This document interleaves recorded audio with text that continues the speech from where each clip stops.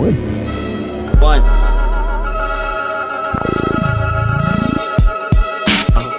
Yeah. 2005. Ready to go. 2005, level of life, coming in waves that fit the new days of death waves. Coming in waves, 2005, level of life, coming in waves that fit the new ways of death rays. Coming in waves. It's 2005, the level of life has been raised to fit the new ways of death waves. Coming in waves, it's 2005, the level of life is raised to fit the new ways of death waves. Coming in waves. 2005. 2005. 2005.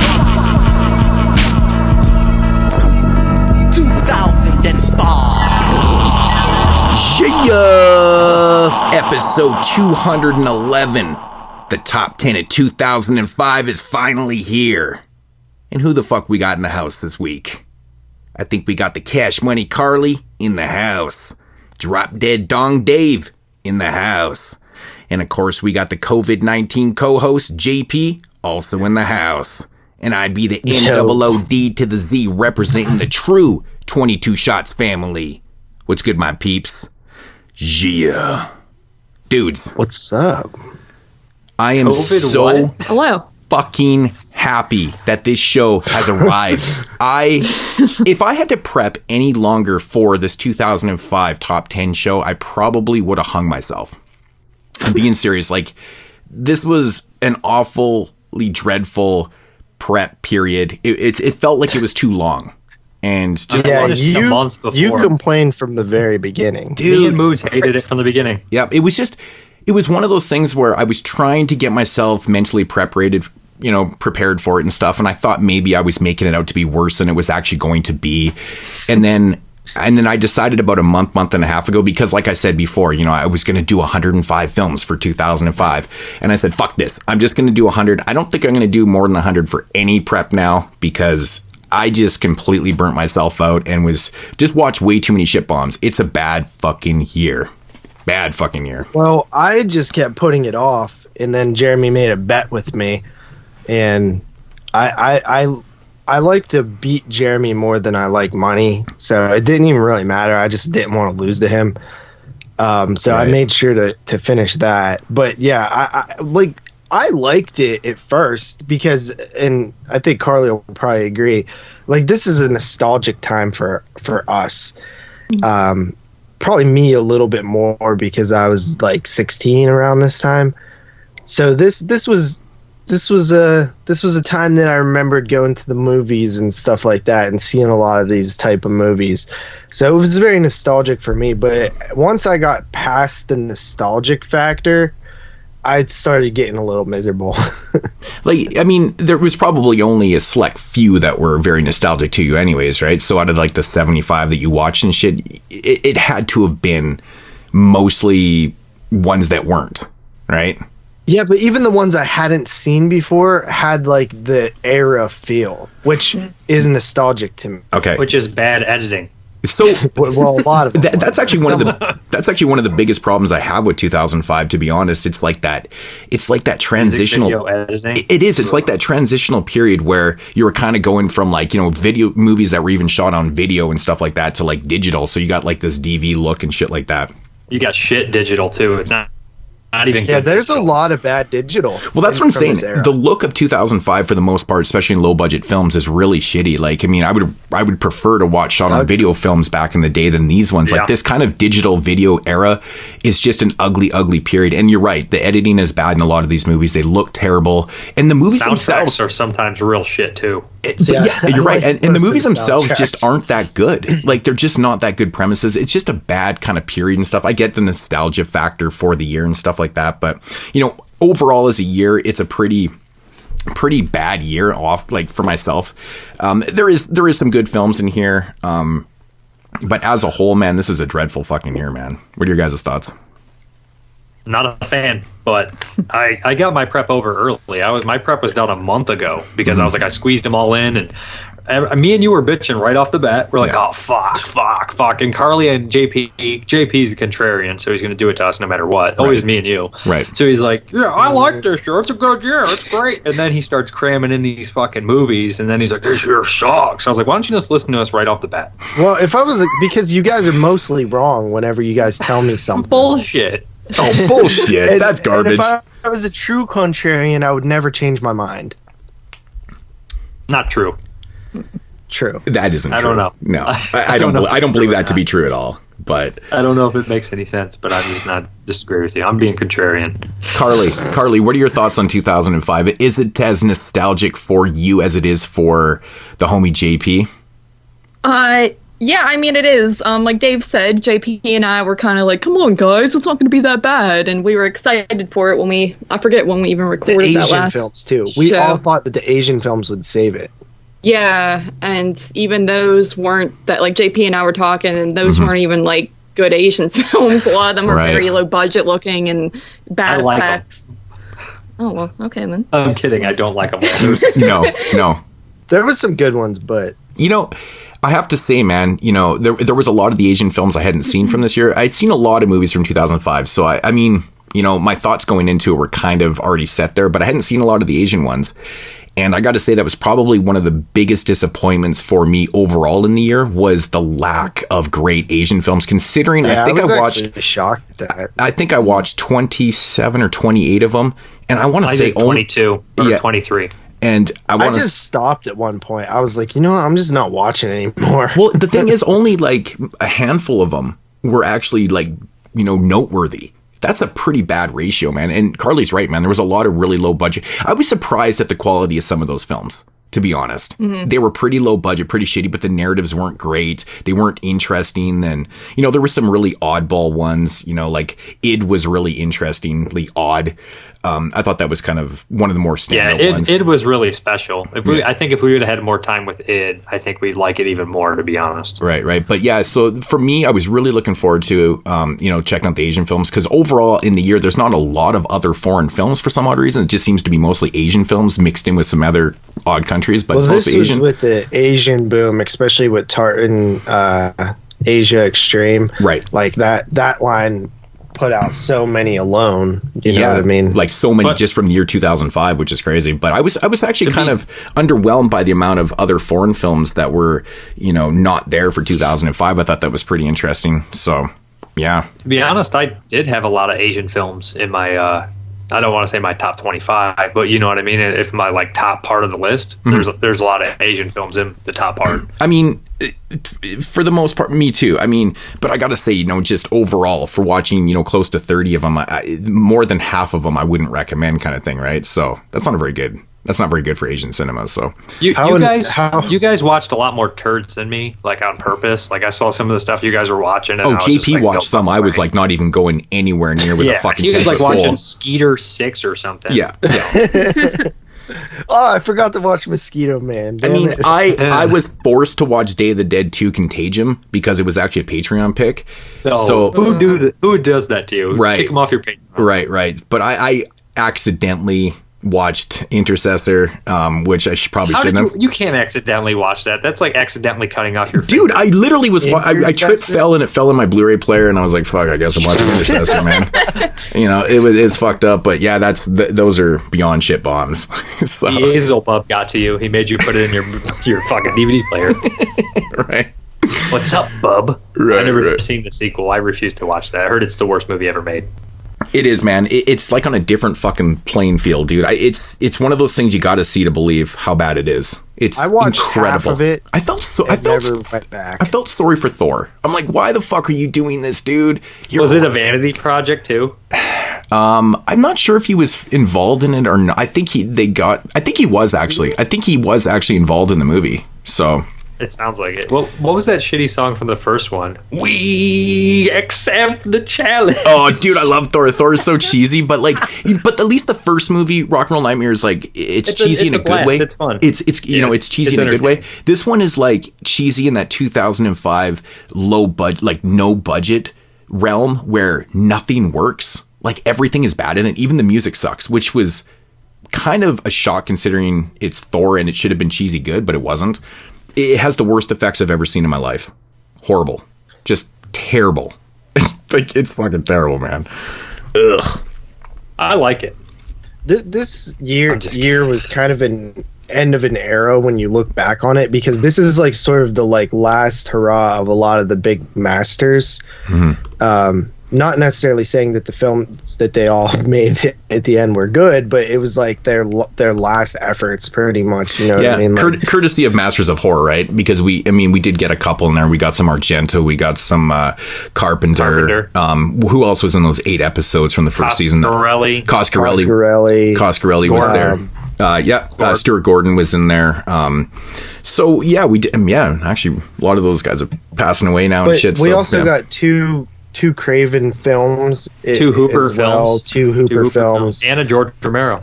A George Romero. Yep. Like it like for this time, this is the last time you're really going to get all those guys directing still. Mm-hmm. It's only going to get less and less of them from this year on out. You got some newer people still directing too. Like you have Rob Zombie in here, Neil Marshall, and then you have other Eli people Roth. too. Eli Ross in there. Mm-hmm. Yeah, I mean you had an emerging Scott Derrickson, or who did Emily Rose? Definitely a mixed bag of new age directors and, you know, kind of guys that are more or less at the end of their careers, like the Masters of Horror and stuff. So it is kind of interesting in that aspect too. Some of the directors that were coming up around this time, you know, did big things. So interesting year. Yeah, actually, Argento did like Hitchcock too. Yeah, he did too. Yeah, he had 2. Yeah, I was going to correct you on that. Hooper had 2. Craven had 2. Hooper had 3. He has 3? Wait. No, Mortuary and Dance of the Dead. Yeah, he just did Dance of the Dead and Mortuary. Yeah. But yeah, I mean, it's dude. There was a lot of cave movies this year too. Didn't watch any. I watched like 3 or 4 cave movies, and like 2 of them sucked. Yep. Right. Yeah, I didn't watch The Cavern. I didn't bother with that one. Oh, it's so bad. It's so bad. There's one funny part in the movie where they realize they're eating their friends. Like, spoiler alert, dude. Nobody's gonna watch that movie. Yeah, just don't bother. I've seen it before. So is it based off the level in Goldeneye? It looks like it because you can't see shit. Is everybody all fucking polygon and pixelated and shit? Pretty much. So yeah, that movie sucked. What else? What else were some themes that you noticed? Obviously, a lot of Asian films. Yeah, bad editing, music video style shit. Yeah. A lot of the soundtracks were very of the time, which I'm not necessarily a bad. Oh, I watched The Fog the other night, dude. A lot of remakes. There's a handful. That movie is like The Fog. So silly. Yeah, the Fog remake. Yeah, it was the last film I watched. It's awful. I was like, Boogeyman or Fog. I guess I'll go with Fog because Boogeyman those are 2 awful films. Yeah, I say. There's a lot of sequels in this year. Surprisingly, like Saw 2, I think Ring 2. You know, one of the Camp Blood movies, one of the Urban Legend movies. I think one of the Mangler movies, one of the fucking Exorcist sequels. Oh, One Missed Call had a sequel. A couple Hellraiser sequels. The I3. Dead 2, Return of the Living Dead sequels. Well, it was weird because there was 2 prophecies, 2 Return of the Living Deads, and 2 Hellraisers, which is like, I don't even know if there's another year where there's that many pairs of sequels. Yeah, it's surprisingly, man. Yeah, this year was really full of a lot of sequels. But I mean, for remakes, what was there? 2001 Maniacs, I guess, was considered a remake. Amityville. What else for remakes? Oh yeah, the Fog remake, which I never even thought twice about watching. There's no fucking way I was doing that shit. But so not so many remakes, a lot of sequels though. King Kong, War of the Worlds, Dark Water remakes. Yeah, Dark Water. You're right with Jennifer I watched Connelly, Dark Water and I actually liked it. I don't know, buddy. Do you like the original, JP? I love the original. Yeah, I think it was like my number 11 of 2002. Yeah, the original's a really great Asian film, man. Really good. Yeah. Yeah, so what other type of themes did you guys I mean, there notice was from this some year? full moon titles there that Dave was miserable about. Yeah, there's 3 or 4. They stopped caring. They stopped caring after fucking 2000. Honestly, man, I have a soft spot for Ginger Dead Man. I know it's Me atrocious too. and bad, but it's honestly funny because the fact that Gary Busey fucking voices the Ginger Dead Man is just, it's classic to me. It's awesome. I love that. That was a lazy ass performance. That was one of it was. But you know what it is? It's also the screenplay, man. The dialogue it is given to say is just cheeseball. It's like it's just full There's of really no bad dialogue one-liners. in that It's movie one-liners. whatsoever. It's just one-liners. Hey, it's fucking you know stupid. What's funny? You know who wrote that movie? The same people who wrote Return of the Living Dead 4 and 5. They must be the worst writing duo of all time. And one is fucking Billy Butler, who isn't bad typically. So I don't know I mean, he acted in so many movies and worked on so many movies that those movies right there, the 3, The Returns and that Ginger Dead Man, must have literally gave them like 2 days to prep. I guarantee they had like a weekend to write all 3 of those movies. What do you think you get paid to write Ginger Dead Man? Like realistically, You get to keep your office like in Full Moon's $1,000 building. or something. I'm guessing $50 in a case of beer, at least. You get to eat as much gingerbread cookies as you can handle. Well, actually, King Kong. Gary I forgot Busey's about King autograph Kong in beer. for remakes and shit. King Kong I is said also another King one. Kong and War of the Worlds. Did anyone mention House of Wax? No. Oh yeah, Oh yeah. Tourist Trap remake. Yeah, so a few remakes. Like I said before, the one thing I noticed beside the Asian films, there wasn't really a lot of horror or like a lot of foreign horror. Like I said, the odd kind of one from here and there and stuff. But Well, you got a couple. I saw a couple of Australian ones, I think. yeah, I mean, there's ones from around the place, around the world. I saw a Spanish one called H6, which I saw you didn't like at all. No, I thought it was garbage, dude. I was liked so it. disappointed in I it, liked it, man. Oh, there was some decent foreign films like Antibodies. I think is from I think it's a Russian film. 13 to Zemny. It might be German. Antibodies might be German. Maybe it's German. maybe We it's also Russian. missed Chaos as a remake. Yeah. Oh, it's yeah. an unofficial remake. Yeah. Then there's Evil. That's from Greece. Just not a lot of fucking foreign horror. It's kind of disappointing, actually. Yeah, no, not really. Did you guys see anything French? 13 to Zemny. Oh yeah. That one's French. Fuck. Also, Ty West kind of got his start here with The Roost. Another thing that I noticed Yeah.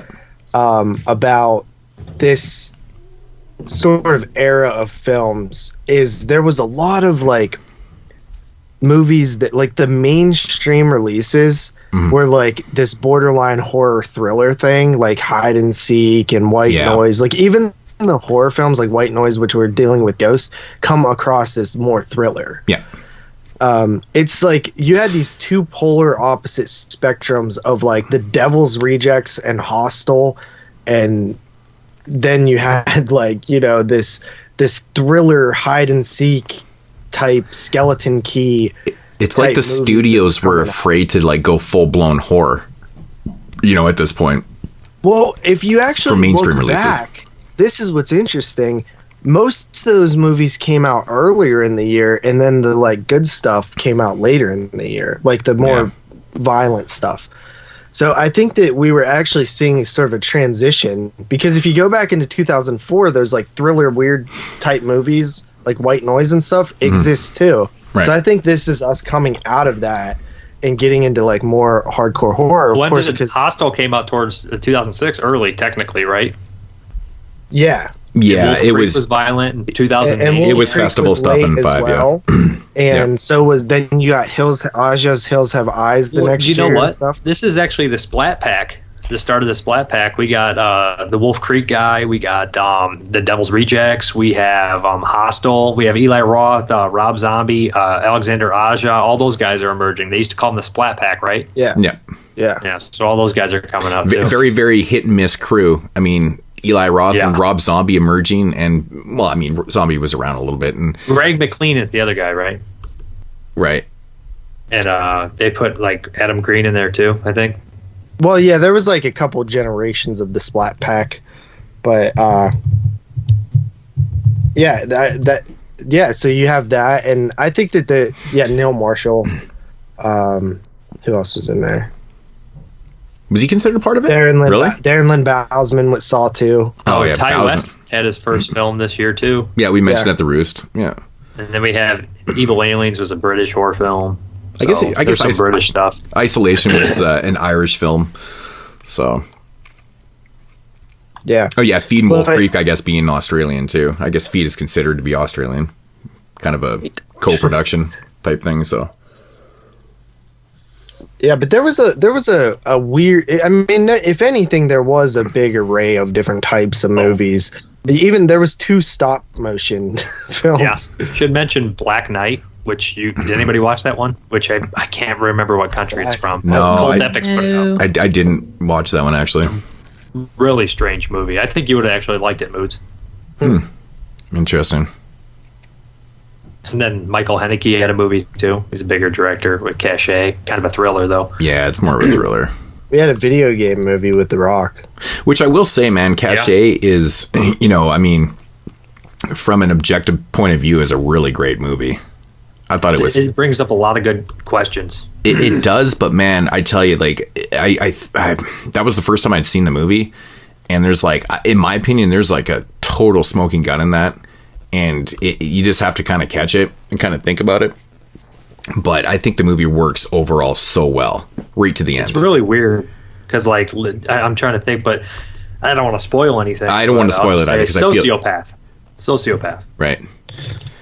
There was a pretty cool Irish film that I watched, an Irish zombie film. So what was that? Boy Eats Girl.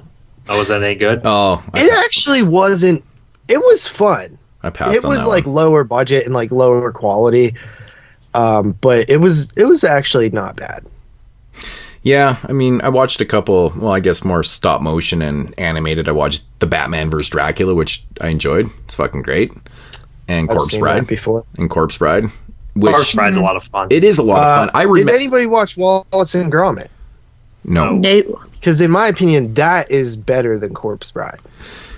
Yeah. Contrarian. No.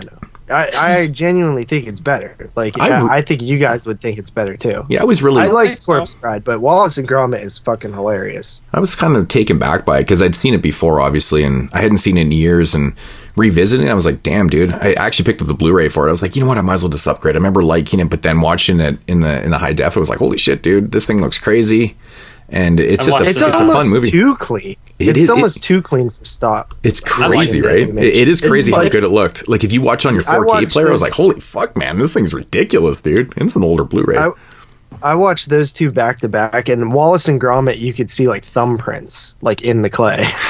No. Like, Corpse Bride is just so pristine. Right. Well, probably production value on that one right there.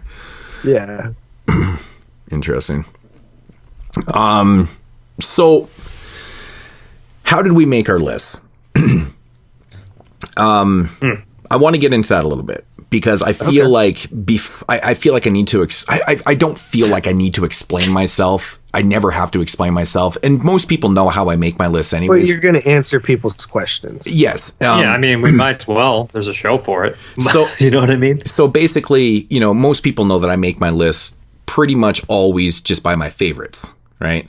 I never make best of lists because that's just not what I do. I don't need to explain that. I make best of lists, I make my favorite lists. And with that said, I just kind of want to explain it too. And a lot of times I make, my favorites. I'll take, the best movies from my favorites and I'll kind of compile my list and stuff like that. I went a little bit of a different route with this one.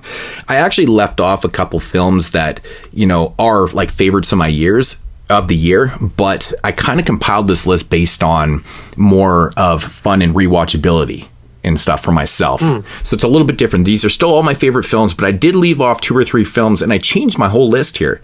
About 2 weeks ago, I compiled my top 10 list and I had a list and I looked at it and I was like, you know what? It's a good list in my opinion, but I want to make it how I feel about I need to bring some joy. I need to get some fun out of this year. So I'm going to compile my list based on the 10 films I had the most fun with and the ones I'm going to go back and rewatch. So the list is a little bit different. That explains why a couple of the films that you would expect or probably would be on my list or maybe not or aren't there and stuff like that. I just wanted to kind of put that out there. So this one is done a tiny bit different. It's still my favorites, but it's more based on how much fun I have with these movies and rewatchability.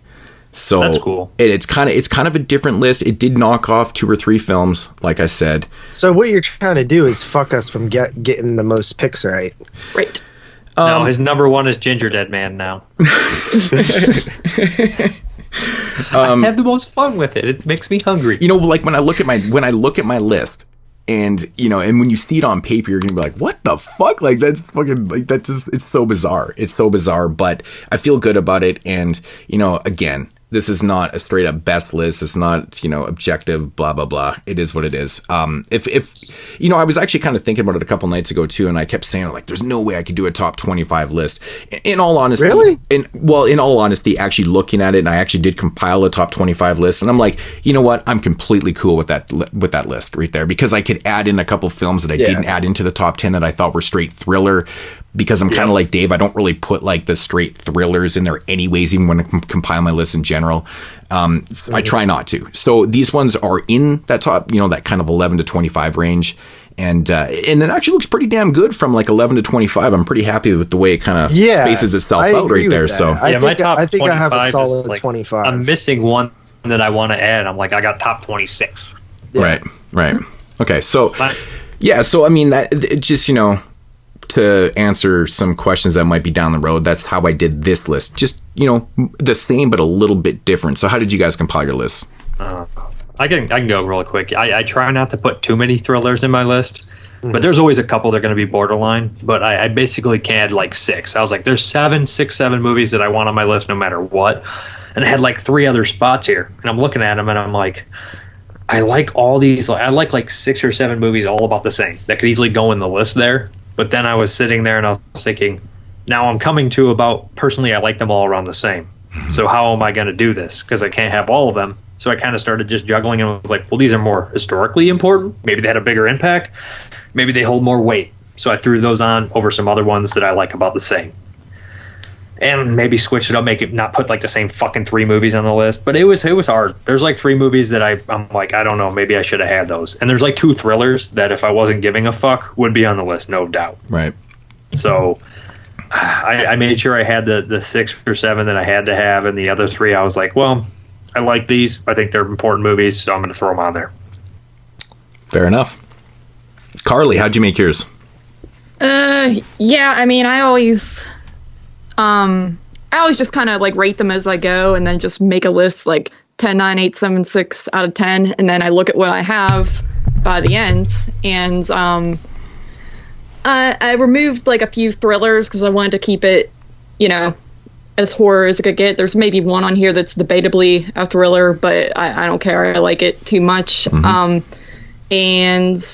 yeah, I went, I don't know, this list, like you guys are saying, like you're happy with your top 25. I was the most optimistic about this year, but looking at it, I'm kind of like, like I'm like so like unthrilled with my final whatever, I guess. But I feel like my top 7 are pretty solid, but the last 3 I was just changing up right before we got on last minute. So I feel like I kind of went what I would consider the best for the most part, like as opposed to favorites. Maybe. Well, that's good though. Like that's what I like about you and your list too, because you're a little bit different than how me and Dave and JP do them too. So we all should have kind of different lists, I would assume here. So that's fresh. That's fresh, man. 88 fresh, right? JP. Yeah. So pretty much the same as I normally do. Like I'll rank them as I go. I look at when I first look at the year, I'll be like, I'll just count roughly on my hands, like which films I think will make my top 10. And I would say that 7 out of the original films that I was thinking did make my list. That's pretty typical. Pretty much expected. Yeah, pretty much expected these 7. Like, so my top 7 is what I expected. Actually, there is one in there that I didn't expect at all. But Ginger mostly, Dead Man again. Mostly top 7. What is it? Ginger Dead Man. It's in there. Oh yeah.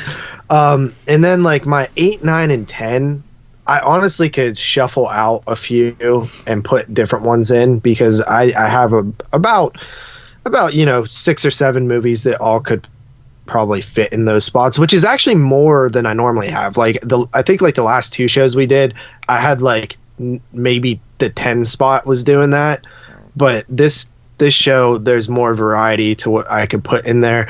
I mostly rank them based on ratings, so they will be a straight, you know, high to low rating from the top. And yeah, I mean, it was pretty simple. I'm not too surprised. I didn't have many surprises, which is always unfortunate, because that's kind of what I think that showcases the strength of a year, is if you have like more surprises. Well, not necessarily, because 85 there was like no surprises, but and that's like the best year we've done. But I think this year in general is just like annoying. And so I'm really happy to just do it. Yeah, 85 is definitely one of those years where it was mostly predetermined, even for myself. I know me and Dave are very similar in those years, but like, Jesus, man, that is such a tight year. Yeah. That's an interesting adjective, JP. Annoying, because I agree. I agree it's frustrating, too. It's a really, really frustrating year, because it's just like you want it to be better at times, and you're like, I just feel like this is not going to ever get to that level, and it never does. Mad at the movies that I'd have to watch. You too? Like, I'd be like, fucking piece of shit movie. Dude, I was such in a bad mood. Dude, me too, man. I was pissed off for like 5 months. Getting really annoyed. Oh, I was bad. Like I was so happy that I had the Masters of Horror to like watch, you know, when I was, you know, getting to my 100 watch. Because it was kind of like a breath of fresh air. I was like, I've seen all these. I enjoy them for the most part. The 8 out of, you know, the 8 films that are from 2005. And I'm like, hey, that's okay. And then kind of finished it off with whatever. But yeah, man. So, let me ask you this then. Because we've done a lot of these now. We've done a lot of the retro ones. But altogether, we've done about like 17 or so top 10 shows. Is this the worst? Like, I think 68 is like unfair to really think about, because we didn't take it as serious back then, and we only watched like 20 movies or something like that. That show, you know, it would actually be really fun to do, man. Just do a quick little, you know, quick little prep and kind of redo that shit. It was only me and you on there, and like we didn't really watch a ton. But I know that we could find a lot more films to watch, and I bet you're listening a little bit. I already know that my number 1 would be different. For a fact, because we were making lists different back then. You know, I think I went with best or over. I don't know. It was just done a little bit differently. But if your number 1 ain't Night of the Living Dead, you're wrong. Yeah, my number 1 would be Night of the Living Dead now, but it was Rosemary's Baby back then. Mine also. Yeah. Piss on Rosemary's Baby. I honestly, it's a great movie. I'm just kidding. It's got to be number 2. Right? Exactly. They would just be yeah, I mean, they would just be flip-flop. Like the third film, I thought, like, I had Twisted Nerve at 3, and I think that movie's brilliant. Yeah. I've never watched that. I have the DVD. I know. I've always wanted to watch it. It's right up my alley. Oh, it's really good, dude. Yeah. The fucking music in it, you'll be like, oh yeah, okay. Oh, it's used in Kill Bill, right? Yeah. Oh yeah. But do you think 2005 is like, because to me, the top 10 itself is actually might be stronger than certain years we've done, like maybe like 91 or 96 or maybe even 2002. But in terms of like the enjoyment of the entire process, I think it's the worst one we've done. But the top 10 is definitely not the weakest top 10. I disagree, because Guyver didn't even make my top 10, and I'd take Guyver over my bottom 6. Dude, this is the worst year as a whole, and my top 10 is like, honestly, dude, if I were to put this top 10, even incorporating the best films, it just doesn't match up to a lot of the other years, man, at all. Really? A lot of these movies. Your 96 list is stronger than your 2005 list, you think? Well, I mean, if I put it, you know, at least there was 2 or 3 films in the 96 list that are like, you know, kind of encapsulated in my love for the genre films, you know, kind of thing. I mean, there's definitely a couple here that I love too, but I mean, I think if you do the comparison like that, I mean, it's tough. I'd have to look at the list, but I still I think my 2005 is much stronger than but like 96. For me, I know Scream is a big 2002. thing. I know Scream is a big thing for you. It's not like personally one of my all-time favorites or nothing, but and I know The Frighteners isn't one of yours, but The Frighteners is one of my all-time favorite movies. Everyone knows that. And From Dusk Till Dawn, I love with a passion too. So like right there, those 2 movies trumps the best list I could possibly make from 2005. Right there, 2 Really? films. Yeah, absolutely. I mean, Scream is like like in my top 10, and I still think that this year's stronger because of like the depth of the year. I don't think my 96 But, list like, was that in bad. 96, like I remember I had like Tremors 2, which I like, and like Bad Moon and I don't know. I guess not. I mean, there's The Dentist and Stendhal, which I really like. I just think the don't know. 96 list was better than this. I think no matter how we look at this, I mean, at least for myself, this is the worst year that we've done and the worst top 10 list. Even 91 was...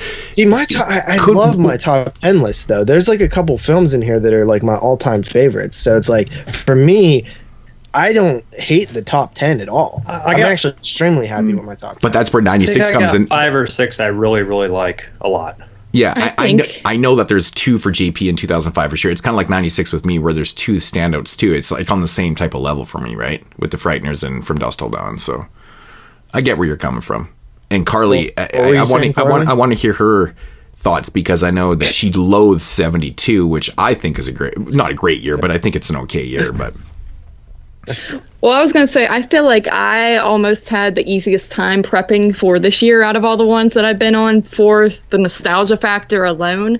But then, on the other hand, I look at my list and I don't feel as passionate about my top 10 as I have for any of the other lists. Right. Like, I think I have great movies on it, but I'm just not, like, going to be sucking their dicks as much as I would some of these other years. And I think it's because I've seen a lot of these movies, too, before. And, you know, look, 72, yeah, I'm known for complaining about the prep for that, but when it came down to the top 10, I was like super like excited about it, and there's some movies that I'd never seen before, and it was like just a really cool surprise. Where this year it's like I already knew what I was getting into, but it was, the prep for me wasn't that bad because it was like a fun nostalgia ride. But then at the same time, like I got to a point where I came to a standstill. Like I hit a certain number of watches and I was like, okay, I'm kind of done. Like, I don't think there's any other movie that I feel will make my top 10. Like, I kind of gave up at the end. Like, where the other years I was pushing through to the very last minute of recording. So, it's hard. That's it's weird. how I can always tell a year, too. Because,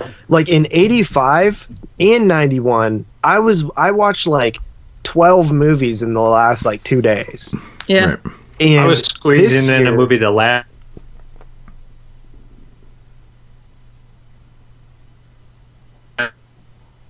Watching something I didn't watch.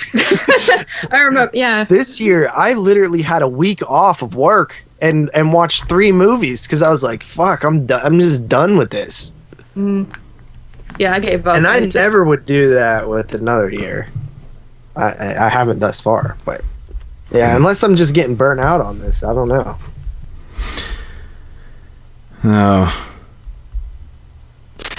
You know, the thing, just done 50 movies. The thing is with this year, man, there was like, you're right, man, there was like no surprises at all. Yeah. Even the ones movies were that I didn't surprises. see, I knew would be on my list. Like, I was like, I'll probably really like this movie. And then when I watched it, I was like, I really like that movie. I mean, at least in 96, So there was, wasn't a surprise. I think I had like 2 movies on my list that actually were like a big surprise that they even made the list and shit. Thesis. Right. Yeah. Thesis and Piano Man I thought were really great. And, you know, I mean, I'd seen Ebola Syndrome before, but, you know, that's another really kind of standout film from 96 too. So 96 pretty solid. Yeah, it's a blast. Yeah, I can honestly say there was only like one, like Dave said, there was movies that I thought would make my list that I'd never seen before, just based on like what I had heard about it. Mm-hmm. But there was only one film that I had actually seen before that I didn't like, that I actually ended up liking a lot this time. That was a surprise. Oh, there was another one too. Yeah, there was a couple that I'd seen before that I came up on. There was also a couple that I'd seen before that I went down on, so it kind of evened out. Right. But, yep. So how many? Are we going to predict how many movies we have shared, like on a list, real quick? Well, first of all, like, let's get into how many we actually prepped. Like, I already gave mine away. I watched 100. I said I was going to watch 105. I could have easily hit it, but I said, fuck this. I can't do this anymore. So I stopped at 100, which I felt was pretty damn even. It has to be even. That's just the way my my mentality works. 105 would have been not even. Well, it also would have been appropriate for 2005, right? You know what I'm saying. But anyways, I watched 100. What do you guys watch? JP, did you met the 75? I met the 75 and exceeded it. If I watched 2 half a movies, can I count that as one? No. 2 half a movies? What the fuck? So you tried this cheating motherfucker. I watched like half of Day of the Dead. What a cheating motherfucker. Martini rips apart the cigarette. He says the cigarette costs a dime. He rips it in half, says he bets a nickel. And Jack Nicholson picks it up and says, try smoking it that way. Right. So you just... That's awesome.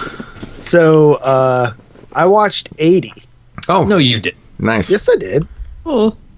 Yeah, I hit 80. So, but you also had a lot of free time the last couple weeks, I tried to, because he was bitching that I did the Masters of Horror, which he was counting anyway.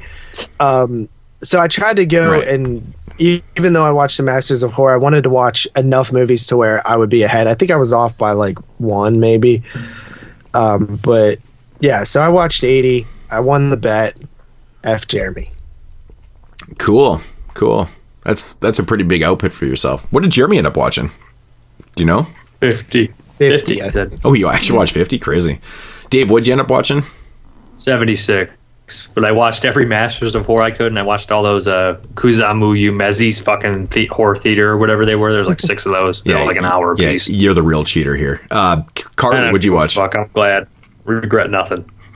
I made it to 71. Like, I started off really strong. I was like at 50 about 2 months into prep, and then I kind of slogged off. And 71, I don't think I've ever made it past the 70s with prep. I would like to do that one day, but not with this year. It took me so long to watch like my last 20. Like it took me like 3 months. It took me like 3 months too, man. I just couldn't do it, man. I was like, fuck. It's actually weird because 80 is quite high for me. Mm-hmm. Right. But again, you were in that nostalgic factor though too. You're like you're trying to dig for that nostalgia even more and more. Like, oh yeah, that one right there. Yeah. Like I did 64 for 91. Ooh, I did way more than that. Ooh, 91 I had fun with, man. I think I did. I like 91. I did 91. But I watched a lot more crappy movies in 2005, like on purpose. Like I was like, Frankenstein Reborn. I've never seen this. What's this about? That's a full moon? No, it's Asylum. Ugh. But it's early Asylum. They also did like King of Ants. And who did Corman direct that? It was a Corman producer, wasn't it? It was Corman producer, or he even directed it. There was a Werewolf Reborn too, wasn't there? Yeah, was there? I think something. Like Are you talking about where you said Frankenstein Born or Frankenstein Reborn? Reborn. I think it was Corman was involved. He either produced or he directed. Didn't direct it. Oh, okay. It was directed by Lee Scott. Okay, so he produced it then or something like that. I always felt like he was involved with that, but I don't know. I just know it was the Asylum. Mm-hmm. Weird. There was actually I watched a handful of.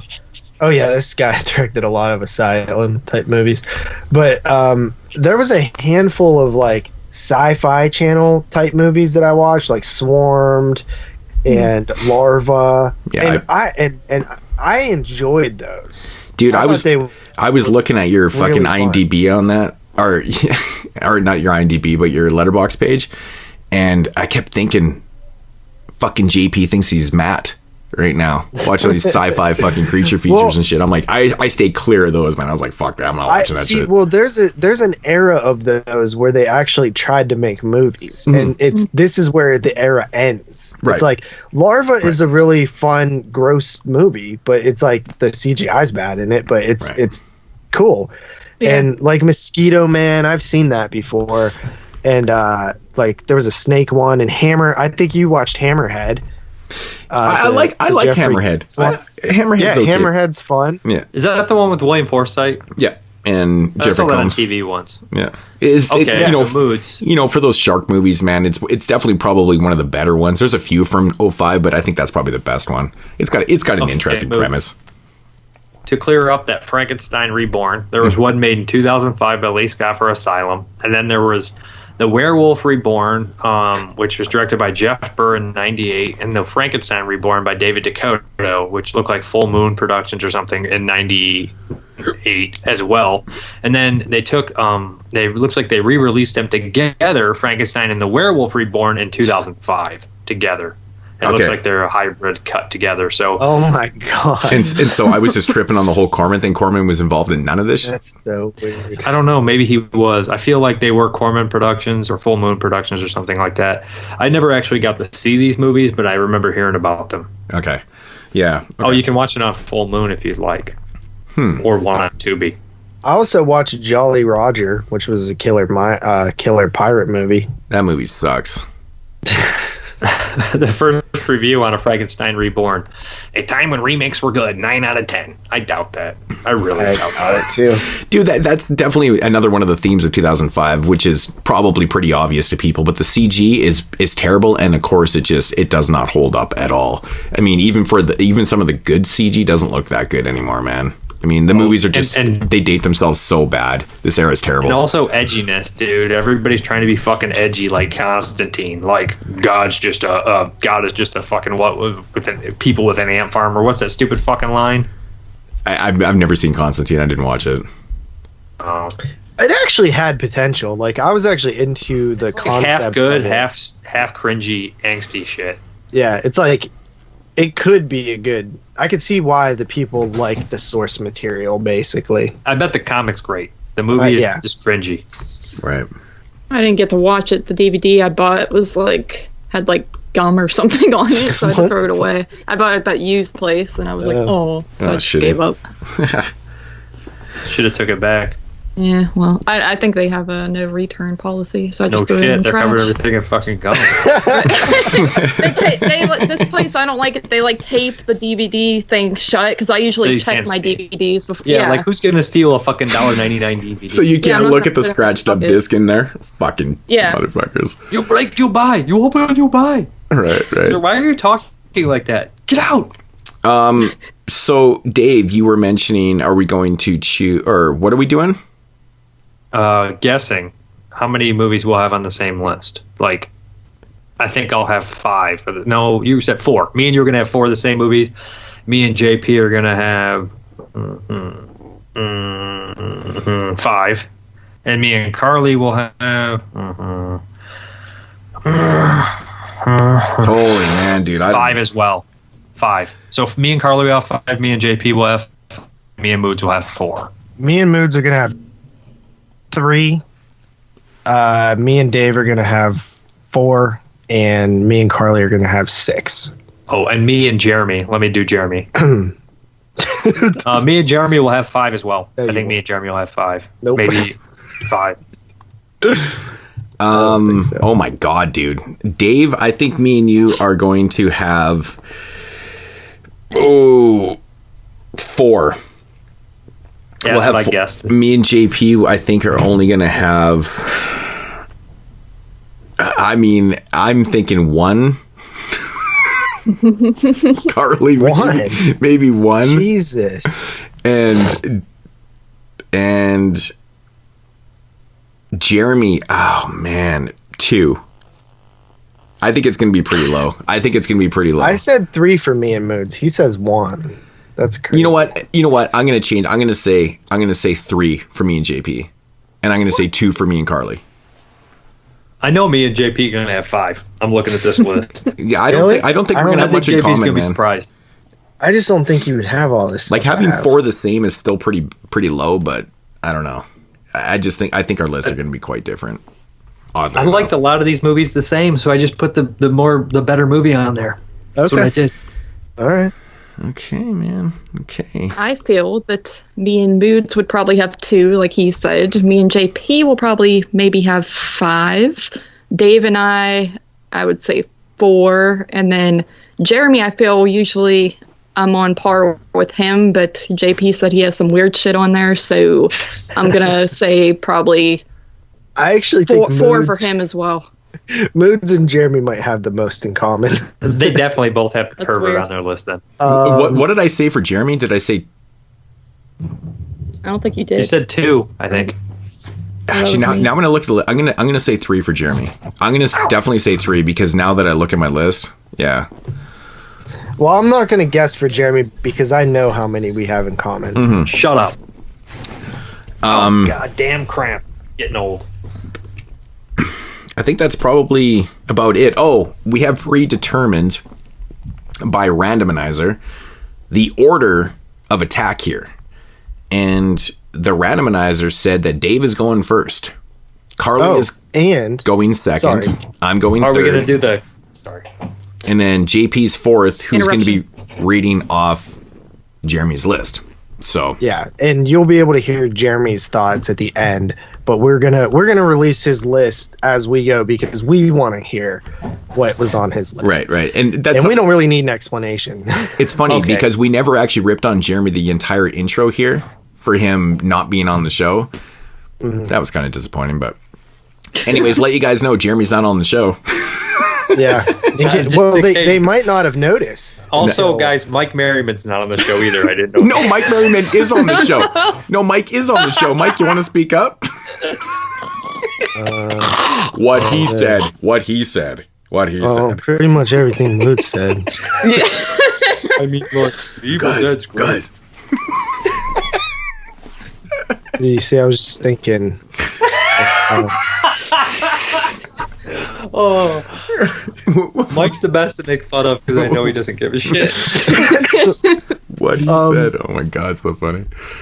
Dude. But also we have added a new like rule type of not rule but like a fun thing to do. So basically, yes, thank you, JP. We do predictions of what we think everybody's number 1 and 2 will be, and then did Jeremy send his predictions in? Don't have a clue, man. Did you give the Sam or no? If he didn't, he's fucked. He shouldn't give predictions. He's not on the show. No, he didn't. He did not give prediction. He only predicted mine. What? Who did shit like this? But anyway, whoever gets the most right will get a chance to block a year from the randomizer for next year. Which I know Dave and Moods are pegging for a certain 97. No 97. Or like if I win, I'm going to block something like 71. Why? It's because education. I don't or 70 because I don't like those years. Dude, stop being a fucking baby back bitch, man. You're gonna block a 70s year and keep it 97. Like you guys are being the baby back dude, bitches. I don't care. Dude, if we get 97, we might as well just do the show in 3 weeks because there's like 12 movies to prep for. Exactly. That's an easy show. That's well, 1970 won't be bad either. 1970 is going to be 50 movies I already seen. That is retarded, man, right there. I'm not doing... I don't know. No. I look at 1970 and I think it looks like one of the weakest years out of anything I've ever... Oh, nothing. I'm not even looking at the year. I'm just calling your fucking bluff. Because you haven't seen a lot of the Giallos and a lot of the... You haven't watched any of the Hammer movies? I don't feel like watching 100 Giallos. Oh, stop after being you watch 100 Giallos, they all turn to one movie anyways. Stop being a baby back bitch. Just because he doesn't understand the fucking movies. Good lord. Dude, some of them aren't understandable.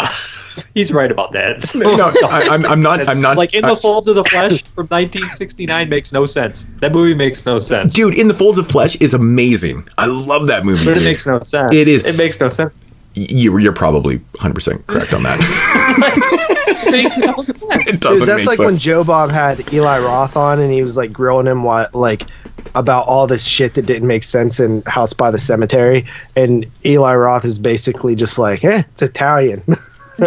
Yeah, Nightmare Logic. Like, I love House by the Cemetery. Me too. I do too, but Joe Bob was bringing up fair points. It's like, why did they have a picture of the house they were moving to, like, in their thing? Like, it's all these destiny. different things. How come fucking Donald Sutherland had premonitions of his own death and Don't Look Now? People were like, that's a great movie. That's a great movie. Why? Why does he get the premonitions?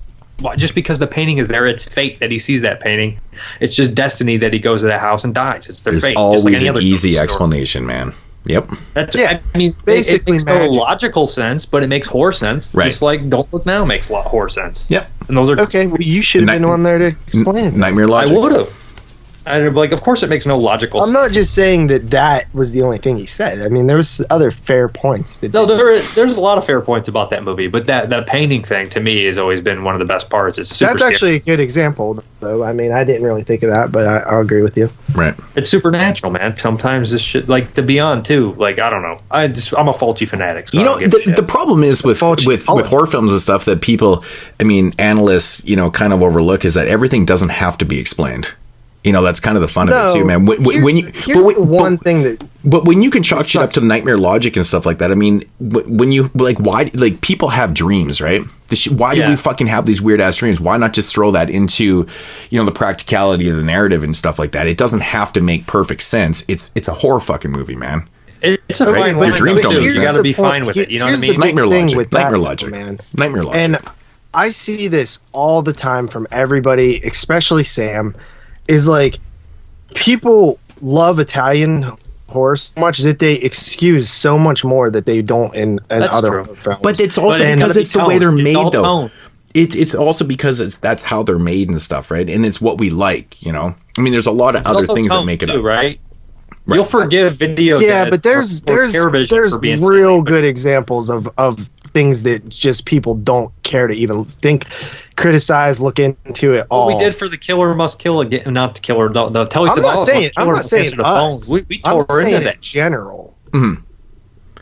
You're probably right. Italian horror too, you know what I mean? But I'm just saying, when the gates of hell are open, you can't. All bets are off, baby. But I'm just saying, tarantulas, man. There's tarantulas. But when you have a filmmaker like Fulci who relies, his narratives, that's not the focal point of his movies. Is not a cohesive narrative, man. It's about the visuals and the effects and stuff, and what he can do with the music. Same with Dario, man. And creating atmosphere, exactly. So, but when you know this going into these movies, you can accept that. But when you're watching an American film, and it's trying to make sense, and there's things that don't make sense. That's where you can. Fulci's different. I'm just saying. Because I agree. His are like the better of those type of things. But I'm saying there's other fucking movies that it's are a not fine line. Not everybody can get that nightmare logic right. Sometimes it's sloppy shit and it's embarrassing. Fulci and Dario and those. Why his nightmare logic? You know why it works so well is because he creates the most insane atmosphere in his movies. Agreed. That's why he has it works. A superstitious quality too. And it's Lovecraftian. It's just, I don't know. I don't give a shit either. He's the only dude in the world that could have created a sword and sandals movie with the most insane atmosphere in the history of films. Right? He just pumped a bunch of fog in front of the screen. Conquest is a fucking masterpiece in visuals, man. It's so crazy how that movie looks, man. It's so interesting. There's so much fog in that movie, they had to shoot it in soft focus because nothing would focus. Right. I agree, man. I agree. Fucking thing. I mean, the movie's awesome, but you're just like, what's it? I can't see a goddamn thing. It's like you're watching a fucking dream for 2 hours or whatever it is, and you're like, but it's sword and sandals, man. What the fuck is going on here? And there's gorillas, and that's how my dreams usually are. And the lady with the silver mask who's nude, it's just like, dude, I never seen that in a movie, but that's all the sword and sand, those Conan comics I used to pick up. Right. That's what had them on the cover. That's why I bought them, and now I'm seeing it in the movie. It's so true, man. You only bought those Conan comics because it had fucking big muscle guys holding half naked chicks fighting monsters. When you're a kid, you're like, my mom's gonna let me grab this. Right. That's what I used to do. I didn't even read the comics. I just looked at the fucking cover. I'm telling the truth. Here's your $1. Go get your comic book. Right. All right. Are we done? Intro? We have anything else? Did I miss anything? Well, I did want to tell you guys what the box office leaders were, if you don't mind. Okay, sounds good. For 2005. So what do you guys think, just out of curiosity? I don't know. I don't know what's in theaters. Well, to be honest, I don't even know. Did the Devil's Rejects play in the cinema? I don't even know what played in the cinema. Oh, we were talking about 2005? Yeah. I thought we were talking about modern stuff. Why would we be doing that? I don't know. I was like, I don't know. I don't know what's I don't know what's out there. I actually don't know. I'm assuming films like The Exorcism of Emily Rose and stuff probably did well in the box office. But I mean, if you really think about it, you'll know what the number one film was. House of Wax. Hostel, baby. Hostel? Hostel, baby. No, because Hostel didn't really get an actual. That's what I was thinking until 2006. The Descent. Oh. No. The Descent. What is it? It's Saw 2. Oh fuck! Of course it's Saw 2. I didn't. Yeah. What did King Kong make? Yeah, well, I don't know, because see, I didn't count that as horror. What about War of the Worlds? What about fucking stuff So like King that? Kong was the number one box office film. You just fucked up on that. Well, if you're counting it as, it's not listed as horror. I'm just saying. It's like action. Did we not the talk old about this when we did the one's King listed Kong as show? Don't we count King Kong movies as being horror? Like Godzilla is like, it's just kind of. No, I'm saying fucking Box Office Mojo does it, man. Box Office Mojo can suck a dick. Big fat one, let's see what apparently. King Kong would have made, though, just to put that into comparison. War of the Dude, Worlds. it's Peter Check War of the Jackson Worlds, too. epic. That movie made probably like 350 million. Or Yeah, it something made like 562 million. There you so. go. Yeah. Check War of the Worlds too. War of the Worlds Yeah. 2. No, just check War of the Worlds. Did bro. Constantine actually make movie at the box office, or did they just lose like but 100 that million? had a decent box office too. Right. I think it was more of a War of the Worlds made 603 There we go. million. 3. That's a lot of money.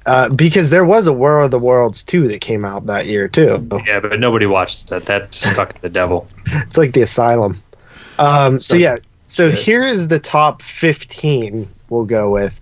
The Cave at number 15. The Devil's Rejects at number 14 actually did not do that well. It only made 17 million, which is kind of crazy to think about. Then Cursed, Wes Craven's Cursed, which we know had like a crazy troubled production. Another huge bomb that pretty much probably killed Romero's chance at making another big budget dead film was Land of the Dead. Right. Only 20 million on that one, which is unfortunate. If that movie came out now, it would have done way better. Oh yeah. I agree. Like in terms of the people that would have went to support it. I just feel like horror was at a weird time back then. It should have done better. Like, because now everybody sort of respects it, but if you read the reviews from back then, people hated it. I just feel like it was too far gone from Day of the Dead, man. It was 20 years. I think the biggest mistake that I think Romero really should have tried and pushed and made a film in the 90s so we could have had one in each decade kind of thing. If he had made Land of the Dead, I'm not saying Land of the Dead specifically, but a zombie film in the 90s, I know, and actually got it made. I think the next one that he would have made would have done really well. So, my opinion. Number 11 was Doom. Number 10 was The Fog. Ugh. Number 9 was House of Wax. Remakes. Well, honestly, dude, a lot of people thought The Fog was going to be kind of cool. No, Dave. Number 8 was Boogeyman. That's crazy. Boogeyman made $46 million. Can you hear me now? Yep. Sorry about that. Fucking mic is finicky as fuck because I coughed. I wanted to mute it and then it fucked up. COVID. Boogeyman made $46 million. That's just crazy to me. Dude, I actually saw that in the cinema in 2005, and I hated every ounce of that fucking movie, man. It's crazy. You guys are going right up my top 10 list. You know what's kind of fucked up? You know what's fucked up, man? I don't think I've seen the Boogie. Well, no, I think I did watch it once after, but the sequels are actually like decent, shitty slashers. It's kind of funny how they change it up. Good. Number 7, The Skeleton Key. Number 6, Hide and Seek. Kate Hudson's so fucking hot in that movie, man. Who's Charlie? That movie's I actually. love Kate Hudson, man. She's fucking sexy, man. Number 5, top 5 here, White Noise. Really? I oddly I kind of like that movie, man. I saw you give it a high rating. I was very entertained by it. I didn't really care for the ending overlay that much, but I was very entertained through the whole movie. I liked those premises for some odd reason. I don't know. It was entertaining. Yeah, I liked. And I love Michael Keaton. Her, so, you know what I mean? and I love Michael Keaton. Yeah, me too. He did a really good job in that. Yeah. Number 4, The Amityville Horror, which made $65 million, which is saw it in theaters. Lot. I did too. Me too. Yeah. The Exorcism of Emily Rose. I saw that in theaters too. I didn't actually see that in theaters. No, I didn't either. And then number 2. I saw Land of the Dead in theaters too. I didn't. We didn't get it here. Yeah, it was a Canada, lower you didn't even get it. released film. I don't think my mommy took me to the theaters to see scary movies till like 2007. What, with Rob Zombie's Halloween? In 2000s. Yeah, I think That's an awkward Probably. one to see with your mom. It was. Oh, It was I loved very- Halloween when I was growing up. Carly, you're going to love this. that is what Just she like thought. She when I was like, growing up. And then the backstory of and Michael is she was just like, "Should we brutal. leave?" And then he's like, I'll fuck your skull or something. Exactly. The Yeah, baseball I remember bat, sitting there in the man. first 10 minutes, she's like, I don't know what to do, honey. Should we, like, leave? And I was like, no. And I was, like, 10 years old. You can give me a popcorn, though. Get the fuck out of here. Give me a popcorn. Yeah. Give me some whoppers. And then, Come on. the number 2 was The Ring 2, which made 75 million, almost 76, which is just, I mean, I could see why it did, because like everybody loved the first one, but that movie was like probably one of the most disappointing movies of the year for me. Saw 2 sucks, man. I'm sorry, it sucks. It's not very good. I It's love not. Saw 2. I don't think it's a good There's, like, sequel at all. 2-3 good actors, and then everybody else sucks. I mean, Anyways. it's, I don't know. Tobin Bell's good. Worst acting. Tobin Bell's good. Chaos has worse acting than Saw 2. Yeah, but Chaos is brutal. And Kevin Gage is better than most of the people in Saw 2. Kevin Gage is fucking crazy. I Personally, think he's good. He's really good, man. I think he's the worst one out of everybody in there. Crazy. He's overacts. No. You're so fucking dumb sometimes. It just amazes me. Dude, he overacts. Oh my god, it's so cringy at times. I don't know what to say to this because he doesn't. Wrong. He just Come doesn't. on. He's Wayne Grove, motherfucker. He's brutal. He's Wayne Grove from Heat. Come on, man. It feels fake. He's fucking awesome. It's like David Hess is so much better. Yeah, we're not comparing him to David Hess. That's impossible. Well, I David am. Hess is the best roughie of all time. Dude, He's the how best, are you seriously playing that comparing role, though. anybody to David? Nobody. You can't compare anyone to David Hess. He's man. not playing. Come on. He's This isn't playing even that- He's not fucking trying fair. to act like David Hess. He doesn't act like David Hess at all. Well, I'm not saying he's trying to act like David Hess. He's trying to act like Chaos.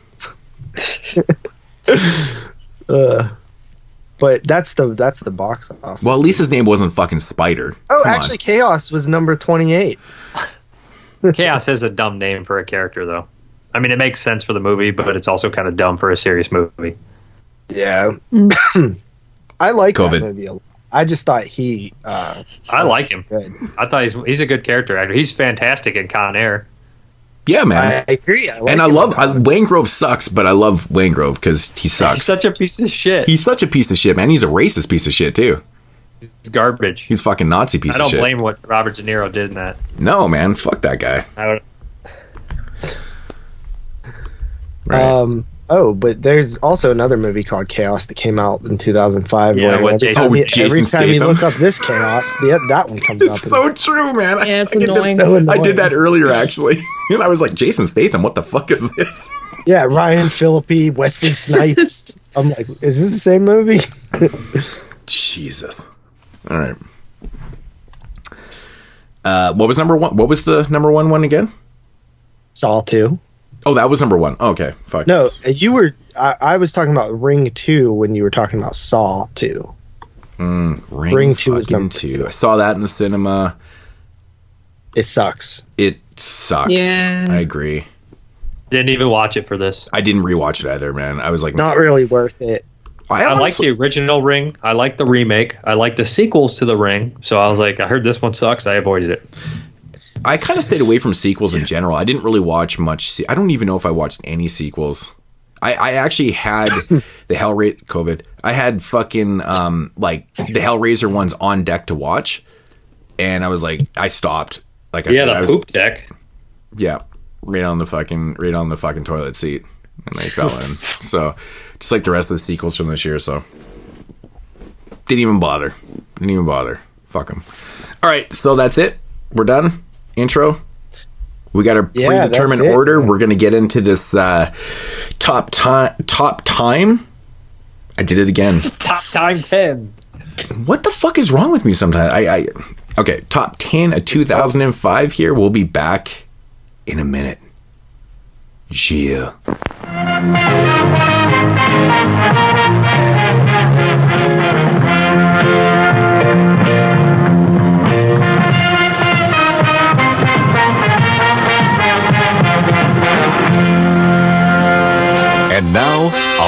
feature presentation.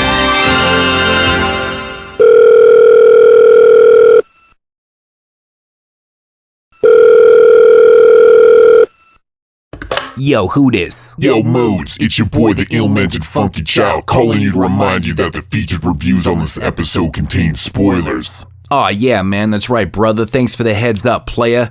Now go back to being an unproductive asshole. Fuck you.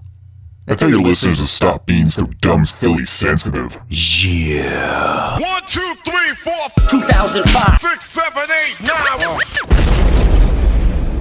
All right, so getting into these top 10 lists.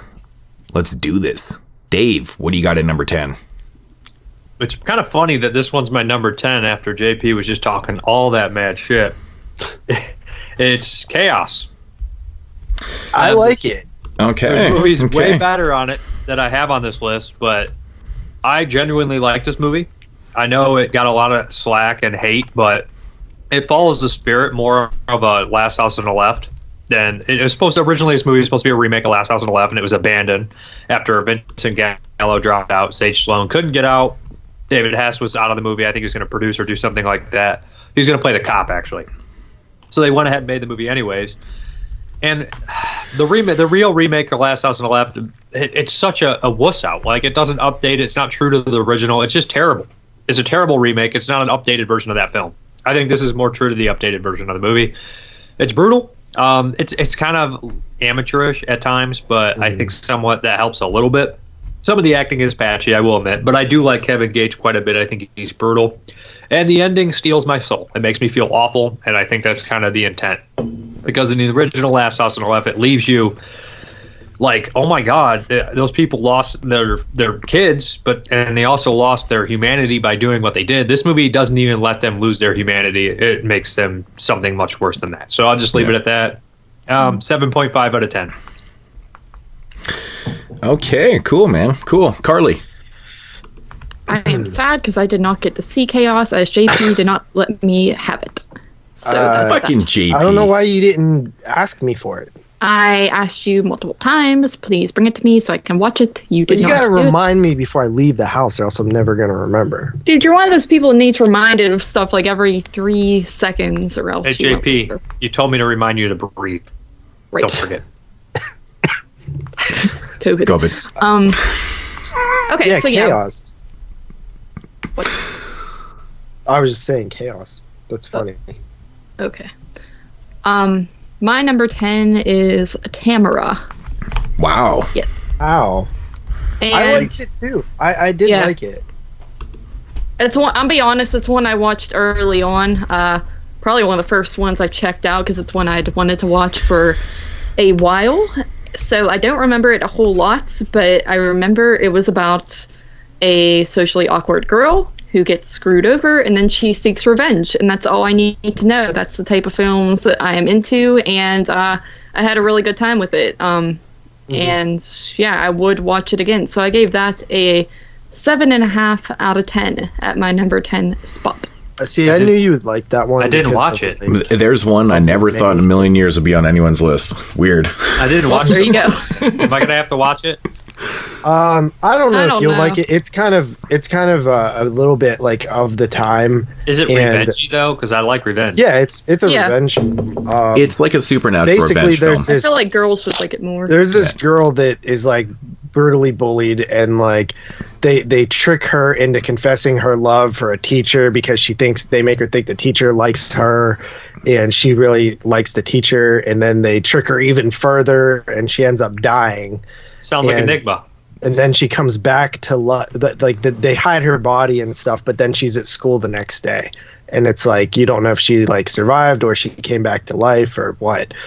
And she basically like ruins their lives, like all the bullies. It sounds I like thought I'd it was like it. pretty good. Sounds all right. Yeah. That's me, right? I'm third. Yeah. Yeah. All right. That's the fastest we've ever done too. But that is Telling you, that I is wasn't lying. that is crazy, man. All right, so coming at number 10, and it's here, even though it does have a. I didn't really. I mean, actually, the way I have my top 10 listed is kind of ranked in order of ratings, except for this one. This one's out of the order because I feel like it just needs to be at the bottom because it's more of a short film. I don't know. That's just my mentality. It's at number 10, John Carpenter's Cigarette Burns. Oh, so we actually did end up with a Masters of Horror on here. Right. So once we discussed this and we said that they were going to be eligible COVID, I figured that, you know, I mean, this is perfect because I'm a big fan. I'm a big fan of Cigarette Burns. So, but yeah, no, like on your body. You like those on your body? No. Okay, Brandon. No, I'm not a big fan of. I can't help it. That sadomasochistic shit. No, man. I don't know, man. Sex and any type of pain related type shit. I don't get it, man. I really don't get it. But I've just always loved the premise of Cigarette Burns, man. I think it's a really cool premise. Basically, Norman Reedus plays a character that owns he owns a cinema, and he's kind of one of these cinephiles that can like find any film. The rumor is that he can find like any film. And we have this like rich cinema collector played by Udo Kier, which is fantastic casting. I love Udo Kier. And he basically pays Norman Reedus this like $200,000 to go and find this forbidden film. Apparently there's this one film that played at this festival and all hell broke loose after it. And there's this whole mystique behind it. Like the government apparently got rid of this film. They burnt this film and stuff, but you know, and I love the premise of it, man. I love the premise of what Cigarette Burns is and stuff like that. And it's got a lot of horror references and shit. I think, you know, John Carpenter just felt like he was back in the seat making a film that like he kind of, you know, it felt right for Carpenter to be making a film like this. And even though it's a short movie, it's highly entertaining. Even though I figure Norman Reedus in this, his acting at times is a little bit shaky. I will say that though. He doesn't come off as he's being always like that. Maybe it's just who he is. I don't know. He's patchy, man. He's patchy. It is. So at times I feel like he's like the weakest part of the film, but maybe it's just the character he's trying to play. I don't really know. But Udo Kier is amazing. But I love the effects in this, man. Some of the effects and kills in this are really cool, man. Especially something to do with the projector. I think that's pretty damn cool. But I love it, man. Again, the premise is so damn cool. And I think I gave this one. I think I gave it a 9.5 out of 10 when we originally did the Masters of Horror, and I'm sticking with that rating. It's high because it is a short movie kind of thing, but it's just very, very entertaining. It's intriguing. It's the whole, when you dig deep into the narrative and you think about filmmakers and their agendas while they make films and stuff like that, and all this kind of plays into this and stuff, and it gets you thinking about film, right? I don't want to give everything away if you've never seen it before, but the core premise of this is really fucking cool. Cigarette Burns, 9.5 out of 10. Great shit.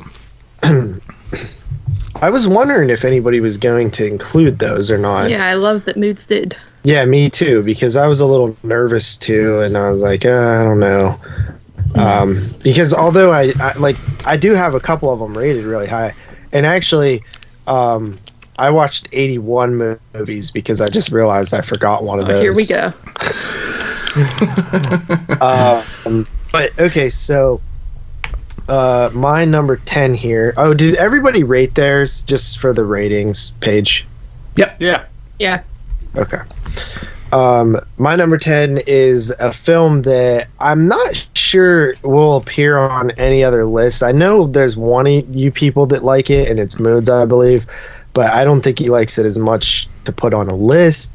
It's from the country of Ireland, and it is Isolation, which is a sort of eco-bio horror infection film.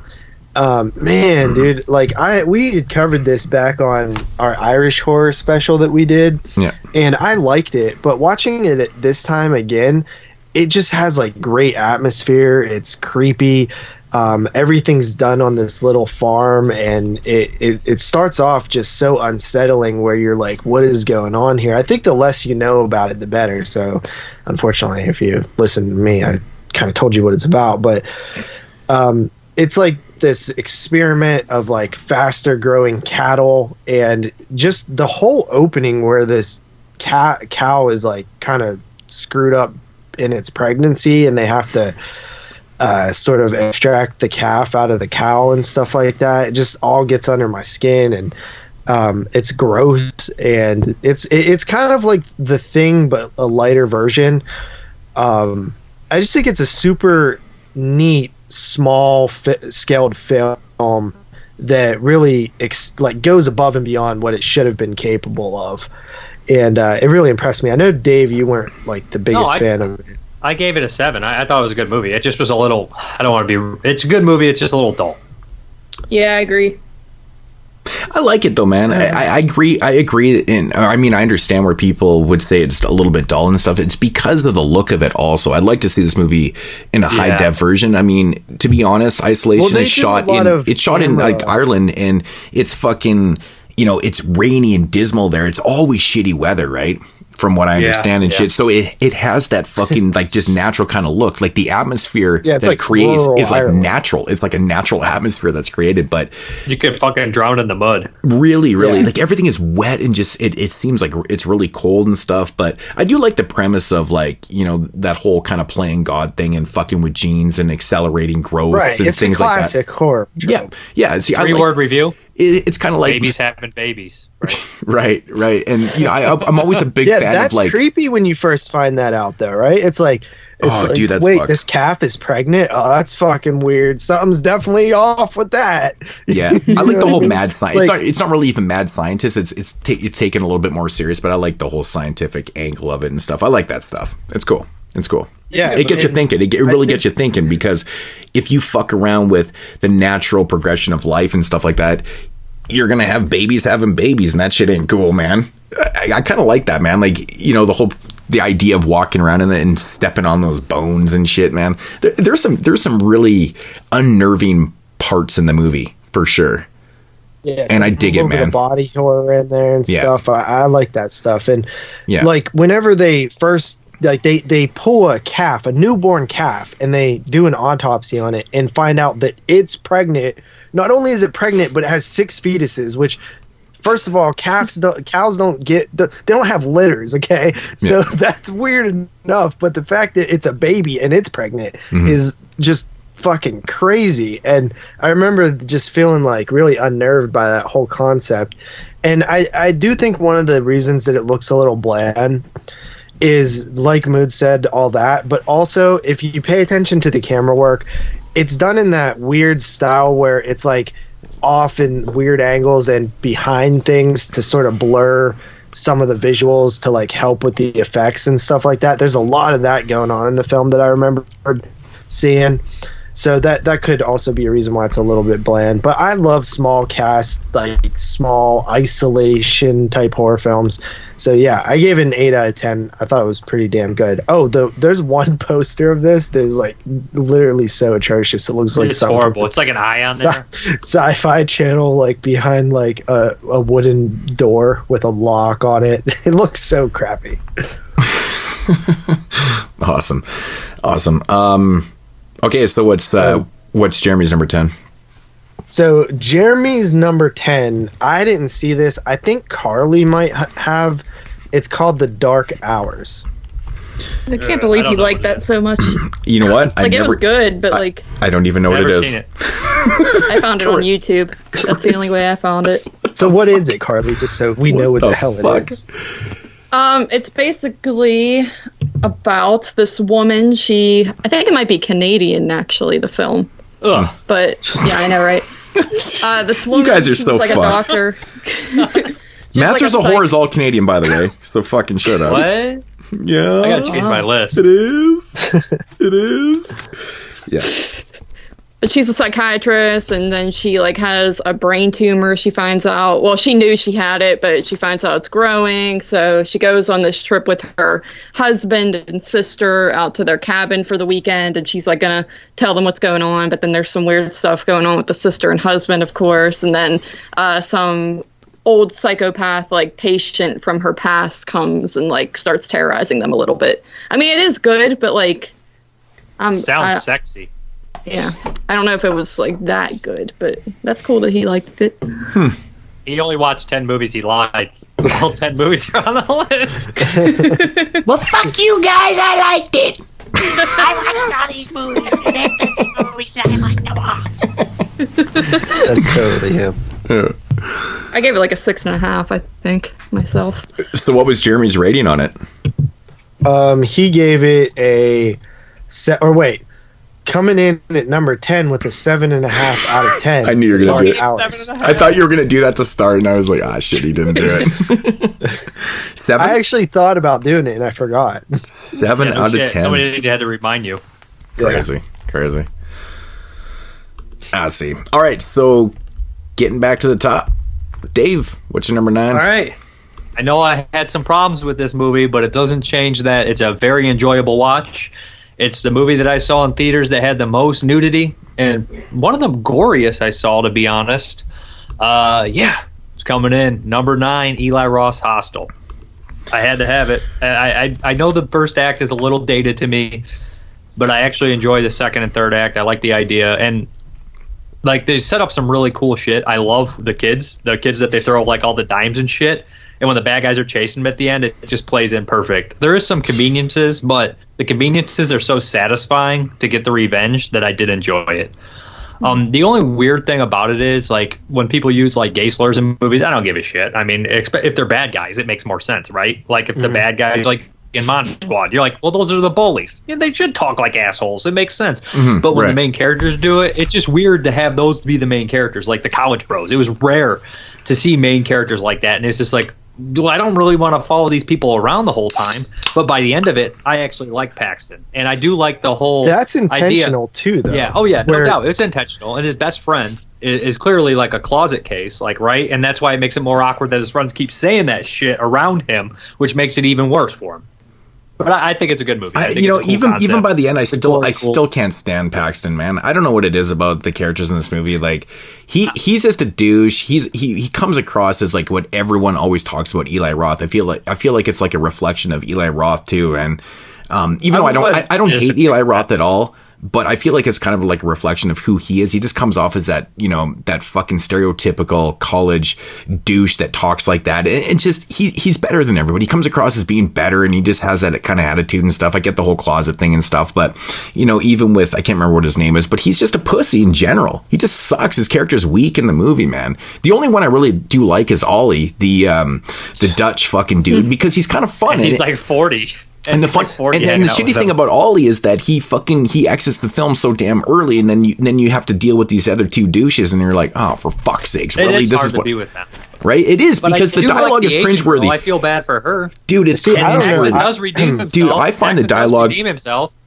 He like Paxton goes back and saves the girl. No, he does what's right, but it doesn't it doesn't make him any better. He's still a fucking douche. I mean, people. What is so douchey about him, though? He just because he doesn't realize that saying the F word is kind of a dick move. I mean, he doesn't really do that much douchey shit. Does he say fuck that much in it? With girls, and he's like a young college kid who wants to party. He's obviously very privileged. No, well, that's where he also has that deep moment where he talks about how like he felt bad that he could have saved this little girl's life but didn't. Like, I mean, there's definitely he's a complex, decently complex character, decently. But he does have that good moment when he goes in and he talks to the one guy who's getting ready to kill the woman, and he says, "Do it fast." So fast, yeah. And that whole scene, that actor's great. That actor's so fucking the way great. He stutters and stuff is hilarious. He's like, I fucked a woman the other day. I don't even know what the color of her tits were. It's the best scene in the movie, man. It's the best scene in the movie with that dude. In my opinion, I love that scene too. Actually, it's a good scene. It's a good scene. It's a good movie. I mean, I'm not over a hill about it, but it's like I'm thinking of other movies I could have put here, but I'm like, I like them about the same. And this is an easy watch. It's entertaining. Like, it goes. It's not like when I was watching this entire movie. It's a lot of times you'll start getting bored with these 05 movies. You're like, oh, let me pick up my phone. You try not to, but sometimes you will, and you're like, fuck, I gotta throw my phone down. I can't do this. Hostel, I don't do that. I enjoyed it. So 7.5. Give it a 7. Very happy to see that on your list. One thing that I learned recently about that movie from the Eli Roth guest spot on The Last Drive-In a couple weeks ago was that before they shot any gore scene, the Eli Roth literally made the whole cast like do a seance to channel Lucio Fulci. which I just thought was the coolest thing. You're not changing my fucking mind on this. Nice try, motherfucker. Nice fucking try, motherfucker. He tries to bring my favorite of all time into these. I'll change his fucking mind. And then he said Lucio was like, everyone must love Eli or they cannot love my movies. Everybody Right. But yeah, like everything, there was so much stuff in there that I didn't realize was inspired by Italian horror specifically. Eli Roth is a massive Italian horror fan. Yeah, big time. And it's probably his biggest influence is that and Mother's Day, which is just insane. But he did such a good job on The Last Drive, and I think he made a lot of people who hadn't liked him in a while.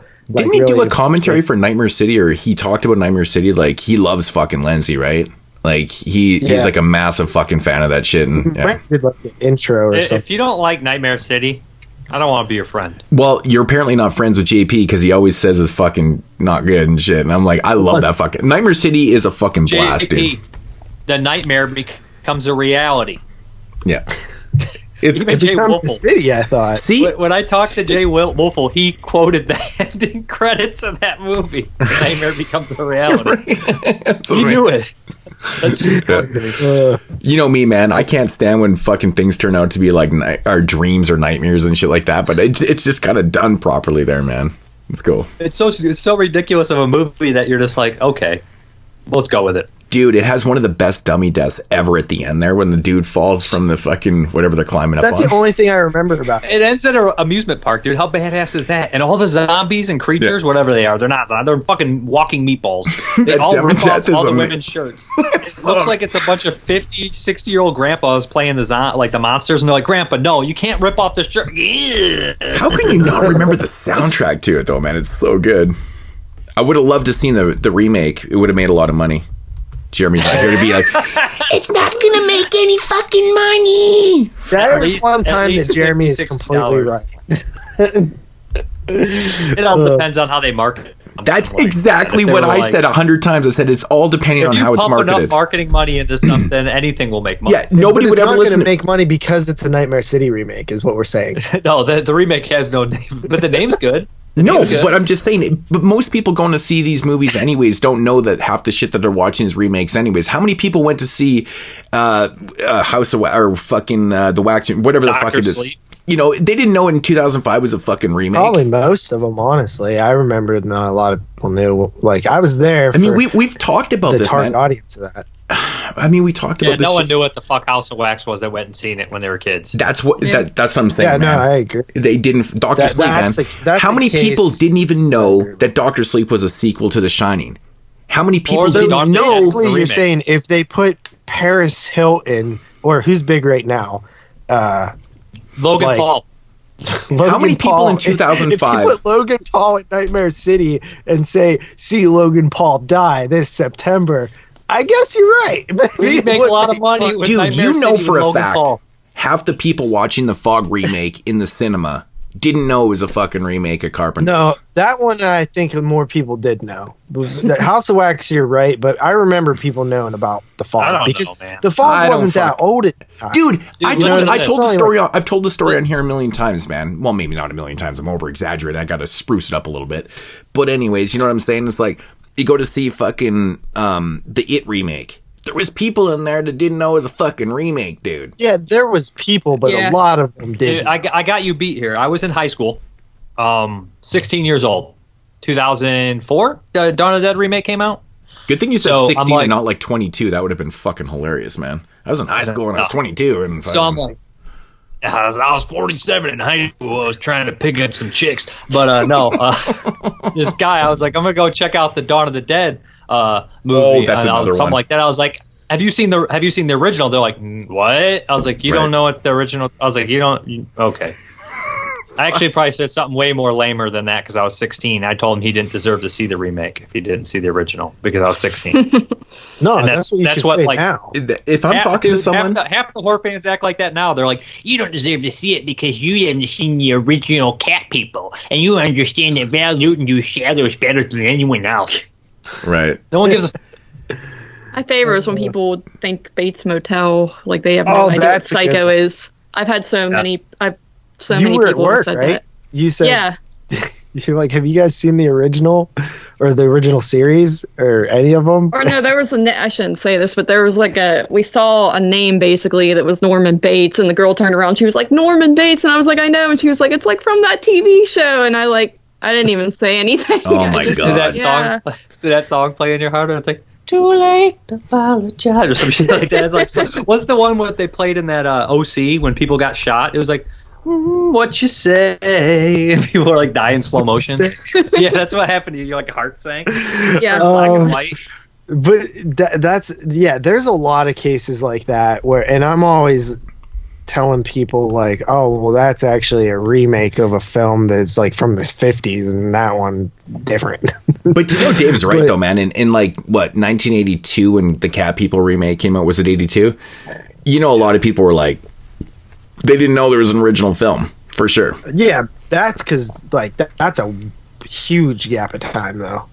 So is Dawn of the Dead, You're just not 1978 to 2004. I work with the dude. The difference is if you didn't see Cat People in like the 40s, there wasn't a video market like with Dawn of the Dead. Like 10 years later, it's on every video store shelf. Dawn of the Dead was kind of rare at the video stores. You could find it. I mean, we had it, but it's Dawn of the Dead though, man. Even if you hadn't seen the movie, you might have, or you probably should have even heard the reference. If you like, most people like. But I feel like if people are going to see the remake, they probably like those type of maybe they do, maybe they don't like those genre films. They go but see any new horror movie, they don't care, right? But they don't. They just it's do true. it for fun. It's true. I agree. Well, I didn't see it until I was like 20 or something. I think Dawn of the Canceled. Man, Yeah, you're just not a real horror fan. This guy thinks he's a 5-star general. He ain't even seen Dawn of the Dead till he was. I've been telling him he's like a 2.8. Yeah, maybe get the fuck 3. out of here. Fuck off. Gatekeeping. Yeah, fucking totally. But no, like his Dawn of the Dead. Yeah, well, you haven't seen Zombie Nightmare fucking 17, so you're fucking like Dawn of the Dead never ran on TV really. I noticed. No, I never seen that. Like Day of the Dead did. That was on the Night of the Sci-Fi. Living It was all Dead cut up though. Night of the Living but Dead. I'm just saying, like that's where I saw most of my movies for the first time.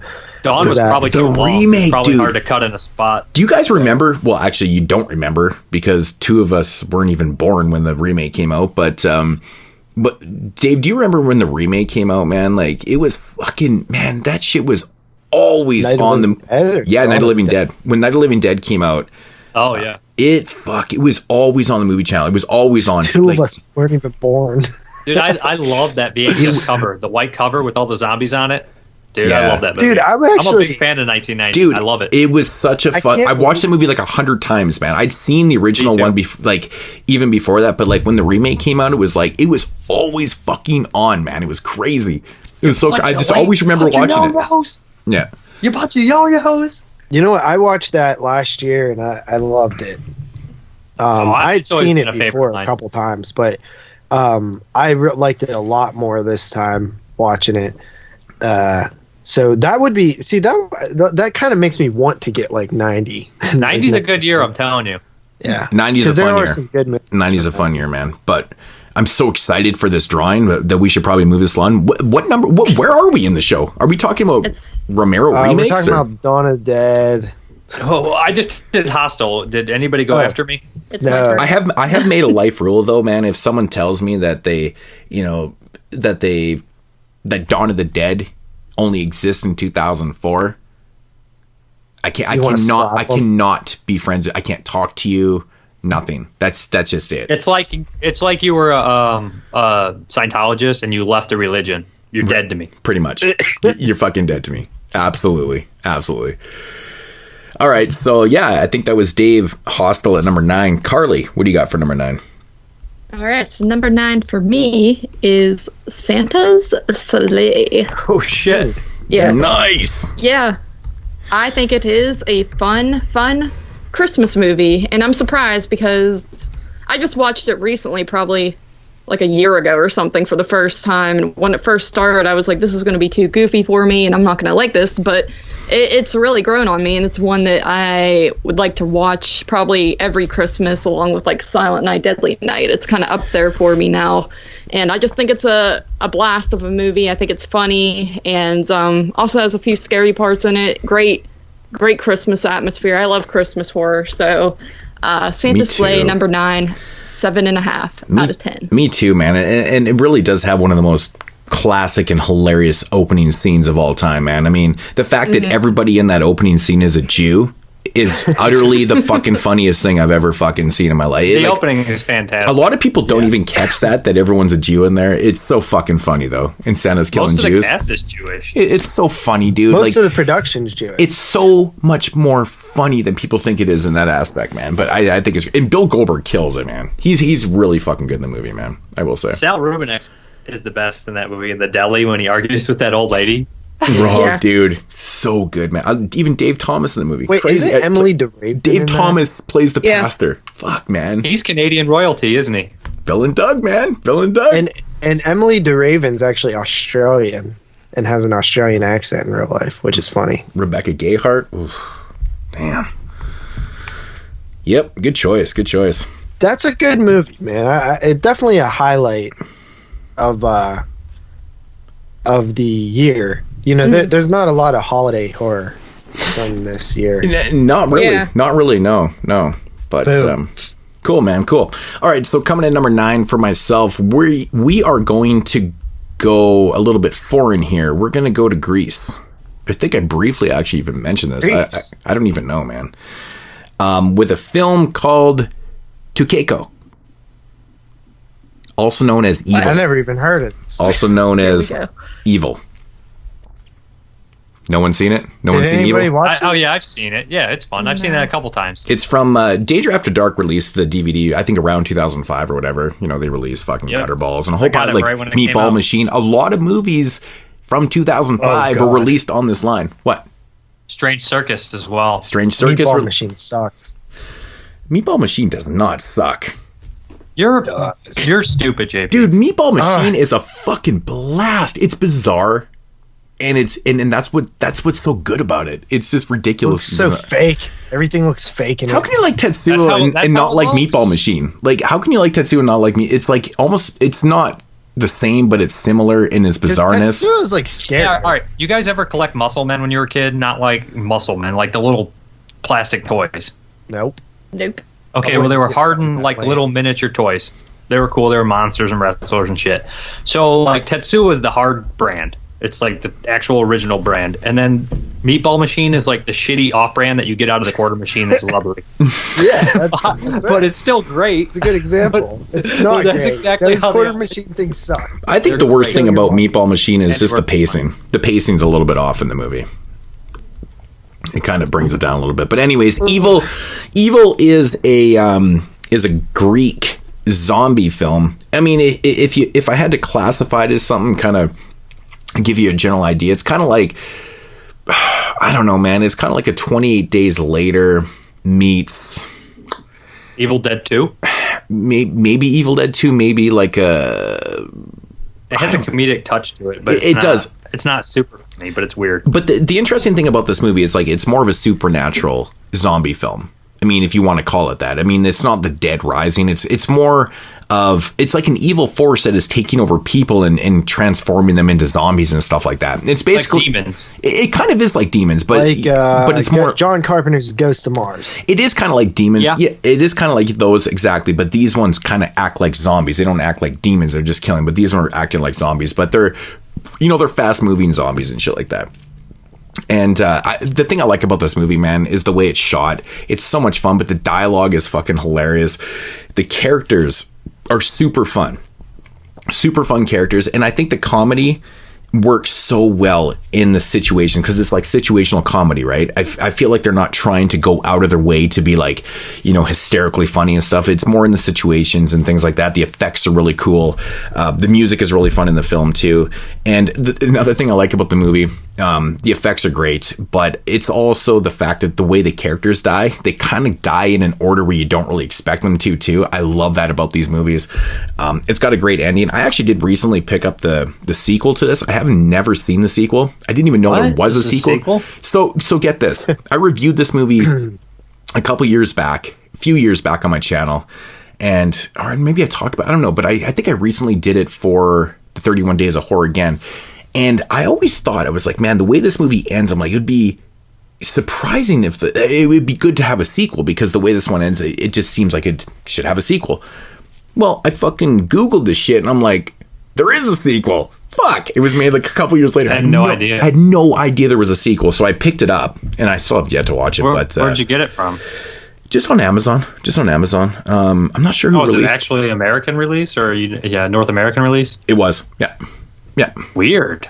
I know. So weird. Didn't even know there was a sequel. I was like, that's so crazy, because this movie actually looks like it, totally needs a sequel. But super fun movie, man. It's probably not going to be everyone's cup of tea. I'm not really the hugest kind of zom-com fan. I wouldn't really I guess this kind of falls into that. It's a horror film and it has comedy in it. It has a bunch of action scenes, but it's so much better than it probably should have been. And I love I love the narrative of, the evil force infecting people and stuff. And it's not really fully explained. It doesn't fucking matter, but fun ass movie. I can't believe no one else watched this, man. I did. I mean, the thing that's scary about it is how fast it spreads. When the zombies get hit with something, it's like seconds. It's seconds. And the initial outbreak is fucking horrifying, because it's like dozens and dozens of people. It would have been high on my list if the cab driver, I can't stand him. He's a shit character and he's not funny and he doesn't fit.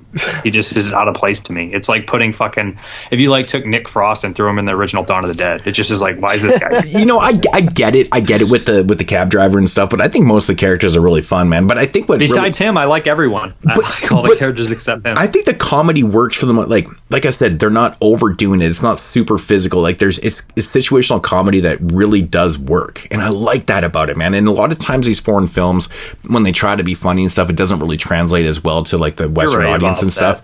But it does in this one. I was laughing through the whole thing. And I've seen this movie a couple times and I really, really enjoyed it this time again. And so, Evil, not The Evil, just Evil from 2005. Good shit. Oh, I didn't even rate it. I give this one a 7.5 out of 10. So it's fun. It's a fun movie. Right. Cool.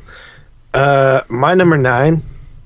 From a director that made my top 50 favorite directors towards the beginning of that list, was this guy. I really like his films. I need to see more of them, but it's Strange Circus from Science Sono. And this is a second time watch for me. Obviously, we did it back when we did the little spotlight on him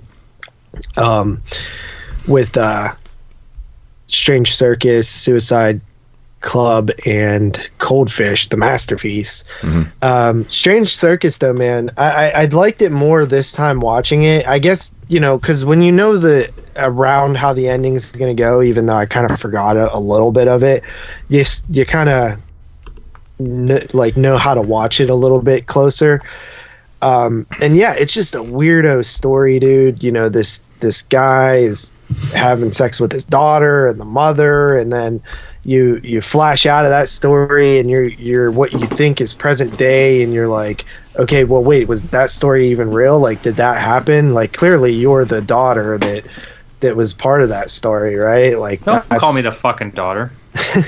Like, and then there's more that gets unfolded and stuff like that, and obviously incest, murder. Yeah, it's cool because the setup is where she's writing the story, right? Writing the novel and stuff like that. She's writing a story, but you're wondering if it's autobiographical or not. Exactly. But she's also a compulsive fucking liar, so everybody around her, you never know what to trust. It's a really strange fucking movie. The reality is fucked. Yeah, the reality is fucked, man. I mean, those scenes where he puts the fucking daughter into the cello case and then makes her fucking watch them having sex and shit. It's just fucked, dude. Like, it's a really fucked up premise, but I still agree. How you raise kids in 2005. I still agree, man. Strange Circus is an excellent film. Science Sono is an excellent filmmaker. Legitimately makes excellent films. He's great. It's very good. Definitely a good film. Yeah. Yeah, and when you realize that she can walk and stuff, you're like, okay, well, there's something up with this story. Still makes me that laugh. Really makes sense, and also, yeah, like the way she like rolls into the park and sense much because she folds the chair up and decides to carry it. I'm like, you might as well just fucking rode it, dude. I know, that's what I always thought too, man. Because like you're on a straight stretch in a park, why not just fucking roll with it? Literally, just roll with it. It looks like she's struggling to carry it, and you're like, okay, but then the one scene where COVID. the daughter has to pee, and she's like telling the dad, and he's just like fucking the horse, and she starts stabbing her fucking dead legs, dude. Does that bother you guys? Yep. Yeah. Yep. Oh, it's horrible. I feel like it's one of those like things where I feel like, when you stab a fish, like they just not feel like a dead fish. I don't know what it is. I don't know why I always think of that when like just stabbing her legs. I just feel like I don't stab dead fish. I mean, you disembowel them, you take their guts out, but I don't know, just stabbing it for no apparent reason. I don't know, man. It's what I always think when I see someone, when I see her stabbing her legs, I just instantly picture someone stabbing a dead fish. I don't know why. My brain works like that. It's weird. It's weird. And then like when the mom or when the girl, like it's actually a brilliant movie, like the way that it's done, because there's early scenes where you're seeing the daughter and you're thinking she's projecting into the mother of like she becomes the mother because of the sexual abuse, and she's like seeing herself as the mother at school and stuff, but then that all gets flipped. I think it's on second watch, it's a really brilliant movie. I think that Sono is pretty talented, and this is probably my second favorite to Coldfish. But yeah, so I gave that an 8 out of 10. It's so cringe reading like subtitles that are like, I began to get used to fucking my dad. It's like, oh, stop. Like, you just don't want anybody to walk in. You're like, yeah. That's a classic example of like the movie when I'm watching it, by myself, and it's like a scene with her walking down the street holding the wheelchair or something, and then it's like the scene where somebody walks in. Right. Yeah, no shit. You're like, you're ready to go to bed. You're sitting on your couch in your underwear with a bag of chips.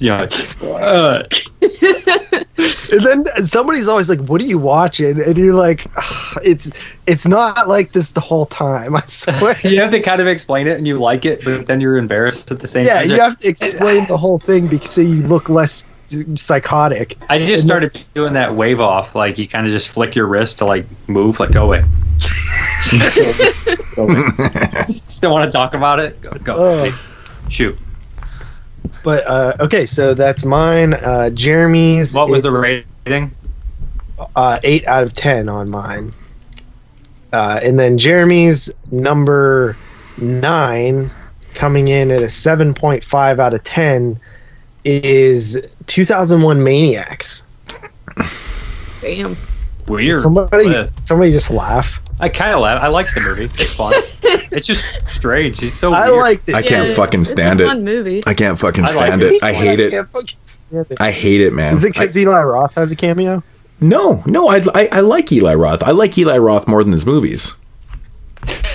I actually like him. You like his acting more. No, 2000 Bear Jew? I just don't like it, man. Oh yeah, the Bear Jew. I like the Bear Jew.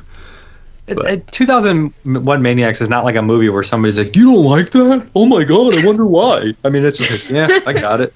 It's like, okay. I just have no idea fun. how this could be on Jeremy's list at all. It's actually really bad to me. So I'm kind of shocked by his standards. Almost an 8 out of 10 is kind of crazy. But like his standards are always so, they're always so high kind of thing, and usually I can understand where his picks are coming from. I don't get this at all. I think it's a bad movie. I think it's. I don't even find it like the original Herschel Gordon Lewis movie over here. I was just gonna say that. Actually, 2000. That's my favorite Herschel Gordon Lewis movie though, because I love the song. Right. Robert E. Lee broke his musket on his knee. That's a fucking awesome song. I mean, you got Robert Englund in there, and it's Lin enjoyable. Shaye. They're fun, and Giuseppe. Scott Spiegel. Giuseppe's Scott really Spiegel's funny. in there too. There's a couple kills that are okay in it, but otherwise, I can't stand the movie, man. It just To grits me, on me. It's Character-wise, it feels like trauma. It feels like trauma to me. Completely on PC. It doesn't feel like trauma at all to me, man. No? No. A little bit. I don't think it feels like Troma at all. A little bit, I think, it's some of the humor. Yeah. I think it might take itself a little bit more serious than Troma. Oh, I would not all Troma movies. Not all Troma. like more like Troma, like Mother's. I'm talking more like Troma in like Citizen Toxie, in line with that. Yeah, Citizen Toxie is fucking hilarious though. This is fun. It's so gross. It's fun. I can't. Oh, I want to watch. I want to rewatch that. That's Jeremy's number 9. Hey, Moods. Yo. Hey, Lardass. He's called. Get away from me, Mr. Lumpy Head. Yeah. Lardass. It was such a good comeback from the shitty 2 and 3. It really was. Yeah, 2 and 3 are garbage. They are garbage, even in the man. 4th movie. I loved 1 and 4. I love those movies. Me One's too, a man. classic, man. So good, man. So good. If we get 84 Toxic Avengers making my list, I guarantee it. Well, if we get 80, and Christian's on the show, we already know he give it a 10 out of 10, so it's probably going to be his number 1. Yeah. That's why I was like, I don't know if I can trust Chris. And I love the movie. I've made fun of him for this before, too. I think even on the show. I'm like, really? Toxic Avenger 10 out of 10? Like, what the fuck? Like, you could laugh when I give it a 10 just to get it in the Hall of Fame. Dude, I'm probably in like a 9, so it's probably pretty close. Me too. Wait, did you just say if Christian's on the show? Yeah, why? Well, now the audience is going to be like, what? Exploding Heads might be back? Maybe. And now we're going to have to... well, you don't have to bring... so I can hint at shit and then you just have to full blow it out of proportion. Dude, like that's more than a hint. If we get 81 next... The key word Christian's was on the if. show, like, I said what? if Christian is... I mean, it could have been if anyone's on the show. Joe Bob. I mean, we're cool. Yeah. I mean, we're cool with Joe Bob because you got him back on the air, so he might be on the show. That's true. Yeah. Well, this is a call to arms. If they want to come on. Right. Yeah, if you guys want them on, go tell them. Okay, Dave, number 8. Yeah, this one is probably the one that would be most arguably not a horror film. I see it as a horror film because this one actually fucking terrifies me. And when I used to have nightmares as a kid, they were like this. So, yeah, this was the biggest budgeted fucking movie on the list. Probably one of the biggest budget movies that came out here, but it is War of the Worlds. What? I knew you liked that when I saw your rating, but I was curious if it was going to actually end up on your list or not. There's literally the most horrific scene in this movie is when it's Dakota Fanning is in that fucking movie, right? She goes down, she wanders away from her dad, and she walks to the river for something when she's not supposed to, and like 50 or 60 dead bodies float down the fucking river in front of her from fucking getting killed by the UFO or whatever the fuck. But it's just fucking horrifying. The opening that movie, when those things come out of the ground and they literally just zap people and it's pure chaos for like fucking 25 minutes. It's a scary ass movie. And it's that was chaos your the fear whole growing time. up? I mean, I used to have nightmares of alien invasions. And you'd be like getting on a boat like this and everything. I remember dreams like that. No, it's fucking terrifying. I mean, this is scarier than fucking any of the movies on my list to me, really. This was a late watch for me. I watched it like 2 nights ago. Those are weird nightmares, man. When I Those was are weird watching nightmares. it, the one thing that I kept thinking about is like, I can't believe Dave like super pissed off at all this family melodrama. Because that's what you worry about. If you're running for your life, you're going to worry about your family. There is some knocks on this Yeah, movie. but I will not lie. it's like It's they're too convenient at arguing the like, end. you're not my dad. They should have and left it stuff like open. They should have left it open at the very ending with his son. That at the very end they kind of puss out. They should have just left it be the way it was. Well, of course they did. It's fucking They Steven had to. Spielberg. I mean, you don't need closure on everything, but I mean, I like the original story a lot too. I mean, H.G. Wells is probably like the most underrated sci-fi writer of all. He's got to be the best sci-fi writer, right? That I know of. I think so. There's other ones too. I mean, his stories are all fantastic. From, Yeah, I love the Invisible Man to. I have a lot of fucking Wells books and stuff, man. Honestly, man, I like the books a lot better than a lot of the adaptations, though. I won't lie. I've never actually seen. I've never seen this movie before, to be honest. No, It's pretty good. It's I a gave big it a budget 7.5. movie. Yeah, it's a big budget movie, and there's some stupid shit because it's Tom Cruise and it's millions of dollars. And Tom Cruise is not exactly believable as like the kind of everyday man. It should have really been played by somebody like. It should have been like. It should have been played Casey Affleck from Casey Affleck when he was in that movie. Jeremy gave me. What was the one where he like is miserable as fuck and he's like the repairman? That's who should have played that part. Yeah. Right. Or even you could have went with anybody than Tom Cruise, right? It'd have been even more believable for Brad something like Pitt. Vince Vaughn. They went to that extreme just to sell the movie, right? Tom Cruise. Yeah, Tom Cruise is a big name, and he's not bad in it. I mean, he's just weird. It's just Tom Cruise, you know what I mean? It's because the guy that he's playing is supposed to be like this blue collar dude, and it doesn't feel What's weirder, natural. Keanu Reeves in Constantine or Tom Cruise in War of the Worlds? I think Keanu Reeves is not too bad at casting, to be honest. I just think the writing's kind of stupid. But it's out of his realm, though. He usually doesn't do movies like that, right? Now he does, but then he didn't. That was new. That's what I'm saying. So if you watched the movie in 2005, you'd be like, whoa, like fucking Bill. Matrix has some similarities. I mean, Ted is in fucking Constantine. This is so strange. Yeah, but Matrix was out after that, after Bill and Ted 98. Was Matrix So was 99? Speed. Yeah. But Speed's no, kinda- Constantine's he's like an anti-hero. I do like War of the Worlds. Like I said, fuck it, I'll give it an 8. I don't know. I know it's not Actually, you know what? It does fit because Hardball came out before Constantine too, and he was definitely doing some different types of roles. Constantine's just a victim of its time came out. Because his character in Hardball is actually very similar because they're both like slacker types. You know what I mean? Right. Anybody ever see Hardball? I didn't watch Hardball. Yes, I saw. I've seen Hardball before. Yeah. G baby. Yes.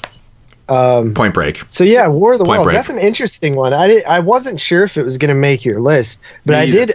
Kept forgetting to watch it, and then like the other night, I was like, "Oh yeah, War of the Worlds," because I wanted to pick up the 4K just for an. It looked excuse. good on 4K. Never- It was the surround sound was fucking banging. Dude, I never got to 100 it. films watched, and there's already 2 on these lists I haven't seen.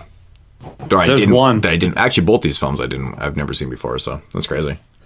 I didn't watch see War of the Tamara. Worlds because I didn't know if it would count as like horror. Well, I didn't think it was It's even horror at definitely all. Scary. I had Yeah. I mean, it's an alien invasion. It's kind of like Signs in a way. I've never. The only thing I know, like I think of Scary Movie 4 when I think of War of the Worlds. It's like the only like insight I have. I never got that far in those fucking movies. I think I watched the third one and gagged. I watched the second Scary Movie and then heard they weren't rated R anymore and stopped watching. Well, I watched the third one, even knowing that the Wayans brothers didn't do it, and I was like, okay, I'll give it a shot, and I was like, gross. See, the thing with the third one Gross. that's annoying is it starts parodying all kind of stuff that's not horror. Yeah, like because 8 it's not Mile and fucking stuff. Wayans. Yeah, It wasn't. Million Dollar Baby. It wasn't fucking funny. I was like, this is awful. What makes the first two so Dude, funny part is two- the Wayans brothers fucking their fucking sense of humor. It's amazing. Part 1, Rick Duperman in Part 1 is the funniest fucking guy ever. Like, when the cop shows up and he's like, everybody's dead in the house, and the dad's got a bunch of drugs hidden, and he knows he's going to get caught. He's like, and the sick bastard playing the drugs all over the house. That's the best fucking thing I ever. That is funny. Or the part where Dude, the we cop- actually just met Doofy, and he was fucking I great. bet he's dude. funny as fuck. He was funny. That's a character that I wonder if people are like, well, he's playing a mentally handicapped person. He's not mentally handicaed, but he's also playing a cop, and I hate cops, so I don't know what to do. Did you guys tell me he was Well, canceled? you gotta He was respect canceled me in when I wear today's this society. badge.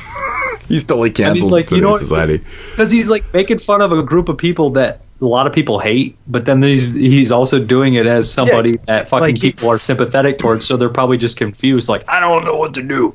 Yeah, it's basically saying cops are dumb. Yeah.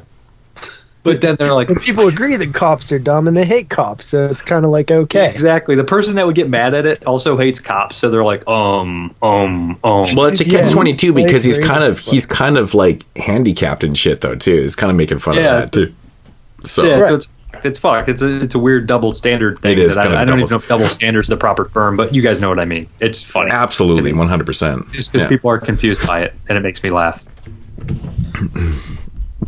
Yeah, but War of the Worlds. you said 8. All right, Carly, number 8. Alrighty, I shall hit you with a repeat, and that is Hostel at my number 8. Okay. Hostel. Yes. I enjoy it. I never really had a problem with the characters being douchebaggy. I think I just never really noticed it too much. Like I know, they I use think they language- were just me when I was growing up, so I defend them a little bit more. right. It reminds me of J Pig a lot. So No, that's exactly why I likes it so much because those characters are JP. Maybe when I was Yeah. 16, I was like that. All right, probably high school. But after I got out of high school, I completely changed. I can Yeah, but, never I mean, imagine I a would- world, Dave, where you were this douchey. That's JP's world. That's JP's They're world. not that. They're not that douchey, dude. They are, man. This watch, I was loathing them, dude. I'm like, fuck this movie. What didn't you like about them? It's the dialogue, dude. It's the way they talk to each other. It's just, it comes across as I've met these people. I've met these fucking people before. I've went to school with these fucking people. You probably hung out with them. They're probably Mooch just takes absolutely hung out with these fucking people. And the problem is I wasn't fitting in too well because I'm the one with the big fucking chain and the baggy pants and shit. And these guys are talking all this fucking garbage. I'm like, fuck you guys, man. Stupid. No, I don't like Godsmack. They suck. Creed is not cool. I know exactly. Like, I've hung out with these people, and like, I don't like them. I just don't like that type of item. He said he don't like Godsmack. Like, I mean, dude, when you're pushing everything is like, oh, we need to go get pussy and fucking this and that. I'm like, fuck, shut up, dude. Like, why do you gotta announce to every? Why do you got fuck that shit, dude? There's a fucking one. They were talking about getting pussy the whole fucking movies and shit. I'm like, fuck, shut up, man. Stupid. It's fucking stupid. That's what teenagers You can think do, that man. shit, do that shit, but you don't have to talk about it every 5 fucking minutes. Know, we get it, dude. You like pussy. You like fucking pussy, man. You know what I mean? Like, I'm saying, like, and you like calling people fags. In college. Yeah, fuck it. It just annoys me, man. It annoys me. 21. I said the first act is really dated to me, and it's annoying. But then after that, I'm fine with the movie. I really like it. But the first act, I'm like, ooh, but. It's weird. It's like a double thing because it sets up a lot of shit well, but then also at the same time, it's got to do stuff that I don't like, and it has characters. You know what the stupidest part in the movie is? I don't know. Is when fucking Paxton, you know, he evades the whole shit there, and he's in the car, and then he fucking runs down the 2 chicks and the dude, and I'm like, how can that? Like, beyond convenient. That's what I said was a convenience. And the fact that you want to see it so bad, you don't care. It's so stupid. If it happened in an Italian film, you guys would be like, oh, shut up! I said it's a convenience, and I don't care because I hate those people. But I mean, he manages to fuck up all 3 with that little ass fucking car. Fuck off, dude. Those people would have demolished that vehicle, man. It's garbage. I'm just talking about it. But anyways, it's just too convenient to... It wasn't a Fiat. What were you saying, Carly? He's like a little... Yeah, whatever. Well, we went on a rant again about that movie. Yeah, I enjoy the film. And it's not a movie that I ever really... I feel like this is kind of a theme. Like, I don't even like any of these movies on my list. But no, this is a film that I never really been into before because I never was into the whole torture stuff. I don't like the soft films all that much. It just depresses me. But upon rewatch of this one, it has really grown on me over the years. And like I said, I think I joke about it, but I think the douchebag characters do seem realistic ever since I met JP, because the way he describes his young life seems Carly. similar to Carly's my favorite. Thank you. And so it never really bothered me. And also the whole thing with the like gay undertones of what's his name, Josh. I never noticed it that until before. Dave told me, and now I like it even more. Yeah, I think that makes it good. Most people wouldn't let dude grab their leg without hitting him, and then later he grabs his leg. You're like, You never like touched when you're talking to someone, like just touch their leg or something. No, I can honestly, I've never done that. I think I did it once as a joke to fuck with somebody, but that's it. Yeah, it's a joke. Yeah. Like I've had people touch my leg talking to me, and I never freaked out and call them a fag and shit. Like, it's just not. That's not cool, dude. I wouldn't care if they did it to me. I wouldn't care, but if I wouldn't do it to somebody because I know it makes people uncomfortable. It would bother me. Yeah, I know. If somebody did it to me, I'm like, what the fuck's this person doing? Like, but I wouldn't make a touching. big deal out of it. Right, right. Well, you also have to look at it like this guy is somebody who is obviously gay, he doesn't want to look like that in front of his friends. No, he's definitely acting tough. Yeah. If it happened to me in high school, I would be like that. I'd be like, "Oh, dude, don't touch me, man," because that's just the fucking way we are. Yeah, like you. That's like, not me though, man. I would never. You know what I mean? Because I wouldn't want to put somebody out and make them feel uncomfortable in that situation. I would honestly, dude. Me knowing me, I'd just be like feel uncomfortable. I know, but I wouldn't want to do that back to him. I'd be like, yo, dude, just, I wouldn't be like, stand up and fucking punch him in the face and call him a fag and shit. Like, that's not fucking cool, dude. The douchebags. Yeah, as like grown men, adults. Yeah, I agree. Yeah, we wouldn't care as adults. None of us would do that now. I'm just saying in the mindset of these these younger dudes who are like looking to prove themselves, and one's clearly trying to hide the fact that he's gay. I'm speaking from a point of being in that situation too, being maybe in my early 20s and shit like that. Like I was reckless, man. When I was in music school, I was fucking reckless. Yeah, but even you're Canadian. You guys are better than us. I'm being honest. Americans are stupid, man. Yeah, Americans are. Real quick. I'm just saying, my personality, I would never, ever make a scene like that out of some shit, man. But let's say you were trying to hide the fact that you're gay and you really care that and don't want people to know, and your friends are there. Moods probably wouldn't care. He would just tell people he's gay. Exactly. I think Moods might. I would. But again, going back to my original point, I wouldn't make a scene out of it. I wouldn't make a scene. I mean, you know what? Could you understand why someone would? If you were super smart, you wouldn't. I get why they would do that, you would but at the like same time, 3D it's ridiculous, man. Like, I mean, it's a huge scene, dude. It is kind of like Eli Roth looking on the very outside of something that he doesn't 100% understand too. His friends don't believe that he is gay, though. He doesn't need to make that situation. He doesn't have to prove his masculinity. He might not be gay himself. He's definitely questioning his sexuality. Yeah, he definitely doesn't have to act like that, though, man, because, I mean, he may be questioning it mentally himself, but his friends don't even suspect anything, so he doesn't need to make that scene out of him and be like, yo, fuck you, man, I'm a fucking man, dude, I fuck pussy. If your friend, it's like you're scared of anybody. Yeah, you're just scared of accepting who you are. I think if you are a closet homosexual and you have the mentality and you're worried that it might get out and shit like that, having some dude touch your leg, to you might think that they're thinking it. I've seen people do this though. I've seen people who were gay. You find out later who. Right.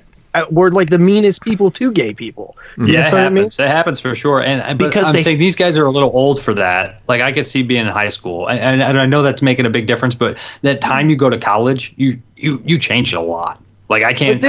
How do we know this isn't their first break from their first semester, 19 years old, going abroad? I'm not saying they're unrealistic. I'm just saying it's very surprising to follow characters like this as the protagonist. Yeah. I mean, that's I agree. For sure too, man. But I think also go ahead.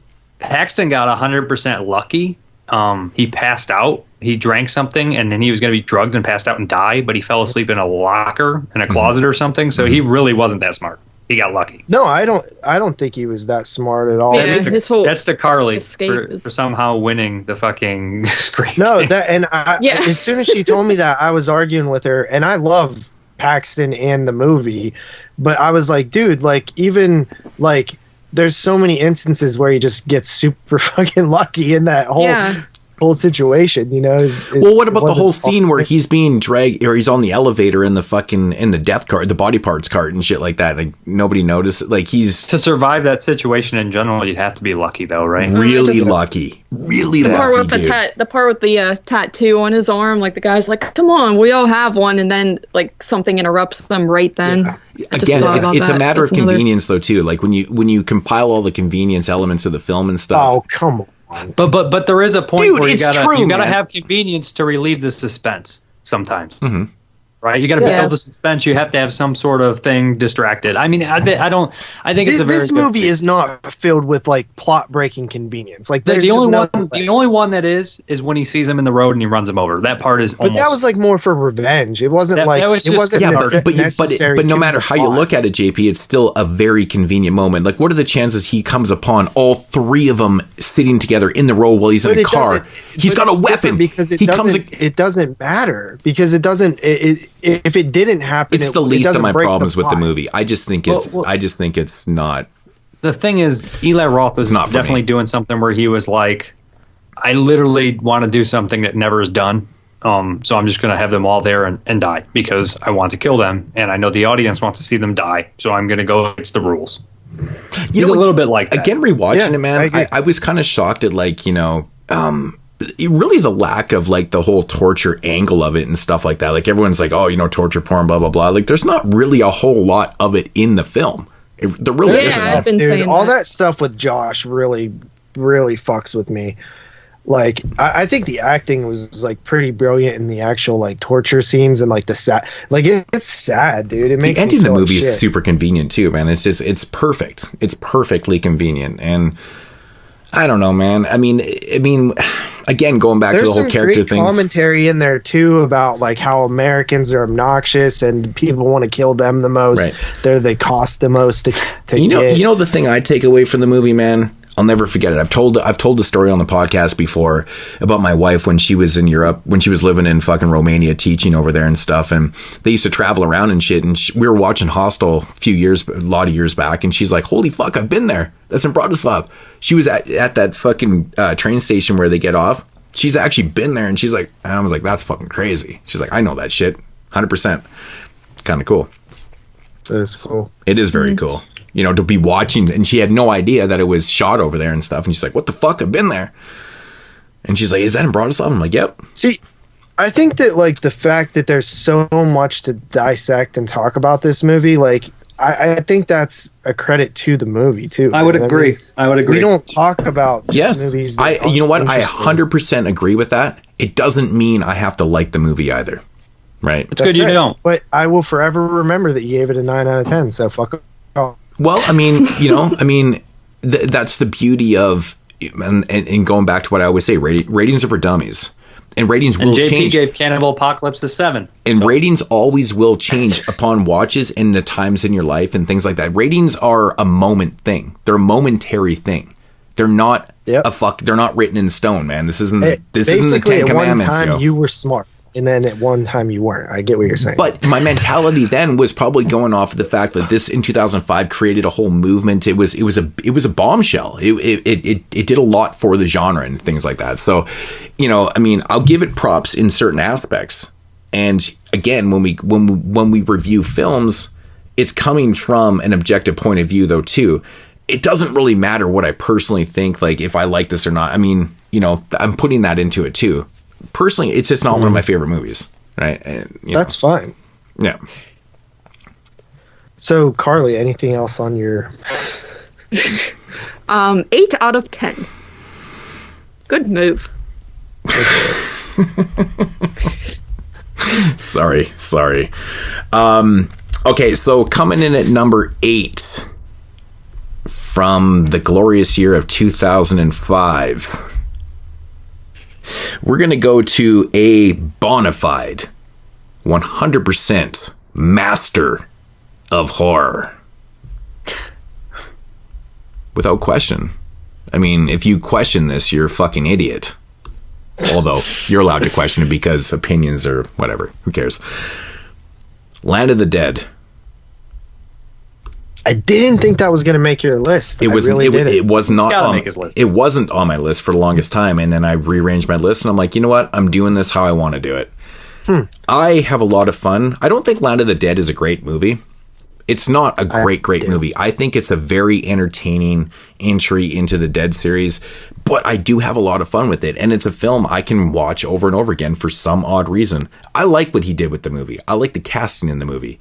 John Leguizamo, Dennis Hopper. I love Dennis Hopper, man. He's fucking brilliant as Kaufman.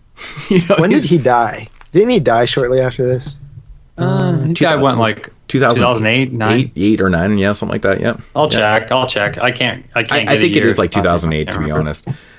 You got Aja in the film, man. It's great. But I like the premise, man. I like the growth. This is taking place, basically 20 years after. I don't know actually in the exact timeline, but in real time is 20 years after Day of the Dead and stuff. And we've given the idea that, the zombies now in this world have elevated, and now they're adapting, and they can shoot guns and things like that, and kind of adapt to the situations. I like that, man. I like the whole premise. It's a direct continuation of Bub, is what it is. It is. And that's like really kind of the first time that there was more of a direct continuation plot wise. Absolutely. Yeah.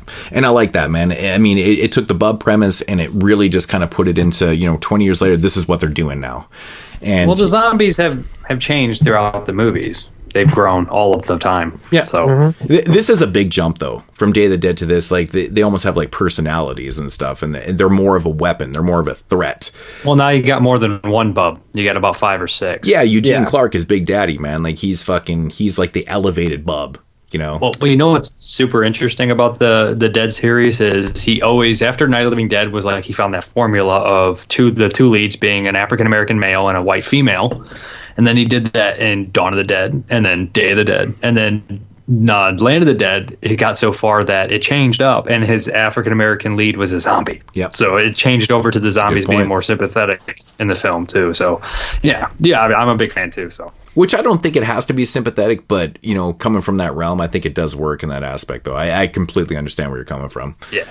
The zombies are a little bit more because the ending of this movie leaves it too. Understand like the zombies are just looking for a place to live like us. They're not so different from us anymore. Right. Yeah, which makes me want to see Twilight of the Dead. This was originally going to be called Twilight. Which is there's some pretty interesting commentary there too, right? Because they've kind of adapted and almost became human-like and stuff, but they're still completely the enemy, right? Pretty interesting. I love the fact that Eugene Clark, man, he's like at every fucking like horror con, like every type of con. Playing Big Daddy, like it's crazy how well he's done for himself. He's always up in Canada here at HorrorCon. It's pretty funny. He has a lot of screen presence. He does. Yeah. I love that he's got his little name tag on the gas, Big Daddy, and it actually says Big Daddy. Yeah. Right. It's actually his gas station in the beginning. It says Big Daddy's gas station or some shit. He owns the gas station he leaves from. That's why he knows how to pump the gas and everything. You know what I mean? It's his business. Right. What's the guy's name who has the burnt face? In the real life, it's Robert Joy. Yeah, it's Charlie. His name is Charlie. Charlie. I really he's like in Dark Charlie, Half. man. How can you not like Charlie? He's one of his better characters in the movie. They pulled me from the fire. It was bad. Just look at me. You can tell it was bad. Yeah, it's good. The lead, what Simon Baker is kind of the weak link in the film a little generic, bit. Man. Very generic, weak character as a lead and stuff. Very put on. They definitely gave Romero that guy. They were like, here's your choices. Who do you want? He's like, I guess I'll take this guy. I know. I think Leguizamo, he was cast good as Cholo. Yeah, John Leguizamo, because he feels like a street dude. He does. Trying to make it up in the world. He completely feels You understand him. You understand him. Yeah. Right. But overall, entertaining movie. Like I said, this is another one I can throw on. If I decide to go outside the big three, which is, in my realm, it's a little bit tough to do considering Day and all three movies are like three of my favorite movies of all time. But I love them. They're so much better, right? They are better, but Land of the Dead, I really enjoy it though, man. There's a lot of things going on. There's a lot of commentary. There's a lot of things that I really, really enjoy about the film, and that's why it's there. I think it's getting more respect as time goes on too. His movies get better with age. Let's just hope Diary and Survival. Let's hope they get better. I actually like both of them. Diary has gotten a little better though. It has. Survival is, what really makes that movie fucking just suffer, man, is the bad CG in it, man. And the comedy. Yeah. Oh, see, dude. That's why certain things can't get the so CG much better is because the CGI will always look bad. It's so bad, dude. It was bad when it came. Oh my god, dude, so bad. I don't even want to talk about that shit. Diary did annoy me for a long time, based on I felt like he was just kind of following, what was popular at the time. Let's do a fucking found footage film. That's what he was doing. I know, and I didn't like that, and it's all like the only way you can get a movie made, which is sad. I know, really, really fucking sad. So, but 7.5 out of 10, I'm going to stick. I think that's my original rating for when we did In the Dead. But I like the movie, man. I think it's fun. It's a fun one. The way that article was talking about it, like the way Suzanne Romero was talking about it, is like the original 4 is like the actual story, and then those are like spin-offs. Survival. And you can kind of tell. And Twilight of the Dead, obviously it was Land of the Dead at first, but eventually it became its own thing. That was going to be like the actual final conclusion, which apparently George wrote most of that, and they're going to try to make it a movie now, which is pretty interesting. Who's going to direct it? That's going to be an important thing. Del Toro. Yeah, I guess we'll see. About that. We'll see. I know you're a big Del Toro fan. Make it not look Del Toro-y. He wouldn't. I mean, he would be the best. You want a real director. Del Toro.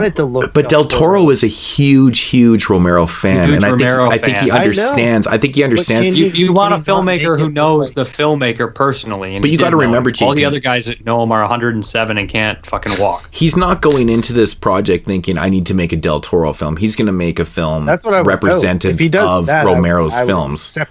But if it looks like Shape of Water and there's zombies having sex with humans, I'm gonna be mad. I like it. The only thing I'm gonna miss, man, JP? is editing. What if they're related? One of the things I love about George A. Romero's films is the way he edits them. Like I've always said that, man, with like Dawn of the Dead, man, the editing is fucking so, it's just like perfect to me, man. It's like absolutely perfect. That's Romero to me. So I'm missing that. I'll be missing that, but Land of the Dead, number 8. JP. Back to me. Okay, Land of the Dead, what was your rating on that? 7.5. Sticking with the original one. Yep. Okay, my number 8 was probably one of the bigger surprises. I'd actually watched this movie a bunch when it came out with me and my friends. It was this film and Black Christmas. We would always have on rotation just because they were new and we were, hanging out in the basement. Good and we just Lord. always threw these on. Black. Did you watch, like, every time you watch Black Christmas, did you watch a different ending? Because there's like 400 of them.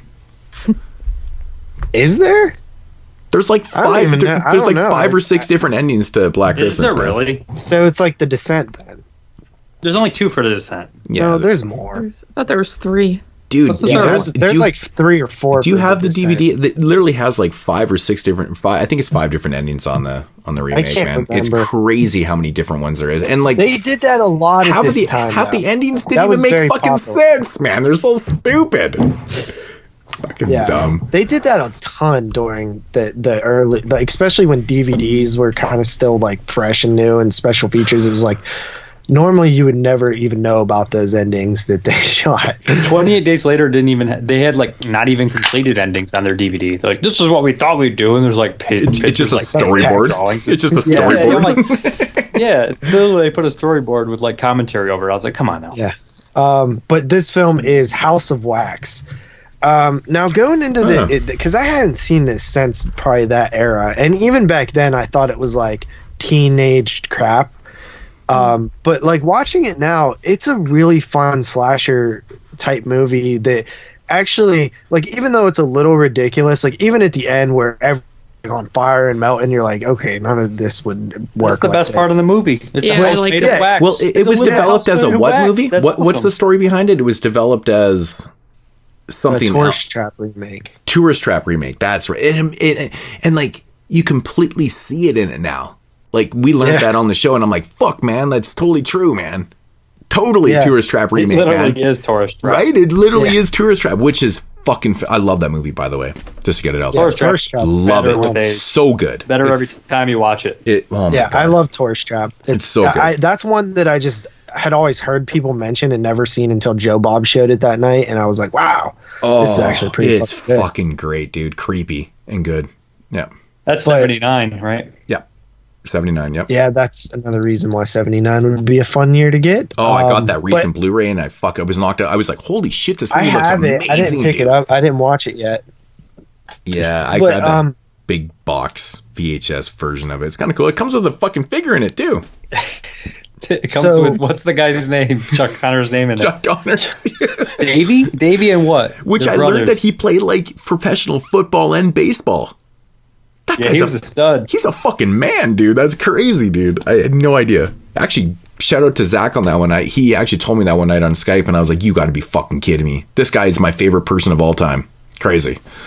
Love me some Chuck Connors. But I actually like all of these House of Wax movies. The Mystery at the Wax Museum from 33, the 1953 version with Charles Bronson. Yeah, Vincent Price and Charles Bronson. Oh. I just thought it'd mix up the game. Yeah, Charles Bronson he doesn't plays the talk in Igor it. style He doesn't talk in it. They only did 2 movies together. The other one's Master of the World. Obviously, I know it's Vincent Price. Fuck, Vincent Price. One of my favorite Vincent actors. Price, awesome. Me and Carly got to see that in 3D in the theater, which was just so cool. And then this version, and I don't know, this version has like a good atmosphere to it too. Like it just has like this darker. It's got atmosphere. good kills. It's got good kills. The good kills, and even like, ooh, dude, like when she's sticking her hands up through the vent, trying to get with her mouth super glued shut, trying to get the attention of the dude, and he just snips off her tips of her fingers. I'm like, that would hurt, yo. So, stuff like that. This film was marketed. It literally was marketed as "See Paris Hilton Die" on May 8th or whatever, or it came out April 30th. Actually, May 6th. I was actually close. I just guessed that. That was yesterday. Yeah. Yeah, actually, I saw that on Instagram. Actually, well, yesterday. Yeah, 15 years, or 16 years. It has like an overly complex like backstory, with like when you get to the end and stuff. But it's like fun, and I don't know. It's just it's a fun movie, and it's long. It's like 2 hours long. I think the effects in the end are really cool, man. I think they look pretty cool, and they kind of hold up, man. I think that's really neat. Yeah, I agree, dude. I was actually pretty shocked at this one. Of course, Roger Ebert hated it. Roger Ebert, I never trust him with horror movies. I'm actually looking forward to the Blu-ray. I'm assuming Scream Factory's doing it. Yeah, I'm assuming they're doing a new transfer on it. Is that a new transfer? Because I have the old Blu-ray. I've never seen the movie in high def because I just watched my DVD and shit. So I'm actually curious to see what it looks like. The Blu-ray, even the old Blu-ray, the one that I have, is way fucking better than that DVD. Because I always remember that DVD not looking the best. No, it doesn't. It really does look muddy. It looks muddy.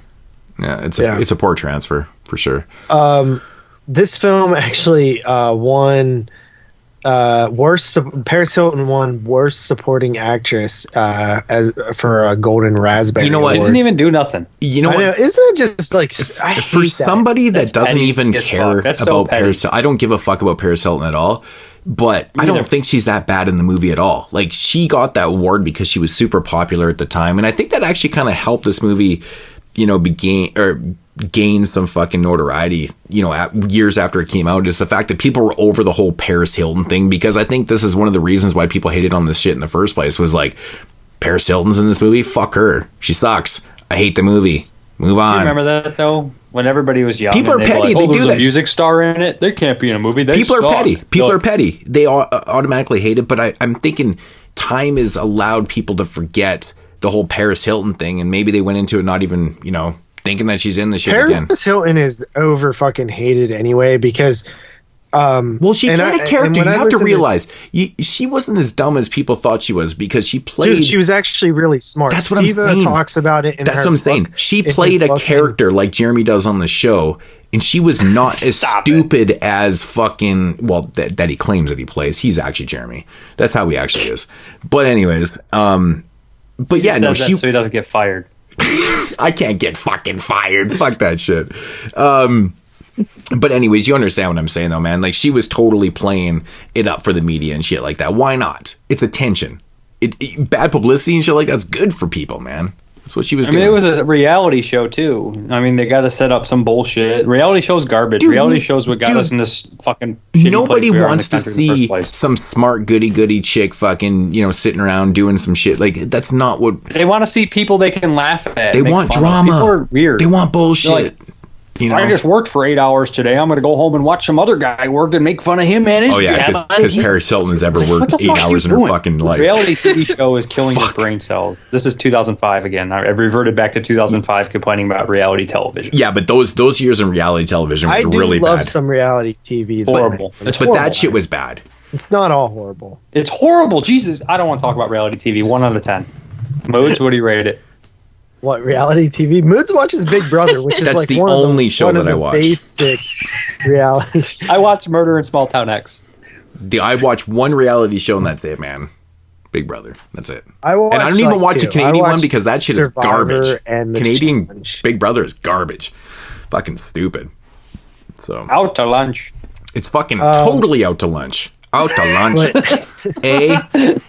What do people say? What do people say? I don't know. No, they say out to lunch. Out to lunch. Fuck. That one's out to lunch. I don't even know how the fuck to. I don't know. I only say it because I heard that serial killer, fucking Willie Picton. Like, he was getting interviewed. He's like, that's out to lunch. They kept saying they had all this evidence on him, and he's like, that's out to lunch. That's he's so guilty. Stupid. Right. He's a fucking idiot. That guy was a moron. Yep. He was a pig farmer, so that makes sense. He's probably a pig fucker, too. Yeah. Yeah, so I gave it an 8 out of 10. I think it's pretty damn fun. 8 out of 10? Wow. Crazy. Okay. Cool. Jeremy's list? Yeah, Jeremy, the young lad, coming in at number 8, Santa's Sleigh. 7.5 out of 10. I knew this was going to be somewhere on his list. He's got to have it, right? Gotta have it, man. Gillen Hughes at the beginning.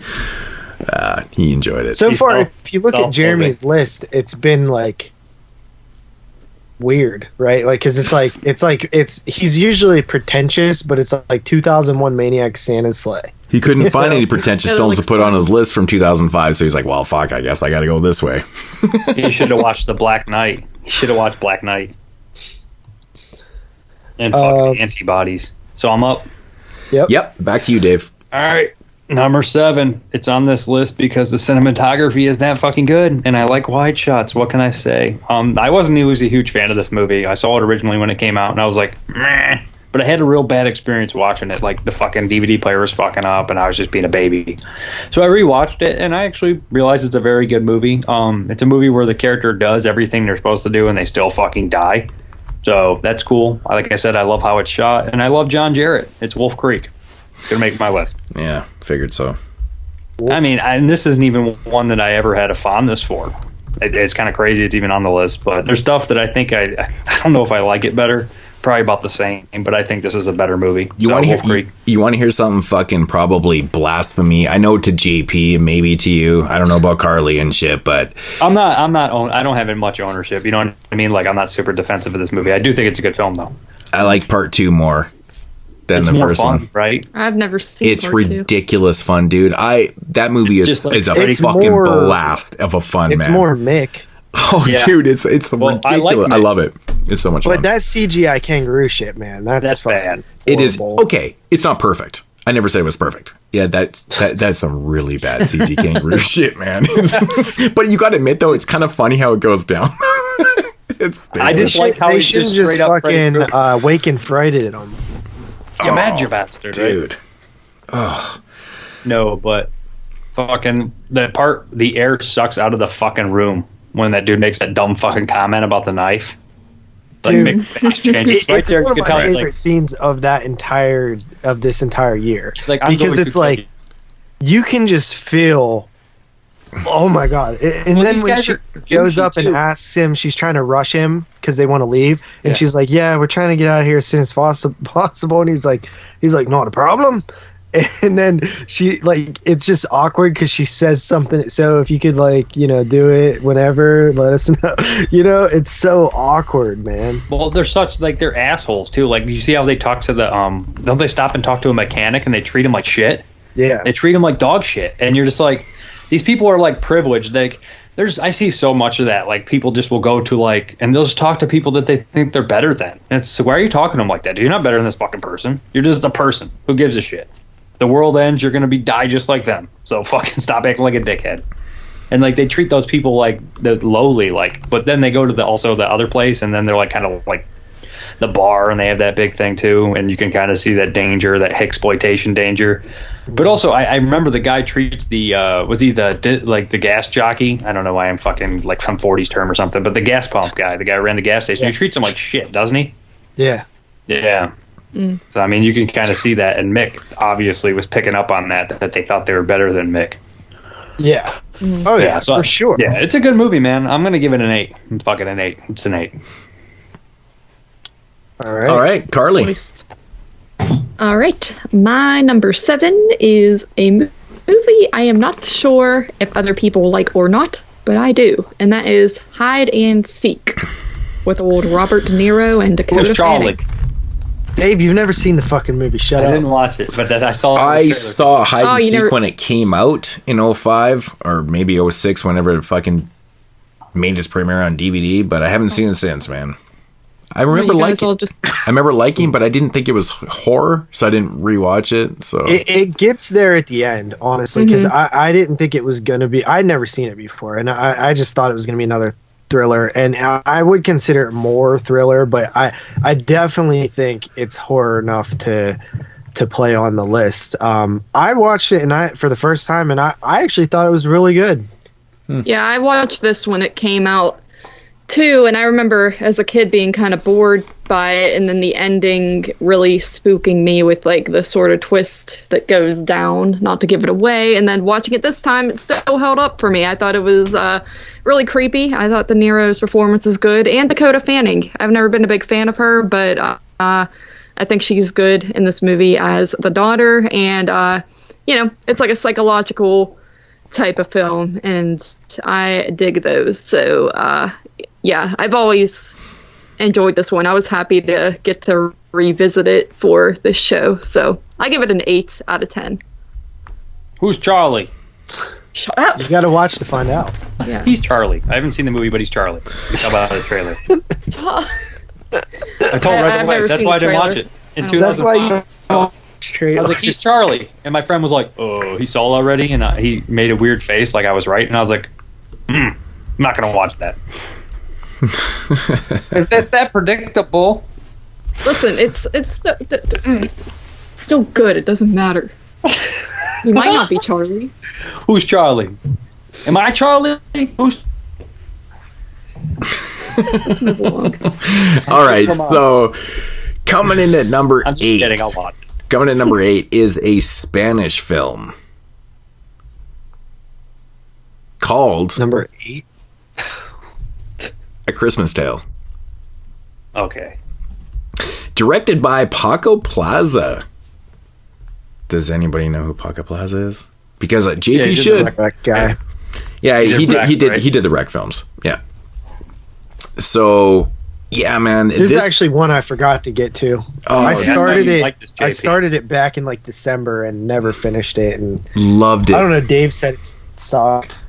I didn't say it sucked. I said you would like it. It's So it's basically. How does this? You're stupid. So you watch it and you never finished it? What, like, are you retarded? No, that or was something? the other half movie I watched. That's why I asked if I could. So count why didn't my you never 2 finish it then? halves. It was back in December. I started it on like Dude, the movie Christmas was like, it's like 70 fucking 5 minutes long or something like that. And you couldn't get through the thing. Like, come on, man. I think it's great, dude. I love the premise. I never said I couldn't get through it. I just didn't get through it. I love Charlie. I love the premise. I love the premise, man. I love the premise. So, this one takes place, 20 years earlier in 1985.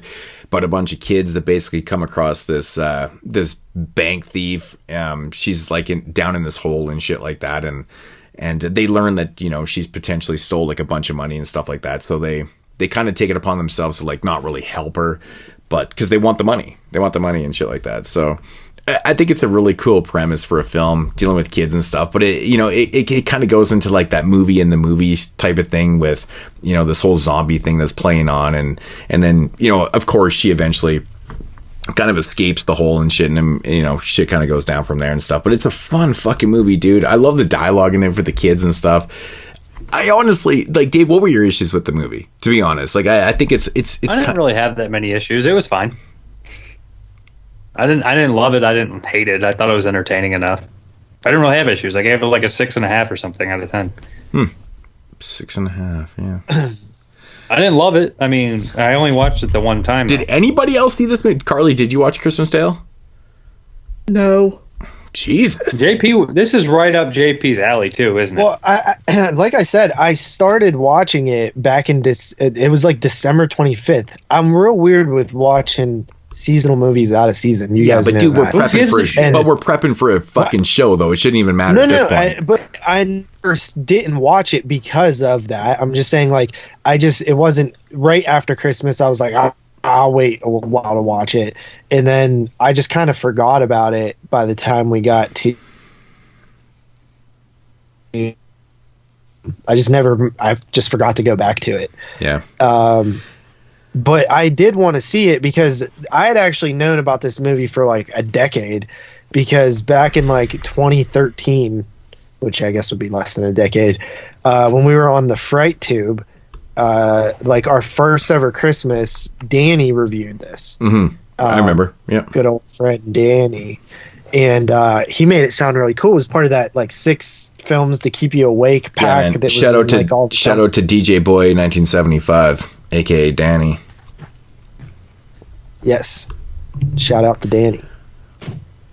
Yeah, he reviewed it. It sounded cool. It's a fun movie, man. You know, it plays on like a kind of a growing of age type movie and stuff, you know, with kids and shit, but it deals in the supernatural and, you know, with like voodoo and zombies and a whole pile of kind of weird things that are going on and shit. But it's got really good pacing, man, for a film that's, you know, just over 70 minutes and shit. It gets right into it, and there's really no downtime, and it's really fun, man. I just, like I said, I like the premise of these kids kind of taking upon themselves, like, fuck, man, you know, we got this crook dressed like Santa Claus down in a hole.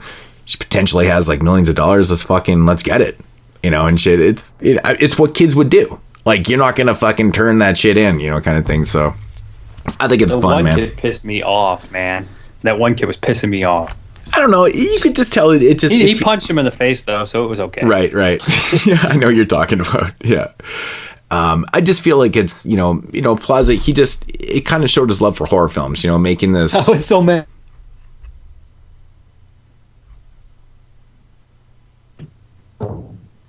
Moods drop out for you guys. Yep. I didn't say anything. Oh, fuck, you're saying a lot. I thought you were going on.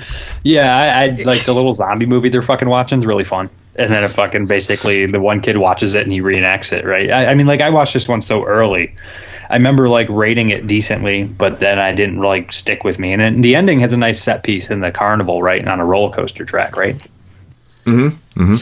Yeah. That's the end of the movie. Cool. The end of the movie is awesome, man. I mean, if you're gonna end up in that type of setting, yeah.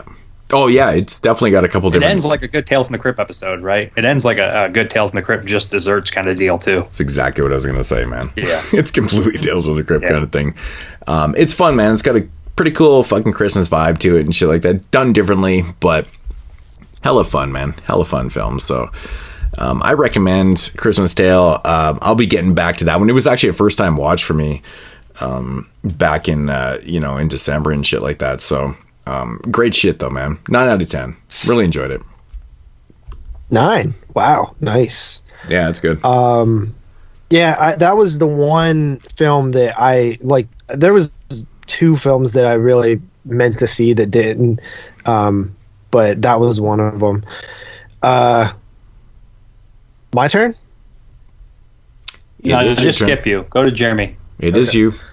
Well, Moods threw me off because he said number 8, but 7, right? Oh, that was number 7. Yeah, number 7.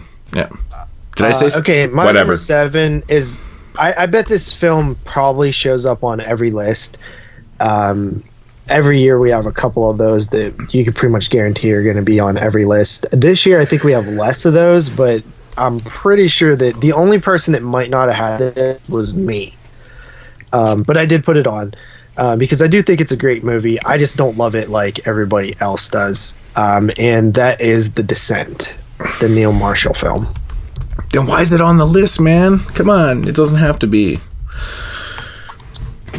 What? But it's your list. But it's your list. Yeah, I like the movie. I'm just saying that I know everybody else loves it way more than me. But it's definitely. But number 7 though? Shit, crazy. Yeah, I mean, I like it more than House of Wax and Strange Circus and Isolation. But I think I just like the other movies on the list more. I think that it works like so well as this claustrophobic, scary horror film. But like the things that always sort of bug me, just to say like the negatives that I do have with it, is I just never know who the fuck is who. Still to this day, I've watched it 3 times in the last year. It's easy. It's not as hard as you. You got the main girl, you got the sisters, you got the Juno, and then you got Juno's friend. What are you looking at their tits the whole time or something, dude? One's got short hair, one's like you can't even see Asian their hair or something. They're not that hard to tell apart, dude. It's not that hard, man. I don't get it.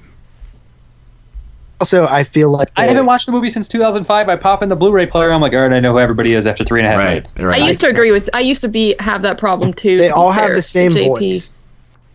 That's racist. The same voice? It's not racist. Why are you guys so prejudiced towards The Descent? What the fuck? Not. But and then the only other thing is that like there's like no character development between these people, which is good to me because it's not good to me, but I'm saying like the movie starts off and it just goes. But I always see, this is an example I always bring up of when people say you have to have strong characters. I don't think any of these characters are necessarily strong or likable or anything. No, they do make strong characters. Girl. Some of those girls know, like, I mean, we know right away that they're strong in what they're doing, like going into caves and doing that shit. Nails, man. Right? We know that right away. That's all you need to know. Nails. We know their experience. Which one's Juno? The one who leads him in the cave in the first place. She's an asshole. She's horrible, but she's tough as fuck. She's like the darker skin complexion one. Yeah. Yeah. She's, I guess, the antagonist besides the fucking bat creatures. Right. But that's all you need to know in this narrative. You don't need any character fucking build up and backstories and shit, man. We get to know that who's strong and who's not. I feel like they have characters, don't you guys? When you're put I feel like it's simply done. When you're put into a situation where, you know, it's very claustrophobic and shit, like, I mean, it's about the situation, not really about the characters' backgrounds and shit, man. We know that these certain characters that are tough and certain characters that aren't tough. But it's a situation that we're dealing with here when you're dealing with the Descent. So I don't know. I don't know exactly what the issue is with you. I don't think you need it either. I like the cave stuff. That's what I like. I think that's what most people like. I think that's why people love the movie. The lighting is really good at times. There's different tints of color depending on what's going on in the scene, like with the glow stick, everything's all green and shit and it just looks cool, and then there's like some blood and red light everywhere, which is cool. I never know what the fuck ending is considered the good ending. I don't know. There's like 4 endings to this movie. The negative ending's the good ending, but there's 2 negative endings. The theatrical, the birthday cake, not the theater. Yeah, ending. Yeah. The which one? The birthday cake. I don't even know if I know what that was.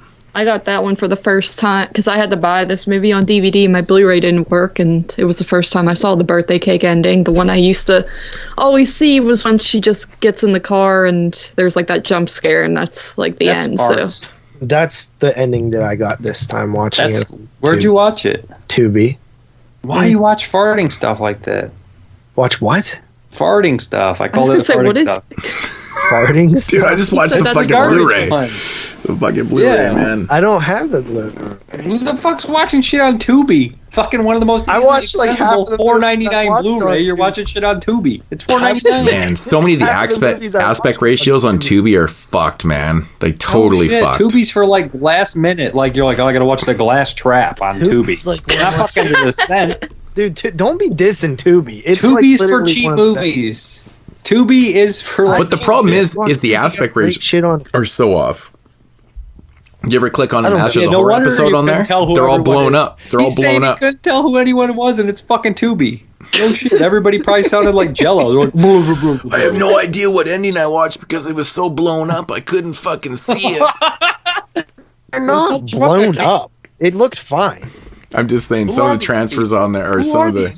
It's the TV like fucking full screen shit that's fucked up. Oh, terrible. But I mean I have it on DVD too. I've watched it I watched it twice in the last year. Why didn't you watch it on the DVD then? I just fucking. It would have been a better transfer because I was already on Tubi, and I'm like I watched it.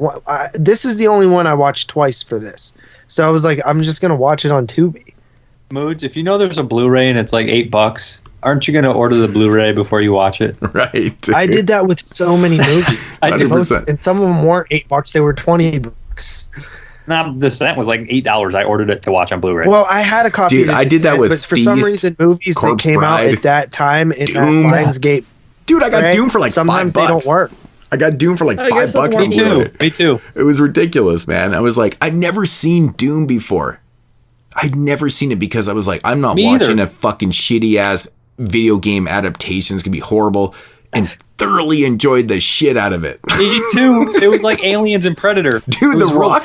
The Rock took a bad movie and created. He's so good in it though, man. Like The Rock is. He's The Rock. He solidifies shit, man. It's good. It's fun. Richard Brake's great in it too. Yeah, there's lots of good moments, man. Sorry. We're just busting your balls. Are we talking about Are we talking about Doom now? Yeah. I don't even understand why you have it on the list, dude. You don't even like the fucking movie. When the fuck did I say that? You said you weren't a big fan of it. How many times in the last fucking 6 months? You just said the I aspect. said no. I said I'm not. You said you couldn't tell who anybody was. I'm predicting this is going to be like number ones for like 3 people. So I'm just saying I'm not as big of a fan of it as you guys. I still ranked it pretty high on the summer series and things like that last year when we did it. I think it's a great movie. I mean, I think Neil Marshall's a really talented director too. I mean, I love Dog Soldiers as well. That made my 2002 list. I've never seen the sequel to this. Not sure if it's any good. But like some of my favorite scenes in this is like the early survival stuff when they have to like cross the channel and they find it like there's other equipment that's there and they're talking about it like, well, this equipment's like 100 years old. Nobody uses this stuff anymore. So whoever was in here didn't make it out. That stuff's scary to me. Chester Copperpot. That's the first thing. Not the whole premise of being locked in a fucking cave. That shit's scary as fuck, dude. We never made it this far. The whole premise is scary, man. They're locked in a fucking. They're basically trapped in a cave, dude. That's just freaky, man.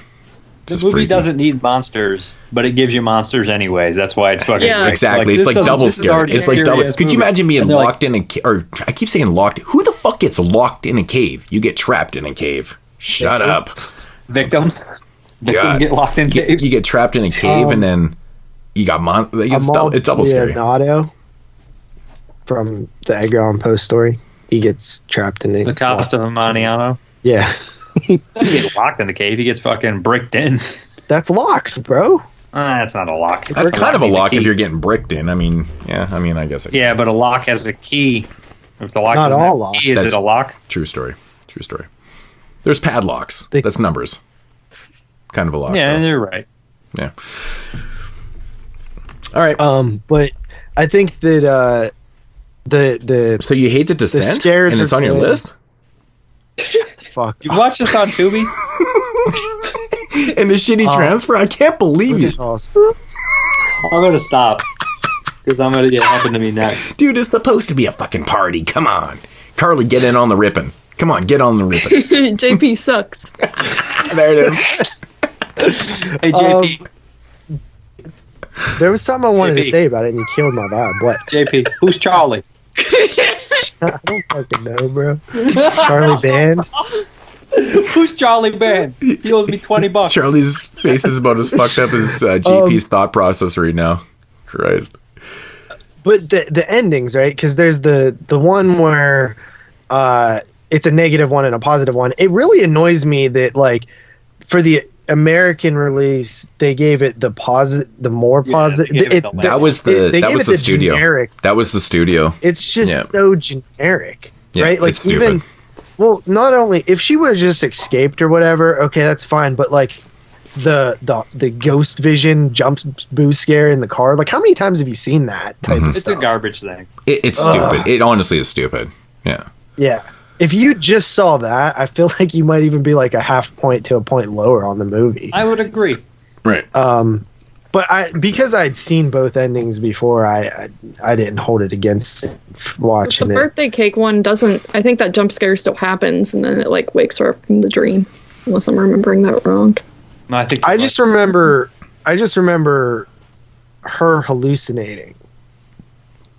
But it makes sense if it's hallucinating. But yeah, and seeing like a bunch of the crawlers. Well, she runs out and then she has a scare and then she wakes up and she's actually in the fucking cave, imagining that she's having like a birthday party with her daughter and there's a cake there and she's just sitting there in the fucking darkness. Yeah, I mean, when it comes down to the dark ending is the best one. It really is. Yeah, it makes the most sense. Isn't it does make the most sense. Where it alludes that she killed everybody. I think that's a theory. Yeah. It's like one of those theories in The Witch where they're like, actually their crops were poisoned. There was no witch. That's actually a not just a theory though. Like Robert Eggers intentionally added that to make it a possibility because then what's the scene with the baby being ground in butter? Because the ergot mold is a very... I know what it is, but I'm saying why would they show a baby get But it's ground to butter? associated with witches is why it makes sense, and it comes from corn. So you're assuming maybe the witches actually did it to them? No, it just did it, it just... Well, it doesn't make sense if the movie opens up with a baby being ground in the butter, and then they're like, it's actually the poison corn. Then why show the fucking witch ground the baby in the butter?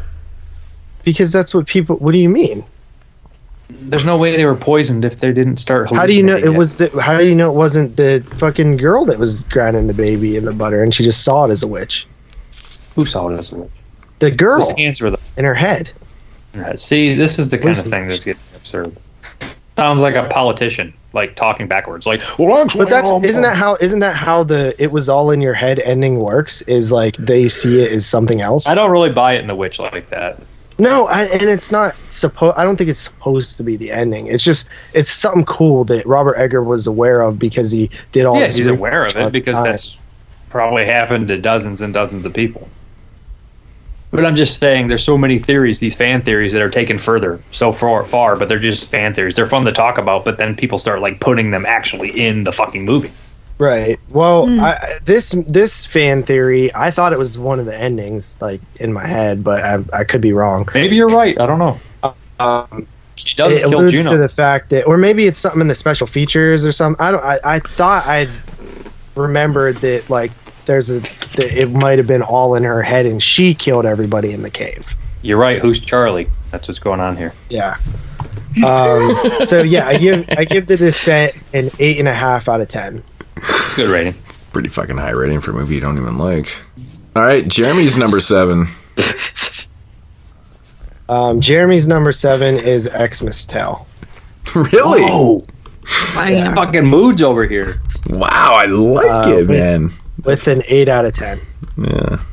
Cool, man. Cool. Good shit. You guys got 2 of the same movie. We do. That's actually why I said him and Jeremy were gonna have the most. Weird. That is weird. I got one with one with Carly so far. That's it, right? Hostel, right? Yeah. So my number 6. Are we on 6 already? We are on 6, man. Go for it. Yep. Mm-hmm. All right. This is a first time appearance of this movie. This is a long ass fucking movie. I watched it early in the prep. It's 2.5 fucking hours long. It's divided into 4 chapters. It's pretty fucking weird, pretty insane. It is a sequel to Suicide. I need some dinner. I need some dinner. Norikyo's Dinner Table by That's not horror. It's really almost not horror, is it? It's weird as fuck though.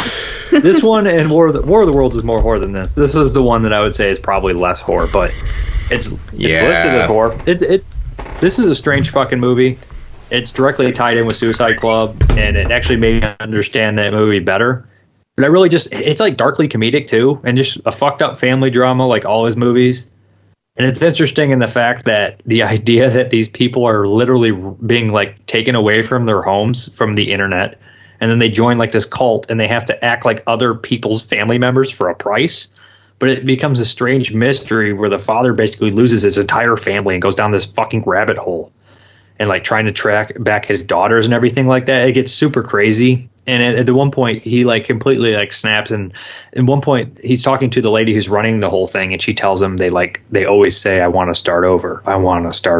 And like towards the end of the movie, like later he freaks out and he's like, I want to start over, like because he realizes how bad he fucked his life up. It's a good movie. I really liked it. It's pretty crazy. It's a bit too long. It is a bit too long, but I watched it in one fucking sitting without complaint. So that's rare for a 2.5 hour movie for me. My old ass falls asleep during everything. Yeah, if you would have watched it at the end of prep, you probably would have not felt that way. I disagree. You think? Because I like you bitch about stuff you love at the end. Nah, not really. I didn't bitch about movies I love watching. Okay. I bitched about having to watch fucking Return of the Living Dead fucking 4 and 5. Not even real movies. 4 is actually better than a lot of this shit at this point. I have 4 movies above Part 5, above Necropolis as worst movies. But anyways, Norikyo's Dinner Table, I gave it 8 out of 10. I enjoyed it. Screw the dinner table. I mean, it's not you know what? Me and really Carly watched this one together, and I didn't feel super confident. Yeah, because you don't like 2-hour movies, man. You just don't like long. You don't like long movies. So. Well, Ludes, they couldn't watch it on Tubi. So they just exactly, man. It wasn't available on Tubi, so they were super off-put. Is it really on Tubi? No, it was on Amazon. So you guys watch it with a shitty Prime. transfer then? Oh, shitty, man. There's no real good. It's a weird I probably movie. could have. Dude, I feel like we would have liked it more if we watched it separately. Yeah, you guys are probably preoccupied and shit, man. For a 2-hour movie, man, that's a lot of rubbing involved. 2.5. Stop shortchanging it. It's 2 hours and 30 minutes. You can do a lot of rubbing in that time, Yeah, it's man. like 2:40, and he said 2. I'm like, it's almost a whole more hour. It is, man. It really is. The thing I like about it, I mean, Dave probably mentioned it. Sorry, I had to run off and take a piss. I couldn't take it anymore. I'm not gonna lie, I was pinching.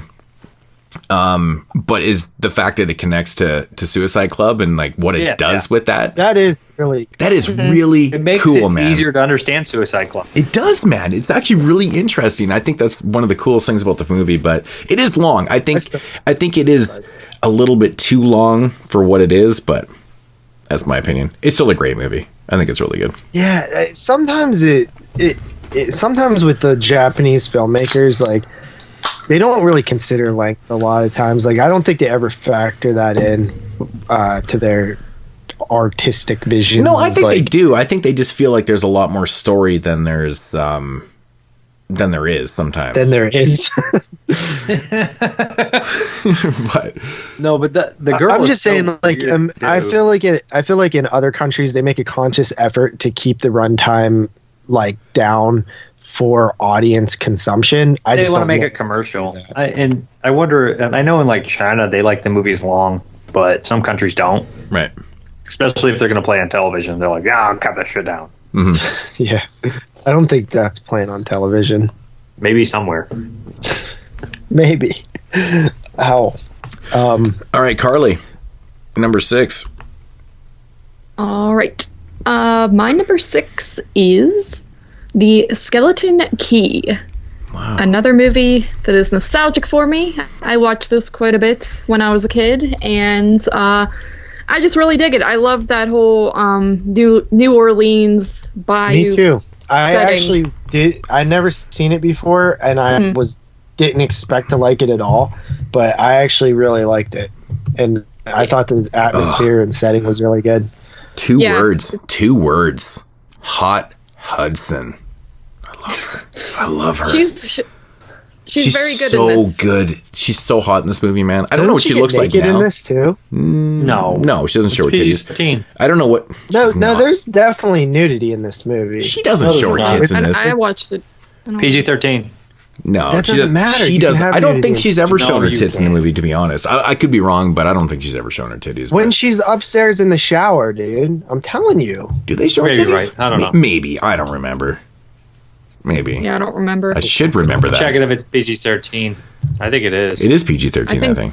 It is PG-13. Oh, yeah, I like 100%. this whole It's more southern voodoo shit, it's though, kind man. of from behind, but you can see nipple. Well, that's not her. That's fucking stunt boob. No, Yeah. it's her. You can That's see probably she's stunt looking boob. back. Stunt She's looking boob. back. But yeah, these southern Stunt boob, voodoo I'm looking- tales and shit, man, are fucking cool. I'm always a big fan of these things, man. They're cool. You had man. Spell on your list too. didn't This you, Carl? movie is so Yeah, much that- better yeah. than it should have been. Like, for some odd reason, I just never thought it would be as good as it was, and then I rewatched it and I was like, shit, dude, it's pretty Get good. Out ripped it off too.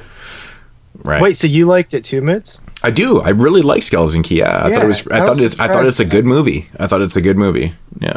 What'd you think, Dave? It's a good story. Like I said, Get Out took some from it. Yeah. Yeah, a little bit. I never thought Yeah, about actually. Somebody Yeah. else said that too. I think it might have been on the summer series they mentioned. Never that, even and I thought was of like, that, dude. They That's did. an interesting They point. really did. that. But yeah, movie's clever. and the thing with like Spell, yeah, that movie reminded me a lot of this film. That's why I like that one so much. Yeah, Just, like, that's a the good same type of comparison, setting, Carly. voodoo. Yeah. That's a good comparison. Yeah. There's also it's good Venom stuff. from this year, which is the Louisiana stuff too. The snakes. Oh, yeah. I like Venom too. I know a lot of people don't. I thought that one kind of sucked. I'm the only one that like that. It was all right. I think I threw my DVD out. I like it. Right. Yeah, Skeleton Key, I give that an 8 out of 10. What did you rate Noriko's, Dave? 8. Everybody's on 8s right now. Right. Okay, man. Okay, this is probably...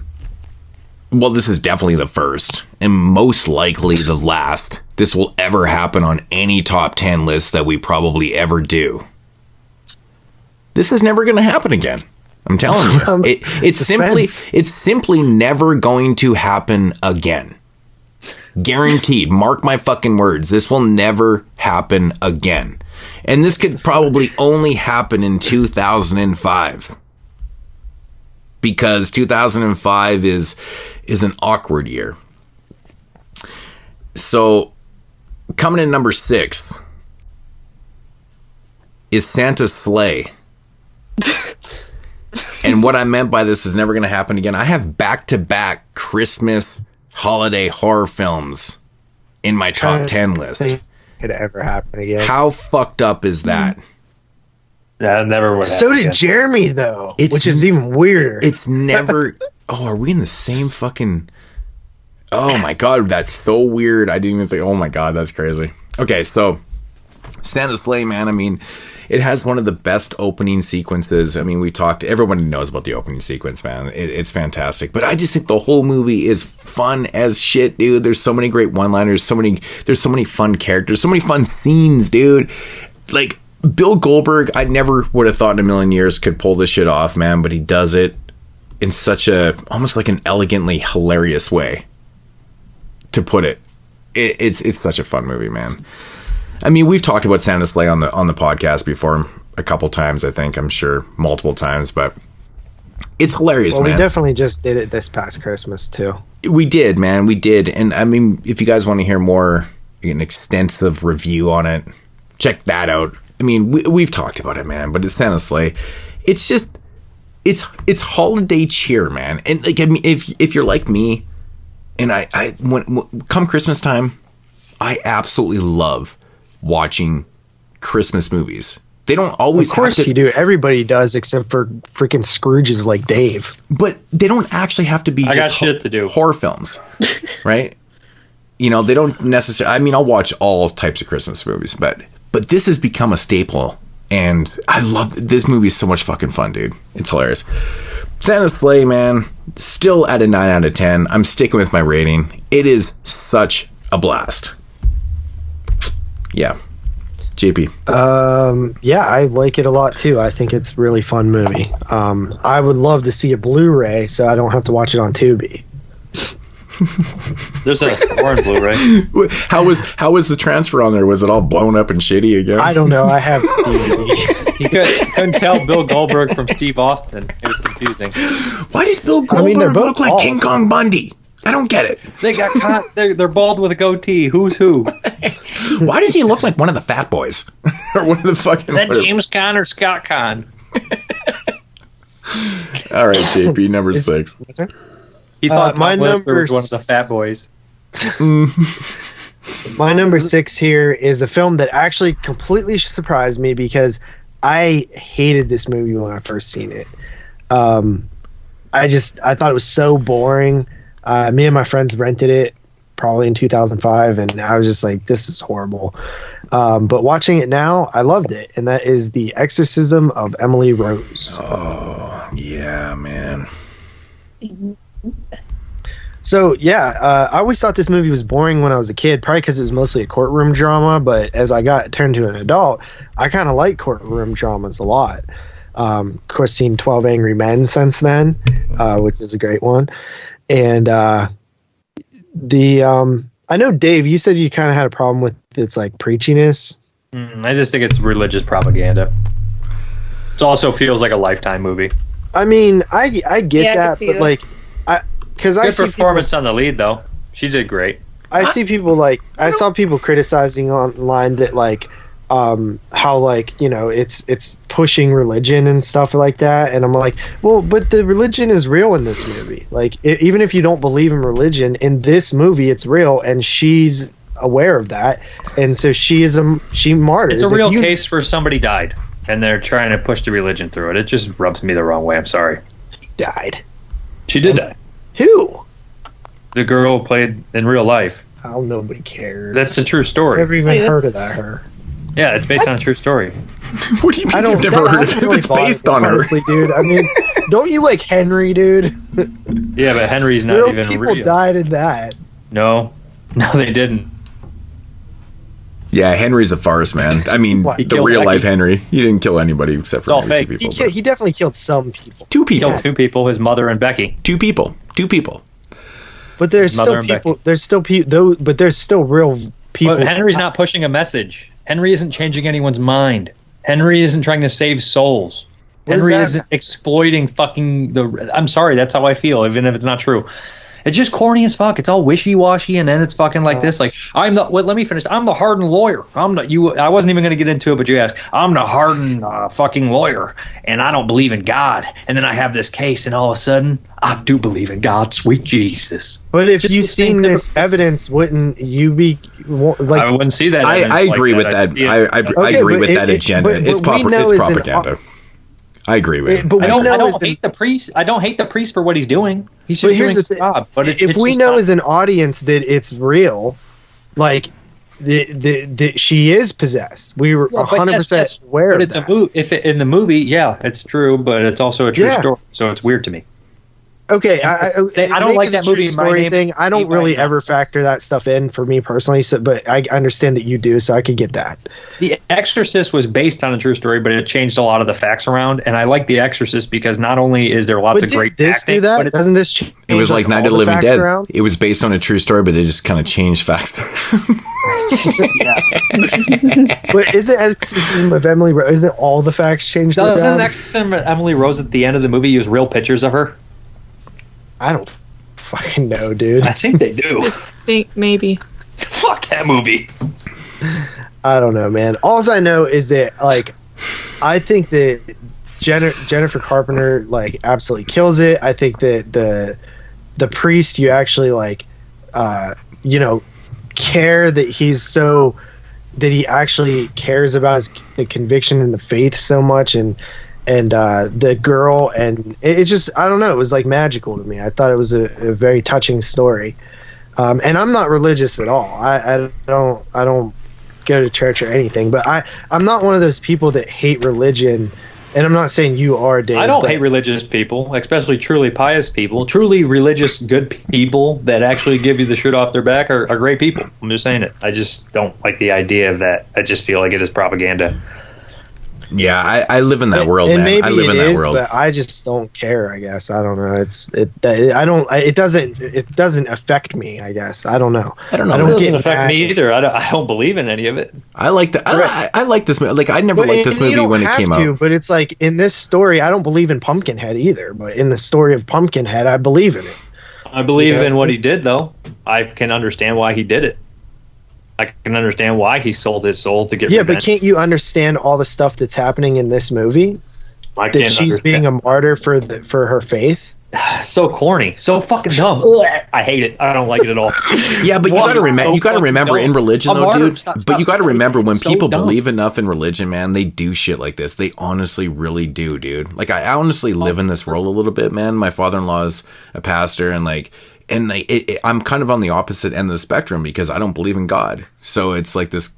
I think most of us don't. Like I truly don't, and there's reasons for it because like when I was younger I did, and then I've had so many things happen to me in my life, and I'm like, there's no fucking way, there's no way. And like, obviously as I grow older and you think about shit and stuff, and I'm like, no, I believe in science. To be honest, everyone knows I believe in science, but I don't know, man. When I look at this shit, I kind of take it for what it is and stuff. And I think the movie overall, I do kind of agree with your assessment that it is propaganda a little bit. But, the overall I don't disagree. I mean, I think that it's made for like people who are religious are going to be like more impressed by it and stuff like that. 100%. But like, I don't know. It's like I still think it's a good movie. Is religious. So I like the way the movie's done because I like the courtroom drama shit, man. I think that they actually did this movie kind of different than you would expect it to be with a title like Exorcism Emily Rose, kind of thing, right? So I think that really works for it. Here, listen to this. You guys know how the George Floyd case, a lot of these politicians were saying it's great that George Floyd gave his life and was a martyr to show the police corruption, that he was like it was his choice to be a fucking martyr. And like this whole thing to me, like, but that's all bullshit though. It's fucking horseshit. It's bullshit. That's what I never heard a single person say that. Well, Nancy Pelosi said that. I'm just saying, I'm repeating it. A lot of the other she sounds like a fucking moron. But I'm just saying that here's what it is about giving your life in that aspect has nothing to do with religion. That's just murder. I understand. That's why I'm trying to finish it. And it's bullshit. But I'm just saying, I know that she chose to give her life, but it's such a ham-fisted, generic, fucking stupid message that's comparing her to Jesus Christ, that she says, oh, she decided to not die right here. She wanted to carry on and live through the pain so people could see that this evil corrupts people and believe in God. It's the fucking stupidest, lamest, insane. Is it stupid if she? No, I get that. I understand that. If you actually see that God is real in that moment, I think it's the most amazing thing in the world in that story, right? In the story, it is real. It's 100%. I laughed out loud, JP. You're looking at it like it's not real, though. So you're looking at it from your actual life and not from the case. movie. And a girl was sick and had schizophrenia and died because they didn't give her the proper medical care, and then they tried to say that she was fucking possessed. I don't know anything about the real life case, so like, honestly, JP, it does factor into it, though. It does factor into it a little bit. Somebody died, so they could make this crummy ass fucking religious propaganda. Y'all need Jesus. And I don't blame the priest. The priest did what he did. He did what he did. That's what his job was. I'm sorry. I'm sorry it happened. And I'm sorry that maybe she was fucking possessed, okay? But the point is, you don't make the fucking movie. I'm sorry. And I know I'm getting on this high horse, a guy who loves exploitation movies, loves Cannibal Holocaust, but this movie was made fucking 1980. I can't even find the real case at all. But you don't have to explain yourself on that, though, at all. Maybe there isn't a real case. Maybe I was under the wrong impression. No, there was. Real case. There was. Yeah. It's based on a real case. It's corny, dude. I laugh out loud. It's a joke. The courtroom shit that's what they did. That's what they did. It's so bad to me. Like, I'm incapable. I love The Exorcist. I think The Exorcist is a great movie. I think Jennifer Carpenter's a great performance in this. I didn't want to talk about it because I'm just negative on it. I do give it a 6 out of 10. You're allowed to be. Or maybe a 5 out of 10, probably, because I really don't like it. Is it weird that I was disappointed that she wasn't saying fuck every third word?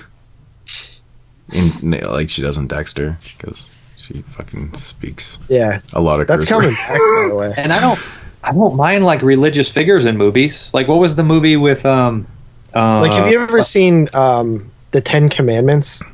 No, but that wouldn't bother me. I would like I said, I don't mind certain things. Good. This one, it's like My Name is A by Anonymous. Have you guys ever seen that movie? I fucking can't stand it. It was a true story about a girl who was abused, and she went out and she murdered another girl.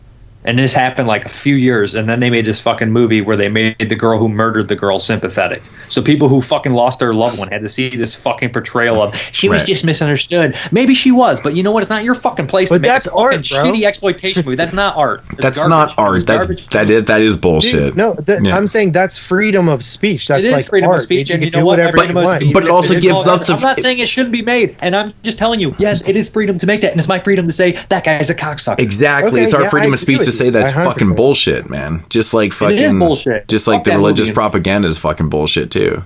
It is. That's to me. That's how I see it. Maybe it wasn't that. Man, they're definitely trying to paint this picture of a fucking bullshit, dude.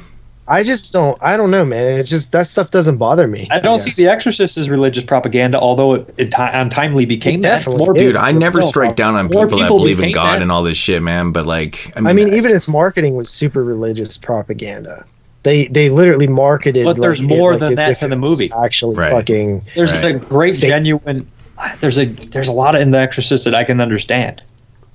I know. Father Karras actually losing his fate. That stuff is deep. It's meaningful to me. Somebody who lost realistic, his mother, relationship. That's realistic, though. It's because it's a real movie. Right. There's something to it. The actual story, besides the religious shit, is great, and it intrigues me, and I actually love the movie. But this one, I'm watching it, and I'm like, oh, besides that, it's just a shitty courtroom drama where we have this fucking religious prosecutor, and we have this unreligious fucking defense attorney. Oh, guess what's going to happen? They're going to kind of switch. It's so predictable, man. This is cheeseball shit. I think it's great, I'm sorry. Man. I think the movie's made. I don't want to. Never mind. I've said too much. This is your time. Go ahead. Sorry. No, it's cool, dude.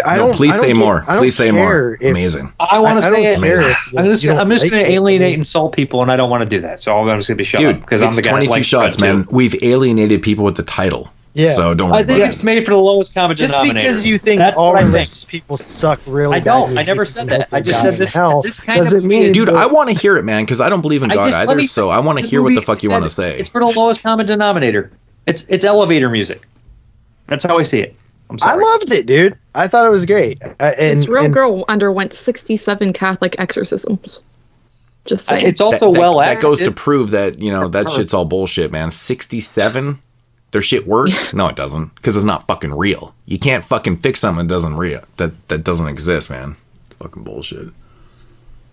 I don't believe in possession. I mean, yeah, but like, I'm not gonna Right? say that the 67. people that believe in that are I don't know, man. It's like I don't want to. What is this, 67 and I owe you I don't two? know if it's real Or what? It doesn't feel People real to laughed me. at me for years for liking horror movies and shit, right? Like moods, they laugh at you like, "Oh, you watch all them horror movies," and Right. then they fucking believe like fucking mermaids and shit. And I'm like, "You're fucking dumb." It's true. Well, It's I'm not fucking going to true. go that far. I think that there's a lot that. I'm not saying that I'm agnostic. I'm not atheist. I don't tell people what to believe in. I don't know what's out there. But I'm telling you, The Exorcism Emily Rose to me is bullshit. Yeah, no, I just don't believe it. I That's don't my only obviously thing. don't tell people what they shouldn't believe. I don't give a So fuck I'm what the only people one believe that and likes don't this believe. movie then, or what? No, I mean, I like it. I thought it was boring when I was younger, but I like it. I mean, I do see what they're saying though about the whole religious like propaganda and stuff like that, but it doesn't really bother me too much. But I'm not in love with the film. Like, Yeah, see, it's just okay to me. Like, I'm not. I- I think it's got some creepy scenes, but other than I didn't that, like it at all growing up. I thought it was garbage. Yeah, And watching it this time, and maybe the summer series helped a little bit too, because I know there was a lot of people who were a pretty big fan of it on there, like Dave Z. So maybe that helped me kind of open my mind to it. And I know Jeremy's actually a big fan of it. I saw it in too. theaters and I liked it Watson then. I does did too. like it then. Well, yeah, Jeremy's a big fan of it Watson's because he's a fucking Jew. So I mean, that makes perfect sense. Yeah, Watson does it? I don't think it makes no sense. Well, I mean, but- Christianity, fucking propaganda and shit like that. Of course, it makes sense. Come on. I'm not even sure. That's just how I see it. It might not be that case. And at first, I thought they were handling it really Jews don't well, believe in juggling Jesus. it back and Come on. forth. And then when they went the whole martyr thing, I just started laughing out loud and I got embarrassed. But is that because the real case though? Right? It's exploitative. It's weird. Well, when you man. know about it's just it, man. uncomfortable to me. Yeah, right. I don't know. See, I try to not factor in a lot of outside stuff when I watch But dude, movies. when I've the always movie been that tells you way. it's based on a true story, and it actually is based Yeah, but on so- that real fucking, the story, you can't help but factor that in. Just look it up. Like, I mean, a lot of times when movies are based on shit, I will look it up and I didn't try even to like know the that Ted story. Bundy. I I didn't like that Ted Bundy movie. I Lords of Chaos rubbed me the wrong way. My Name is A by Anonymous. I didn't like. Dude, there's a fine line, man. One of the I love longest, Henry. fucking what we watch reviews I ever did was on Lords of Chaos, man, because I grew up with the real story, Yeah. and like I It's lived a through great that. movie, but it I'm just sure the makes me family that feel watched odd. But the Henry story Portrait of the is- serial killer and thought that his fucking he actually killed their Right, fucking sister or right. daughter or whatever. It's- I'm sure they're pretty upset too. Yeah. I bet. But you know what? But you movie like Henry. that movie's not telling you a message. In fact, it tells you one thing. It tells you don't trust this guy. There's something. Yeah, deep but I don't know. And he can feel appear like, human at points, but he's not. I feel like we celebrate Henry though. I feel like we like him. Because it's well made. Well, Henry's a hero. He's a hero. They're showing you as humans. They're showing him human, but guess what? At the same time, Yeah, he's but not. the people don't want that. The families don't want him to be seen. But here's what it is about Henry. The entire movie, you start to sympathize with him, and then you see him do awful things, and then you're like, oh, maybe he can turn around and love Becky. And at the very end, he throws her in a fucking suitcase at the end. Because that's when reality. Probably he didn't love her at all in real life and just fucking beat her.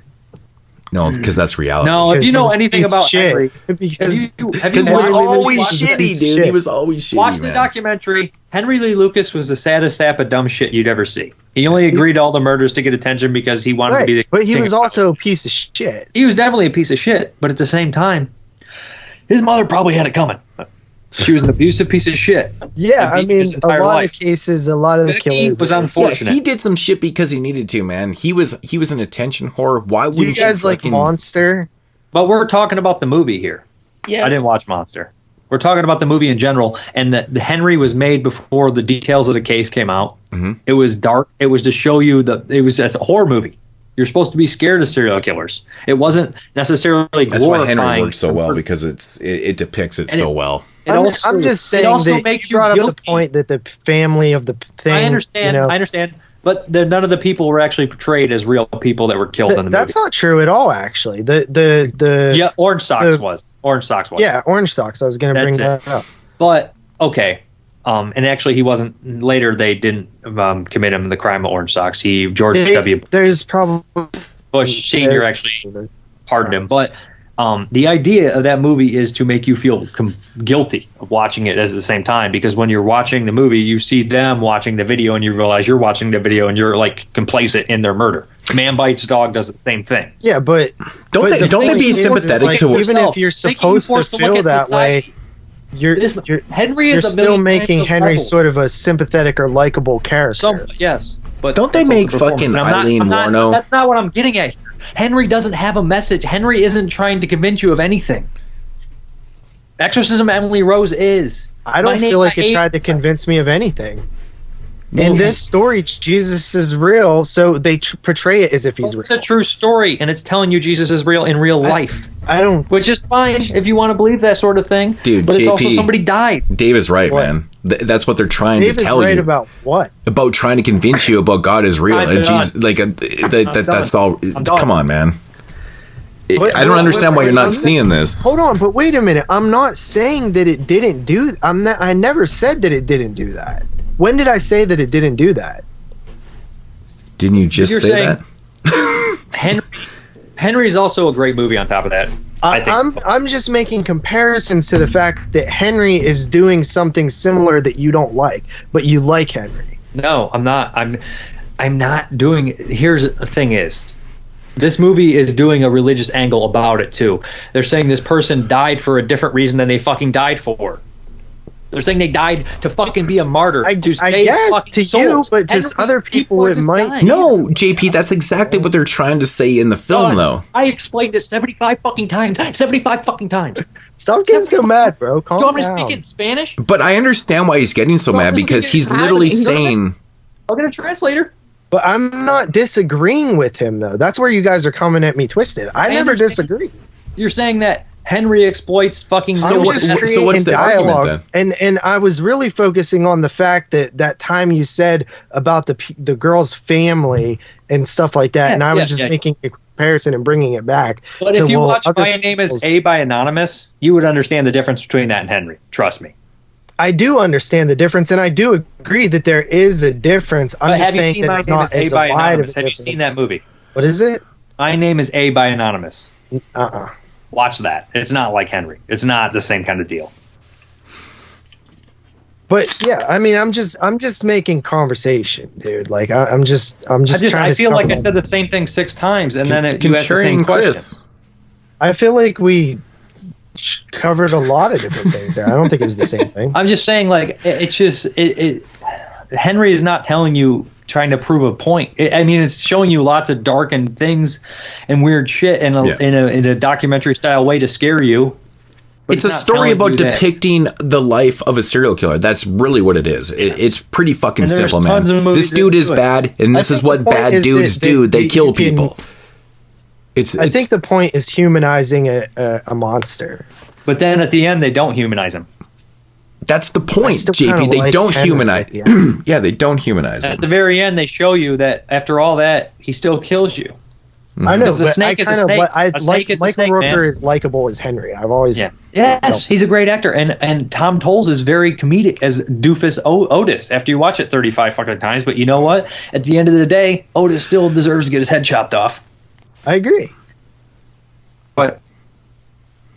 Yeah, I mean, I'm just saying I don't have a beef with the stuff that you guys do. I like Exorcism of Emily Rose. I think it's a pretty great movie, honestly. And although I can see like if like religion and it handled that way to where it's telling you it's real offends you or it doesn't. That's not what's offending me. What's offending me is that they said they made a martyr out of a dead girl. Right. That's what I'm saying. And she agreed. That's what I meant. I can understand where you're coming from. I can. It just doesn't personally bother me. And I think that, I think it's a pretty well done movie at the end of the day. And I give it an 8.5 out of 10. I mean, I've had people directly tell me that they're trying to save my soul and preach to me, and I have no problem with that. They can do whatever they want. I know their intentions are good, and I'm fine with it. I know the guy. He's trying to save my soul. That's how he sees it. Mm-hmm. But at the same time, I mean, I don't agree with it, but I'm not going to tell him off because he's trying to help me. In his eyes, it doesn't bother me. This movie is just corny, man. It comes across real hammy to me. It's just ham-fisted, and it's cheesy, and it's cringy, and it's silly. I just don't like. I can see that too. I mean, I felt it came across a little genuine personally, but I guess that's just different points of view. Oh, I mean, yeah, it's genuine to them, but it still doesn't mean it's going to come across good to me. It makes me laugh. Yeah, I mean, it's only going to make me laugh more if it's genuine, right? Unfortunately, it's like a cringe laugh. Like, I can't believe they're doing this. This is rough. This is rough for me when she's like, I see God and I just want to prove that religion exists. I'm just like, oh my God, come on now. It's just weird. It's just like sick to put this fake martyrdom on somebody who died. I mean, if you're taking it as that, right? Like if you're taking it as this, if you're factoring in the real life story, let's say that this woman, I know she didn't get possessed. I don't think she got possessed. I don't know, dude. I don't believe in possession, but the girl in real life. Hey, what? Stop it. The girl in real life, did she believe she was a martyr? Yeah, I think she did. Okay, yeah, so I also think she thought. But they're showing you as a martyr, and then they want you to showing believe. You're showing the audience that Jesus is real and God is real, and this is all real. It's a lot of hypocrisy. It's a lot of hypocrisy, man. It's not a bad thing, no. But at the same time, it comes across hammy as me, and I laugh. And that's fine. It's hypocrisy. And the Train to Busan prequel. Remember the Train to Busan prequel, the animated one, came across ham. Fuck to me too, and I started laughing. Yeah, I didn't watch that one. Ham-fisted, man. It has the fucking subtlety of a sledgehammer. But not in a good way. I don't know. I don't know, dude. Whenever it comes to religion, you always have this sort of conversation where it's like, if they're trying to show religion in a positive light, it's a bad thing. Not to me. Maybe not to you, but I think a lot of people, think that if they're not religious, they don't want to see it in movies. Well, because a lot of people see the positivity as propaganda, though, too, right? So, they're trying to sell it. When it becomes positive to a lot of people that don't really believe in stuff, it becomes propaganda, and you're like, oh, fucking trying to sell it on me and shit like that. That's just how people think, man. Because I'll be the first person to fucking make fun of a movie where a priest rapes a kid, because it's so fucking cornball and garbage ham-fisted stuff too. Where it's like, I'm the rapey priest. It's like, are we still doing this? Come on, are we still fucking making every movie where a priest rapes a kid? But the problem is, it's reality, though.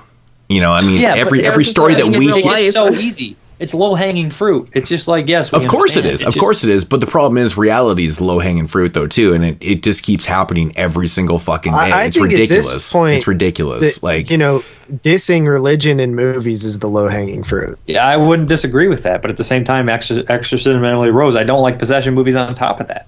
I only like The Exorcist and Exorcist 3. I don't like Exorcism. There's a lot of low-hanging fruit nowadays, man. Even, just...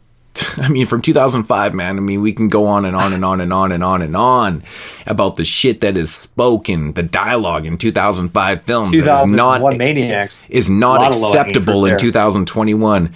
How many movies did you guys watch with fag bombs and just slurs and shit? A lot of shit that you would never hear in film nowadays. Movies, I was like, 2001 Chaos. 2001 Maniacs. Chaos, like random Hostel. shit, like just everybody just talking like, oh, that's fag shit and that's gay, and you can't talk like that. Much of that. So much of that in 2005 hilarious. Because I couldn't believe how much there was. Because we notice it now, right? We notice it because that's what we've been told. You don't talk like this. You don't whatever it is, and it's crazy, but man.